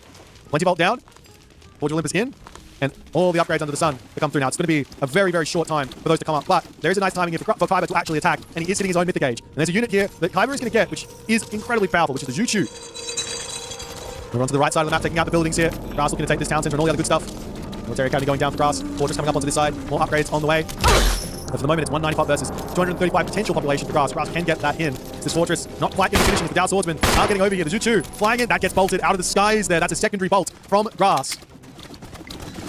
As another town center on the bottom side going to be going up, so 1 for 1. Lose one town center, gain one town center type situation. The big issue here is gold mines for Kaiba, they're going to be expiring soon. In onto this side does come the Blazing Prairie. And Grass is just sitting in it. Is there any way he can actually just say, this doesn't do anything? Answer, yeah, it kills buildings, guys. Doesn't kill units. Someone in chat was telling me that Blazing Prairie is somewhat different to the Earthquake because it kills units off. Sorry, not the case. And Kaiba there decides to tap out after losing that army. And that there is going to be game number 3 over to Grass with his Zeus. He's been on a tear with this Zeus. Very, very, very, very strong Zeus in this tournament thus far. He has his style. He loves his Manticore. He's going into those consistently.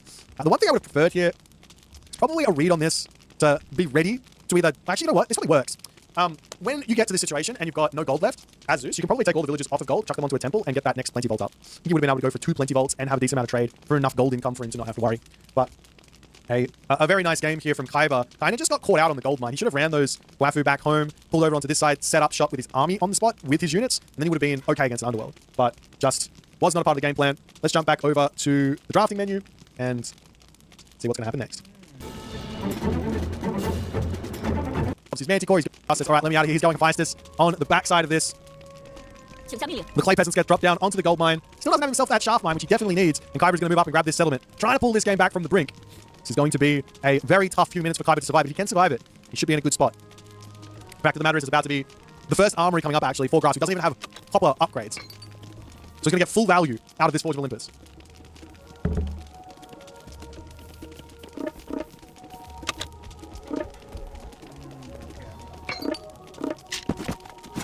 Kaiba looking for a little bit more value as the Manticore. Get a little bit of damage off, picking up a couple of Dows. I think one of the best things here for Grass is to actually go into Myrmidon. He's got the one fortress only, maybe a second fortress, and into pure Myrmidon here rather than the Hoplites and the Pacifist. Just on the fact that they would devastate these Dow swordsmen. Actually, the Pacifist might be better at the moment. I can't remember. There's an armor threshold where once the unit gets to like 40%, 45%, the Myrmidon just becomes better than a Pacifist at killing off the infantry, or better than a Hoplite at killing off the cavalry if the unit gets up to 50% or something like that. 45%, 40%. At the moment, not really many upgrades here. As Grass charging forward, he's going to get hit by those heroes. Got to be careful. Plenty bolt down. Forge of Olympus in.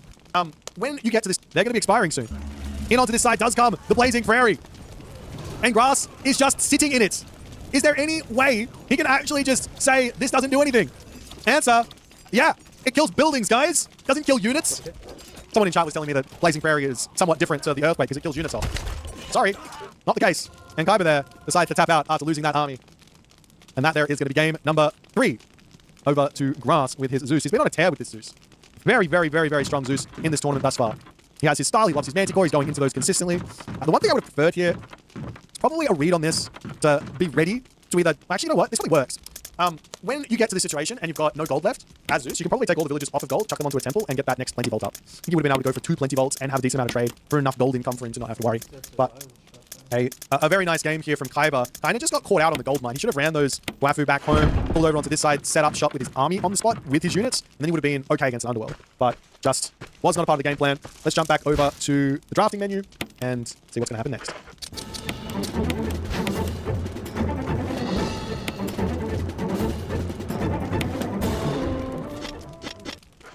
Alright, our next game is on Midgard? It is on Midgard. So we're going to see another Greek god coming in here, guys. Greek fans. Today is a Greek fan day. We've had so many Greek games. We've got a Hades versus Loki on Midgard for game number 4.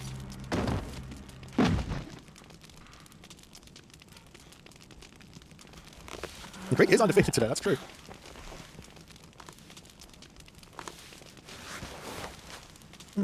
I think if Kaiba had just dropped Blazing Prairie into the main base and played really slow, I think maybe Grass was in trouble in that game. Because while Kaiba lost all of the Kwafu on the gold, he didn't mind the gold.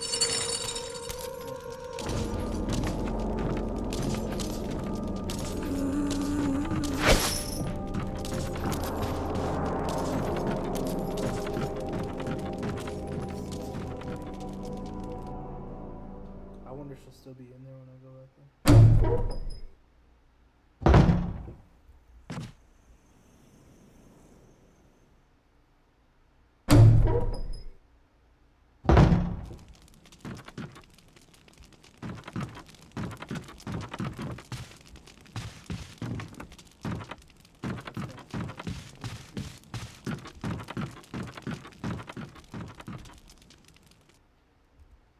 Mine out. At least halfway. So he had an extra 3,000 gold, so 6,000 differential in gold. That could have been enough to help him. Anyways, nonetheless, it is time for another game. Let's jump in onto Midgard and check things out.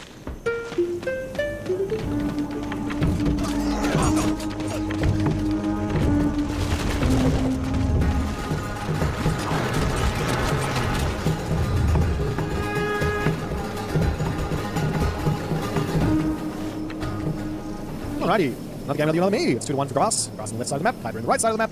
It is Hades versus Loki time. Check out some relics. So on this left side, we have the Little Crow's Circle.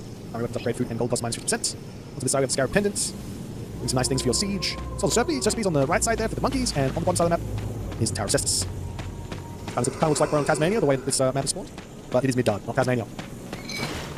Grass getting himself his first little bit of fish. Everyone is getting their own little, Kaiba's getting his own little first bit of fish. It's important to find that second dock placement. Really, really important.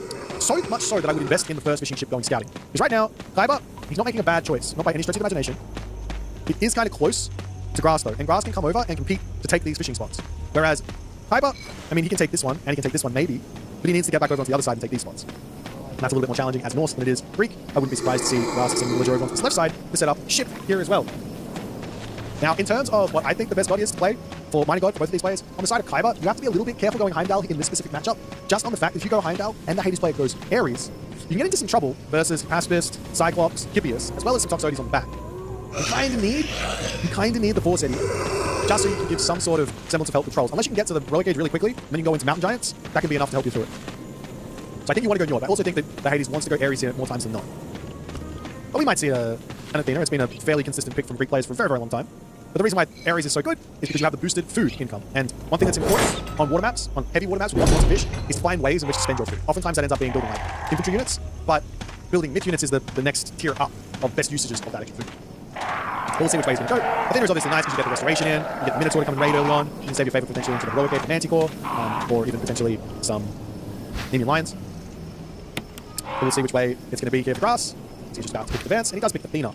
Unfortunately, with Athena, you're not able to get those Aspist out, so this does change things a little bit for Kaiba. I still think you're fine to go Force Eddy here, but you definitely have that Heimdall much more unlocked against Athena, because you don't have to worry about things like Pestilence, the Cyclops can take down your walls and things like that very, very nicely, and we will see Heimdall here. Walls coming up from Kaiba into the main base already. But I guess on the flip side, in playing this Heimdall boomy game, if he does decide to go for this, it's like early safeguard type idea, a lot of her surcharge for, try and get some damage hello out there to Honey. How you going, my friend? Hope you're enjoying the Game with One shenanigans.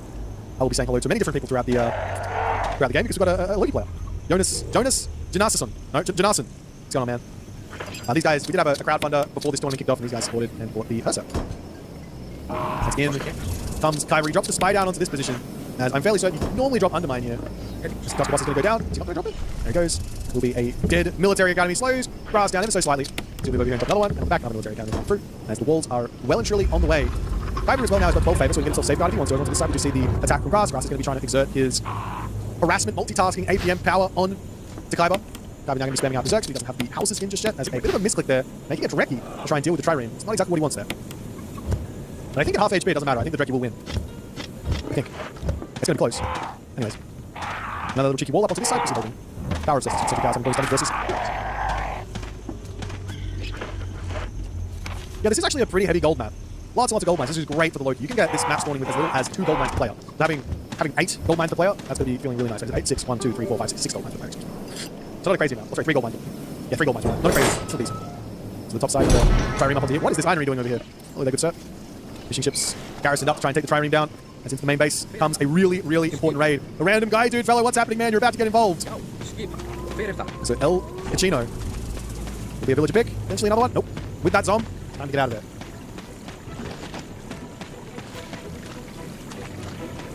A little Toxote getting caught out in the middle of the map. As these walls will be coming up for Kyber. A bit of an attack onto this bit, does pick off that spy villager, but Kyber going a little bit too hard into there. Getting a couple of smacks, a little bit of damage, and we will see Njord! We will see Njord! Aphrodite on the other side for Grass. And Njord on the way. Not just yet for Kyber, but this is my pick. It's definitely a strong god to go. Unfortunately, this might be tough for Kyber moving forward, because Kyber does not have a gold mine. We do see a curse getting dropped down there. And Kyber is pulling back, but this here is a gigantic timing. I'm not sure Kyber has set up for the middle of the map fast enough. He tried to get these walls down, not able to do so. And Grass is full steam ahead in the middle of the map, trying to sneak this gold mine. Random ox cart will get spotted. As the dwarves sneak around, they are at the very least on a gold mine. But Grass is very well aware that there is probably something going on. Or, here. The main base getting under attack here is the Kyber house. We'll take it down. It's a little bit of gold getting grabbed here for Kyber. A market would not go astray. He's got one. Selling. Probably the best way to go, but he has fallen into a very difficult spot where doesn't have an answer for these infantry units. He is up through Njord. Actually, the Pegasus. He did spot it, but I think Grass didn't notice. So Kyber's getting away with murder for the time being on this spot. And we will see the first Mountain Giant, or the second Mountain Giant coming out. The only issue is, these Mountain Giants do need Jotuns to be effective. And Jotuns is, I think, 30-ish favor? Is it more than that? 30 favor? Doesn't quite have that. The Dwarves can bail out on this side, get around to safety. Not the end of the world. Militarily speaking, it's obviously a gigantic advantage for Grass. We might see like a potential like walking woods into the main base, try and kill the town center off while this is all going on, just to distract, and while he's maybe sneaking gold mine over here.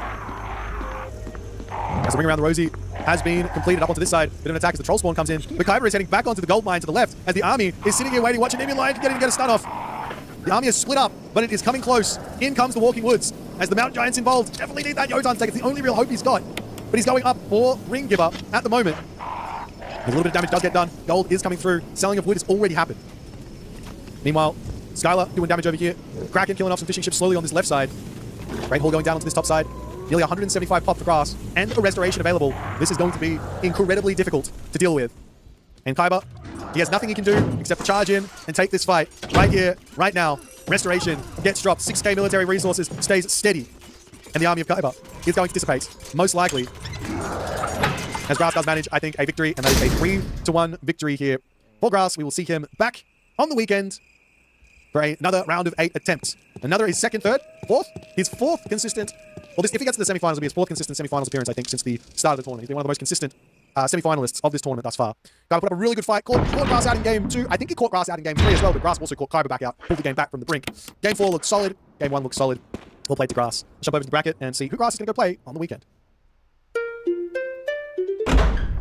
Alrighty, so it is going to be a Grass versus either Ulysses or Garnet in the quarterfinals. Alright, let me have a quick look-see at whether or not the Matador Zucolo series is still going on. I think it is, unless I missed this. I think it is. It looks like it is 1, 2. So Matador, wait, hold on. First win went to Matador. Second win went to, sorry, first win went to Zucolo, second win to Matador, third win to Matador, so 2-1, and they're on Gorge at the moment. Let me see where they're at. Let me jump over into this cheeky main menu.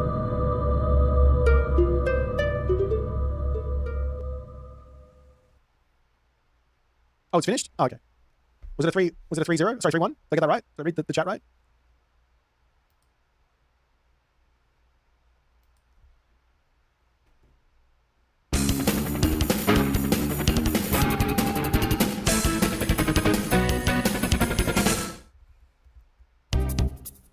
Order now! 21 brand new maps for Doom 2 from your...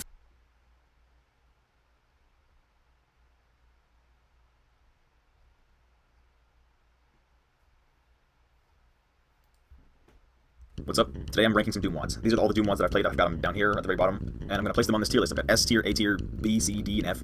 And yeah, F is an extra one I added. It's only really reserved for one mod, and you'll see when I get to it. But yeah, so just something I decided to do when I was bored, and it'll be fun. I'm not actually this pale. Like, I know I look like I'm white as shit. I look like a freaking mime right now, but it's just because this screen has no dark mode. See, when I minimize it, I look fine.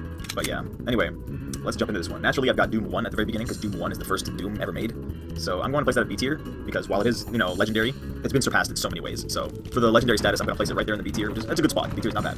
And same with Doom 2, because it holds the same kind of status. Doom 2 is pretty much the gold standard for, like, Doom mods. Like, everyone uses Doom 2 because it has the double barrel and all the extra enemies. Yeah, I love Doom 2. I'm a Doom 2 fan. I would probably say this is my favorite IWAD, even though Plutonia is objectively better.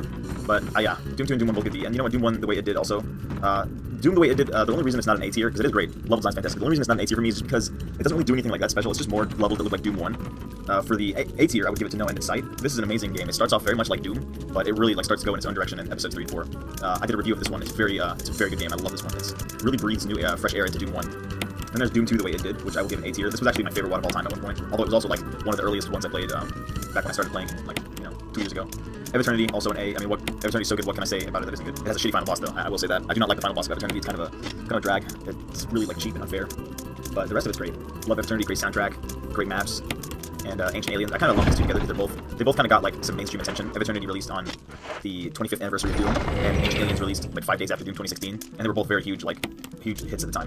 Going down, also an A, this is like a masterpiece of Boom scripting, the Boom engine, really good. Syriac is the YouTuber who has like 2.5 million subs. He's also a Doom modder, Doom map maker, and he's incredible at it. He's like honestly one of the best.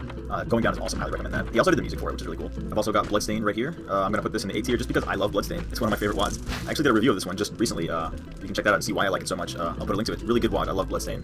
Hell Revealed, the original Hell Revealed. This one is pretty... It aged pretty badly. There are a few good maps in it, like map 24. Love that one. I did a demo of that one, and that's still like one of my favorite demos that I've done. I can't even believe I did that because that's a hard map. That might be like the hardest, one of the hardest in Hell Revealed. If it's not the hardest, it's the second hardest. It's a tough one. Hell Revealed 2. Now that here, I think this is the one. Yeah, you guys found it. This is the one in the F tier. This is one of the worst WADs I've ever played. I quit it pretty early on. And I've warped to some of the later levels to check them out, and oh my god, I'm so glad I quit this one. It's so bad. I gotta say, Hell Revealed 2 actually might have been one of the first, if not the first WAD I ever heard of, like ever. When I was younger, I heard a lot about Hell Revealed 2. Like, it was very popular when it came out. And I fired it up, and I was just absolutely horrified with it. And I think that might have been the reason I didn't play any WADs until 2021. Because I thought they were all like this piece of shit right here. And I wanted nothing to do with that. I wanted nothing to do with WADs. They were gonna be this horrible, you know? Just horrible. And the Rest of the Living, I'm gonna give that a B. It's great, but I don't think it's that different from Doom 2. But the mini pack that's made from the Rest of the Living is excellent. The first level song is made by Casino, and that song is beautiful. I love that song so much. Definitely listen to that. Also, the music for map 6 is really good. I think that one's by Megasphere. Awesome stuff. Now, these are out of order for some reason, so I'm gonna go Plutonia, the Plutonia Experiment. I'm gonna put that in B. You know, it's a good IWAD. It's honestly the best IWAD. I would put it in A, but I don't know. I would put Doom 2 in A first before I put Plutonia in A, just because I like Doom 2 more. I know that's a blasphemous opinion. Plutonia is objectively better, but still, there are a lot of maps in Plutonia that piss me off, and it's kind of inconsistent. I do love it a lot. It's still a very memorable experience for me, but yeah, I think B is appropriate for this one. Plutonia 2, however, improves on a lot of things in the original Plutonia, and it's a lot more even. The difficulty's a lot more even. The level design feels a lot more polished. It had a bigger team working on it, and it had Gusta making maps for it. And he's like one of like the best mappers, honestly. Speed of Doom. This one is my favorite WAD of all time, so it's going in S tier. I think people know that that's my favorite WAD. I love Speed of Doom so much. This is like a sweeping epic mega WAD. Darkwave's maps in this absolutely nailed it. Hit the home run for this one, and it pretty much like made him my favorite mapper. Darkwave absolutely nailed it. This type of combat with the slaughter combat, that's like, it's very overwhelming but still easy. I don't know how the hell Darkwave does it, but Speed of Doom is as perfect as a mega WAD gets in my eyes. I love it so much. When I finished streaming it, like you could see my reaction. I was just showering it with praise. Like, this is the greatest thing ever made. Yeah, Speed of Doom is just a masterpiece of an FPS. One of the best FPS games, like, period. Not just a Doom WAD. Like, it's so freaking good. And that custom soundtrack, just can't get enough of it, man. Love it. Resurgence, I'm giving this an A tier. It's also very close to an S, but it has a very, very slow start. Very, very slow. Unlike Speed of Doom, which just begins with bangers, banger after banger by Darkwave and Joshi. Resurgence is just like the slow burn at the beginning. I really don't like. I mean, the maps are hard, but they're like not like fun. They're like kind of a slog. The first like, opening maps, the 1, 2, 3, 4, 5, pretty much all the way up to 10. You know, but Resurgence picks up a lot later on, and it has some amazing maps, like Joshi trying to make like Darkwave style maps with really huge environments. I want to see Joshi make more maps like that because he's really good at it. Alright, now we have the Scythes. Scythe 1, I'll put it right next to the iWads. It's really good. It's just, most of the maps are kind of forgettable, like 1 through 20, like I barely remember 1 through 20. 19 I remember because it has a really, really good MIDI, and honestly that's about it. I barely remember anything else. The first map because it's the first map. But yeah, Scythe, there's also map 15, which is like an Inmost Dens tribute. But yeah, overall Scythe is very much like the iWads. It's not bad. There's some awesome maps in episode 3, like some really, really banger maps, like the 30th map and the 26th map, and the 21 and 22 as well.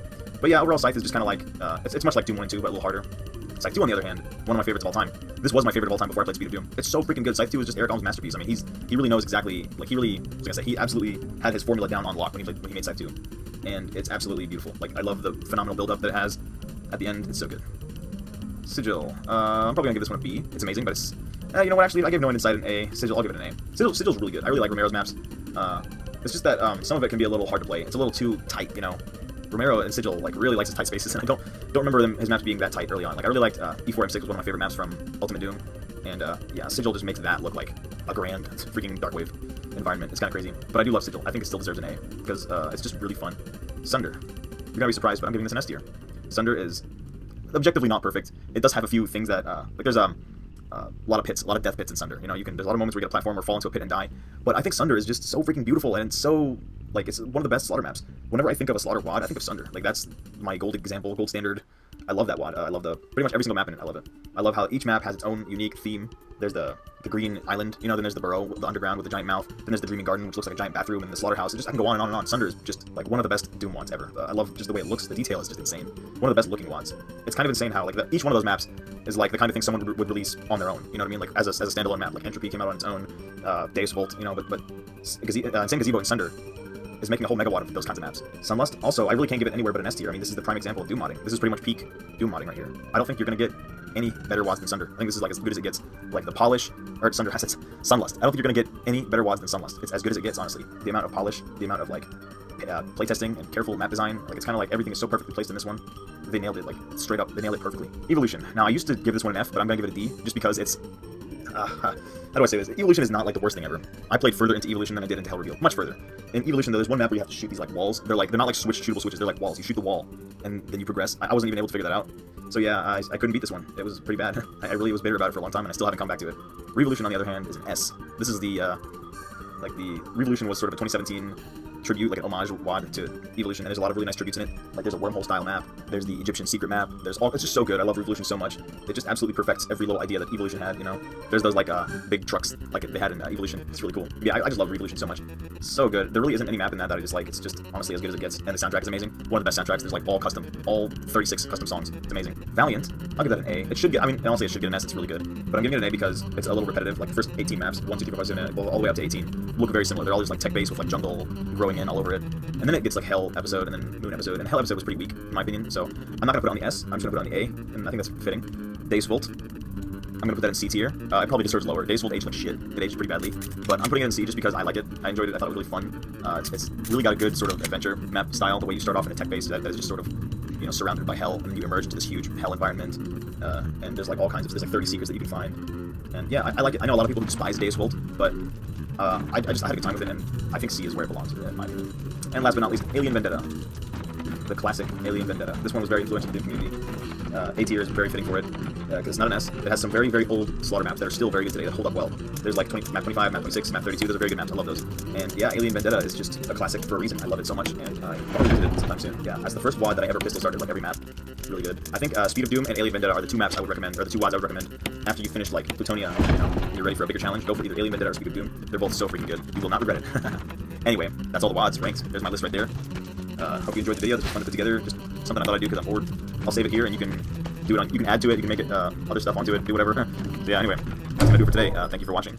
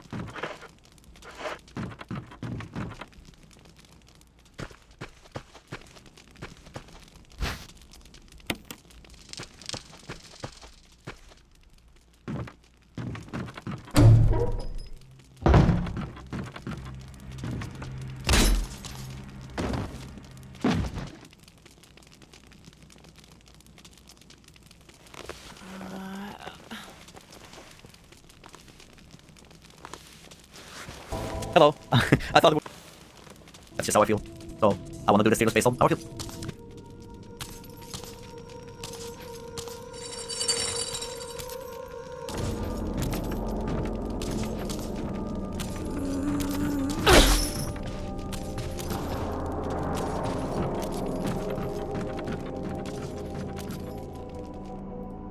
Okay, Running Away 2. Man, that has been a while. It's one of the first playthroughs where I feel like I don't remember the maps individually too well. I remember making a horrible joke at the beginning of map 3. Or I think it's map 3, it's a map called Under Construction. Made an amazing joke. Still kind of makes me laugh. I don't know why I remember that so specifically. I remember the map very well where there's like a highway, or like a dam, or like both. I remember the Xeno played that one as well, as part of Fear Submission. But in general, I just remember this as being very, very good. Not sure if it's like... I would have to replay it to be sure if it's like, oh, did I think it was amazing? Did I think it was just very, very good? Great. To be safe. I might also, by the way, reword things when I'm looking for the list, because there are a lot of things to go through. For now, actually, I remember it being as very, like, I enjoyed it a lot. I think I'll put it at the lower amazing tier. Well, actually, maybe I'll place it here. There. Okay, my house. Yes, I did include it. I did do a playthrough of it. It's not like a megawatt. It is a very special one, though. And I know that opinions are mixed. Generally, I know it is seen as a masterpiece, and I agree with that. I think the experience is basically unforgettable because of the atmosphere, just how it's created. Like, the way it works is amazing for Doom. One thing is that it brought more attention to Doom, like classic Doom specifically, also from bigger content creators. The one somewhat frustrating thing, maybe frustrating isn't the right word, but there's of course a lot of people who aren't familiar with classic Doom specifically, and they don't realize how magical some of the things were that were achieved in my house, because they don't really know how the engine works for classic Doom. That's not their fault, of course. You can't know for every game the intricacies and how everything works and stuff like that. But I can see why people don't really like it as well. I feel like there was a lot of hype. Was it overhyped? I don't really think so. I think it's actually an incredible playthrough. I played it late at night. I don't know, it's just very unsettling. I don't think anything can be... I don't think it can be recreated, that experience. Just discovering all the different endings, so many different paths. It's just such a unique blind experience. Yes, once you've played it, of course, it's not very replayable once you know what to do. Like, the combat itself is not anything to write home about. There's some combat at the end, I guess. But that's not what it's about. For me, it's still unforgettable, and I think my house is just amazing from a technical perspective, but also just the atmosphere. Okay, Sigil. First Sigil. This is first Sigil, right? Yes. Of course, by John Romero. I played this on Nightmare on my channel. Had a great time. It was very difficult on Nightmare, but also very fun. I did say that I'm going to rate it based on how I played it back then, and if I have to base it on my Nightmare playthrough, I would actually say I had an amazing time. Not sure how to rate it exactly in this case though, like I didn't do many Nightmare playthroughs. I think if I would play it on UV, I would still enjoy it, but I don't think I would put it as high. So, I think I'll put it in the great category. Yeah, I think level-wise, generally I think it's actually better than Doom 2 and... like, it's more modern, and I feel like the levels are actually pretty consistent in Sigil. Yeah, I think I'll just put it here. Okay. At first I didn't, well, I wanted to do this video for a while, but I was like, how do I make the tiers? Like, how do I name the different tiers? I know there's not gonna be maps that I hate. It's gonna be boring because I generally like them, but I think this is the way to do it. Okay, Violet Shift. Has also been a long while, by Ruthie the Warlock and King. There, put him here. Okay, we might have to zoom out again soon. TNT Revolution. I just remember having such a good time with this. It was mostly blind, but I did remember some stuff from the Sims playthrough, but it ended up not mattering too much. Let's see. I think I'll put this very high in the unforgettable tier. Maybe even one of the highest. Yeah, I just really, really enjoyed this one. Yeah. Okay. Firefly. Yeah, I guess, what's on the map?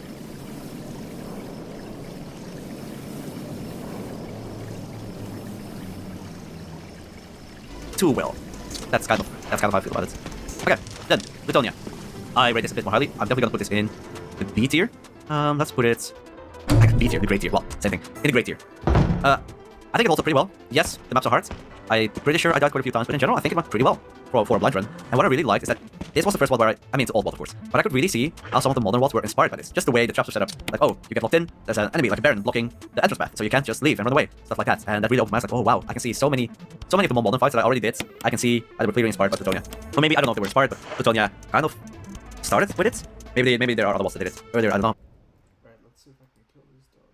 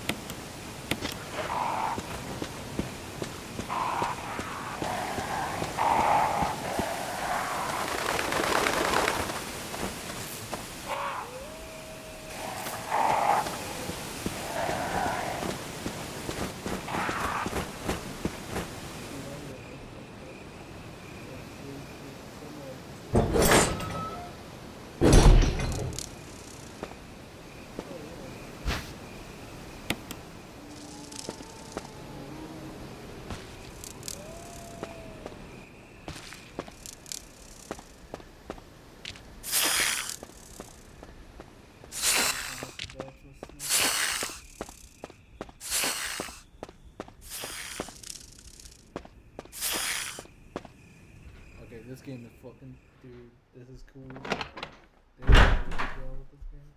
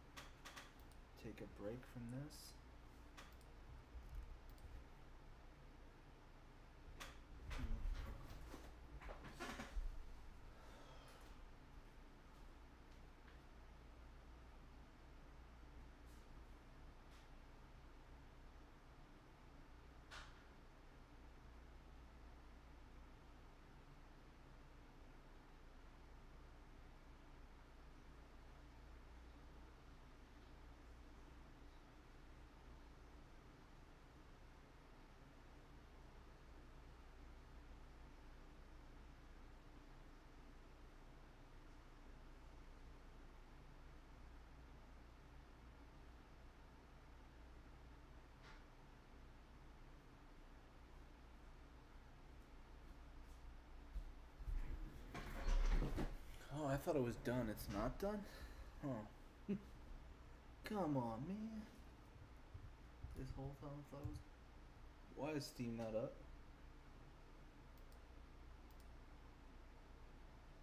Alright, there we go. Now it's transferring.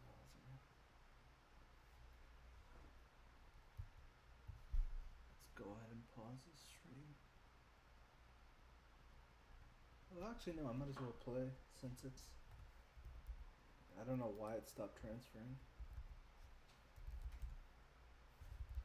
Seriously? That's extremely lame.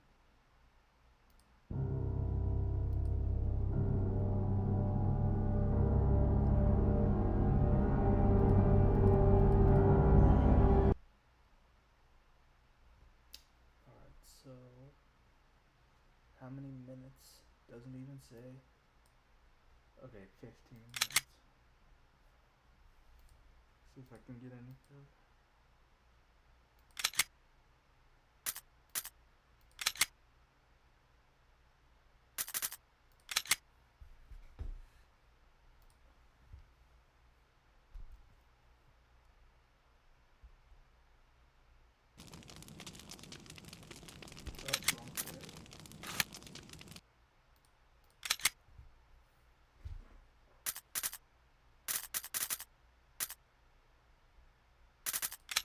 Dude, for a sec I thought I lost my save. That would have been bad.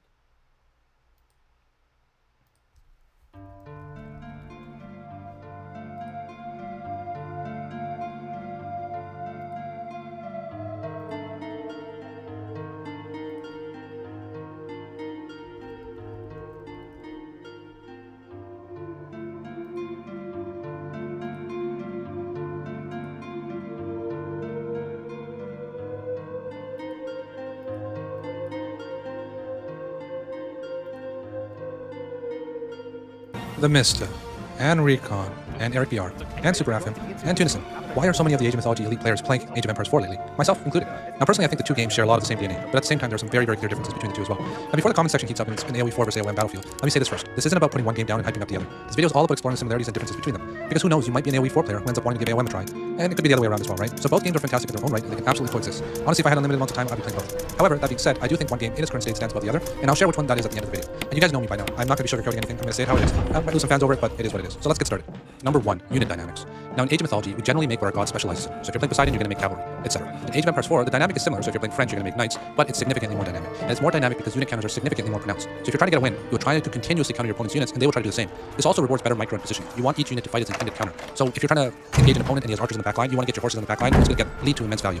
Now is this better or worse? Honestly, I think it has its pros and cons. I'm more of a fan of overall strategy, so small nuanced levels of micros are not really my forte. I like to play a certain way, and sometimes it's not always doable in Age of Empires 4. I have to think about what my opponent's doing. But on the flip side, this is more indicative of a real-time strategy game because you're actually interacting with your opponents significantly more. Now who wins? I think it really depends. If you're a casual player playing for fun, I think AoM style might be more relaxing as you get to dictate your own strategy. But if you're interested in a competitive setting and want to feel like your actions and reactions led to your victory, I think AoE 4 takes a cake here. Personally, I'd give this one a tie. Number 2, static defenses hit way harder in Age of Empires 4. In Age of Mythology, a fortress is pretty good at its current state. Pepper a unit, it can hold territory for a reasonable amount of time, but usually you need unit support in order to hold an area, right? In Age of Empires 4, you do not need unit support. You can hold an area with just keeps on its own, and if your opponent doesn't have siege, well, it's very hard to actually take down that fortress, that keep. Now, how does that make a difference in terms of gameplay? I believe that having strong defenses opens up the world for strategy, opens up the game for strategy rather. Because if you can secure a location, you can hold it down without having to worry about your opponent overrunning you if you move your army out of position, you're more likely to spread out your units, you're more likely to have contingents in different locations and different areas, and that creates more strategical options. It's going to create more playthrough for both you and your opponent, right? Now, this is kind of a hit or miss, right? Some people are going to prefer AoE 4, some people prefer AoM, but they don't have such strong defenses. Me personally, I like AoE 4 system a little bit more. I think that, keeps and static D have to do their job in order for strategy to be available, right? Or else it's going to become a game where, you get your power spike, you hit your A move, and you kind of just kill your opponent. There needs to be a little bit of a buffer between life and death. That's number 2.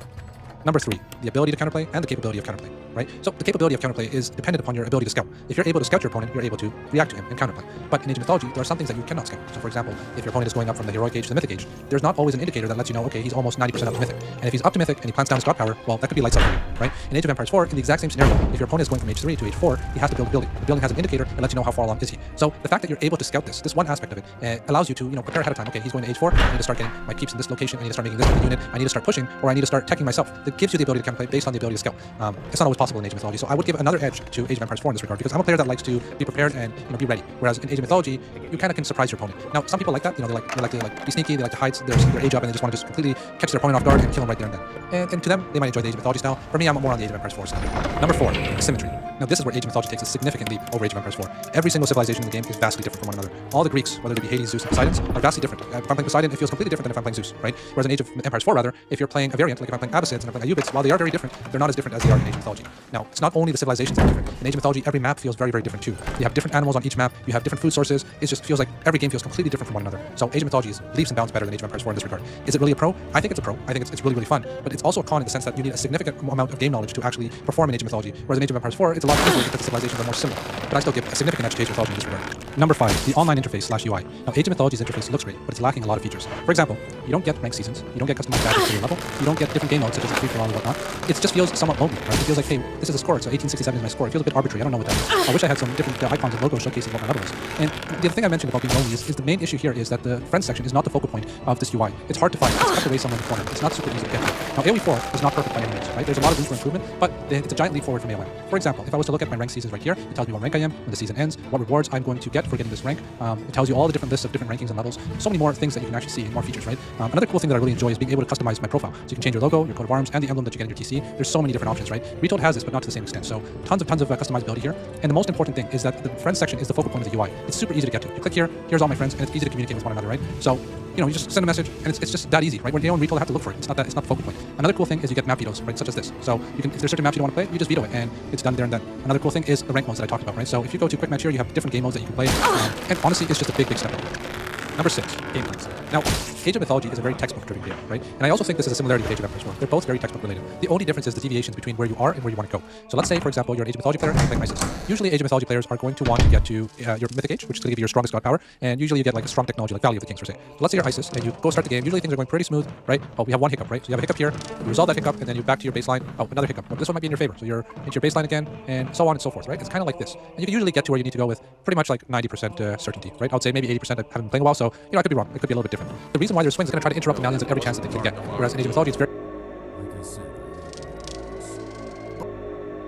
What about my family?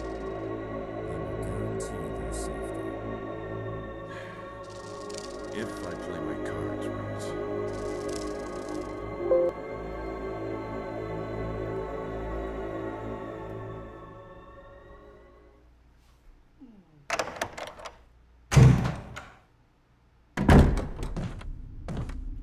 Jill.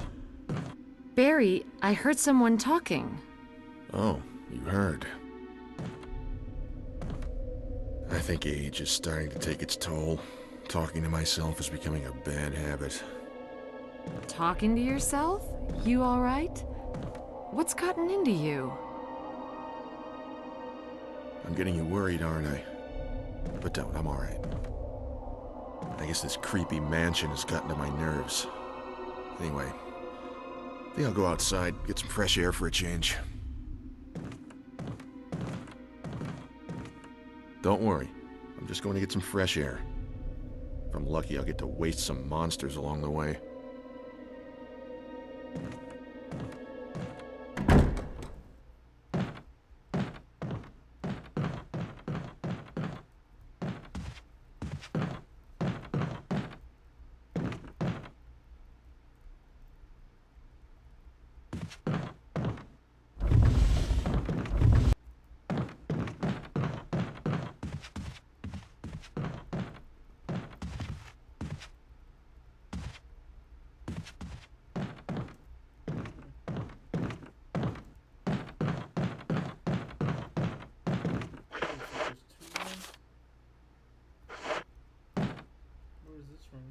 very hard to interrupt your opponent when he's trying to get his power spike, depending on the civilization you play. Now, which one is better? I personally think that this one is better for me, right? But a lot of people would like this too, right? I remember when I was a beginner player, I wanted to make like the coolest units, and I wanted to get to where I wanted to get to. I wanted to meteorite my opponent's base, and I wanted to see all these really cool animations and cool units. So in that case, as a casual player, I prefer this one, right? But as a more competitive player now, I definitely prefer this one, right? Because I don't want it to be a textbook-driven game entirely. I want it to be a little bit textbook and a bit real time as well. And I think Age of Empires 4 strikes the better balance in this regard.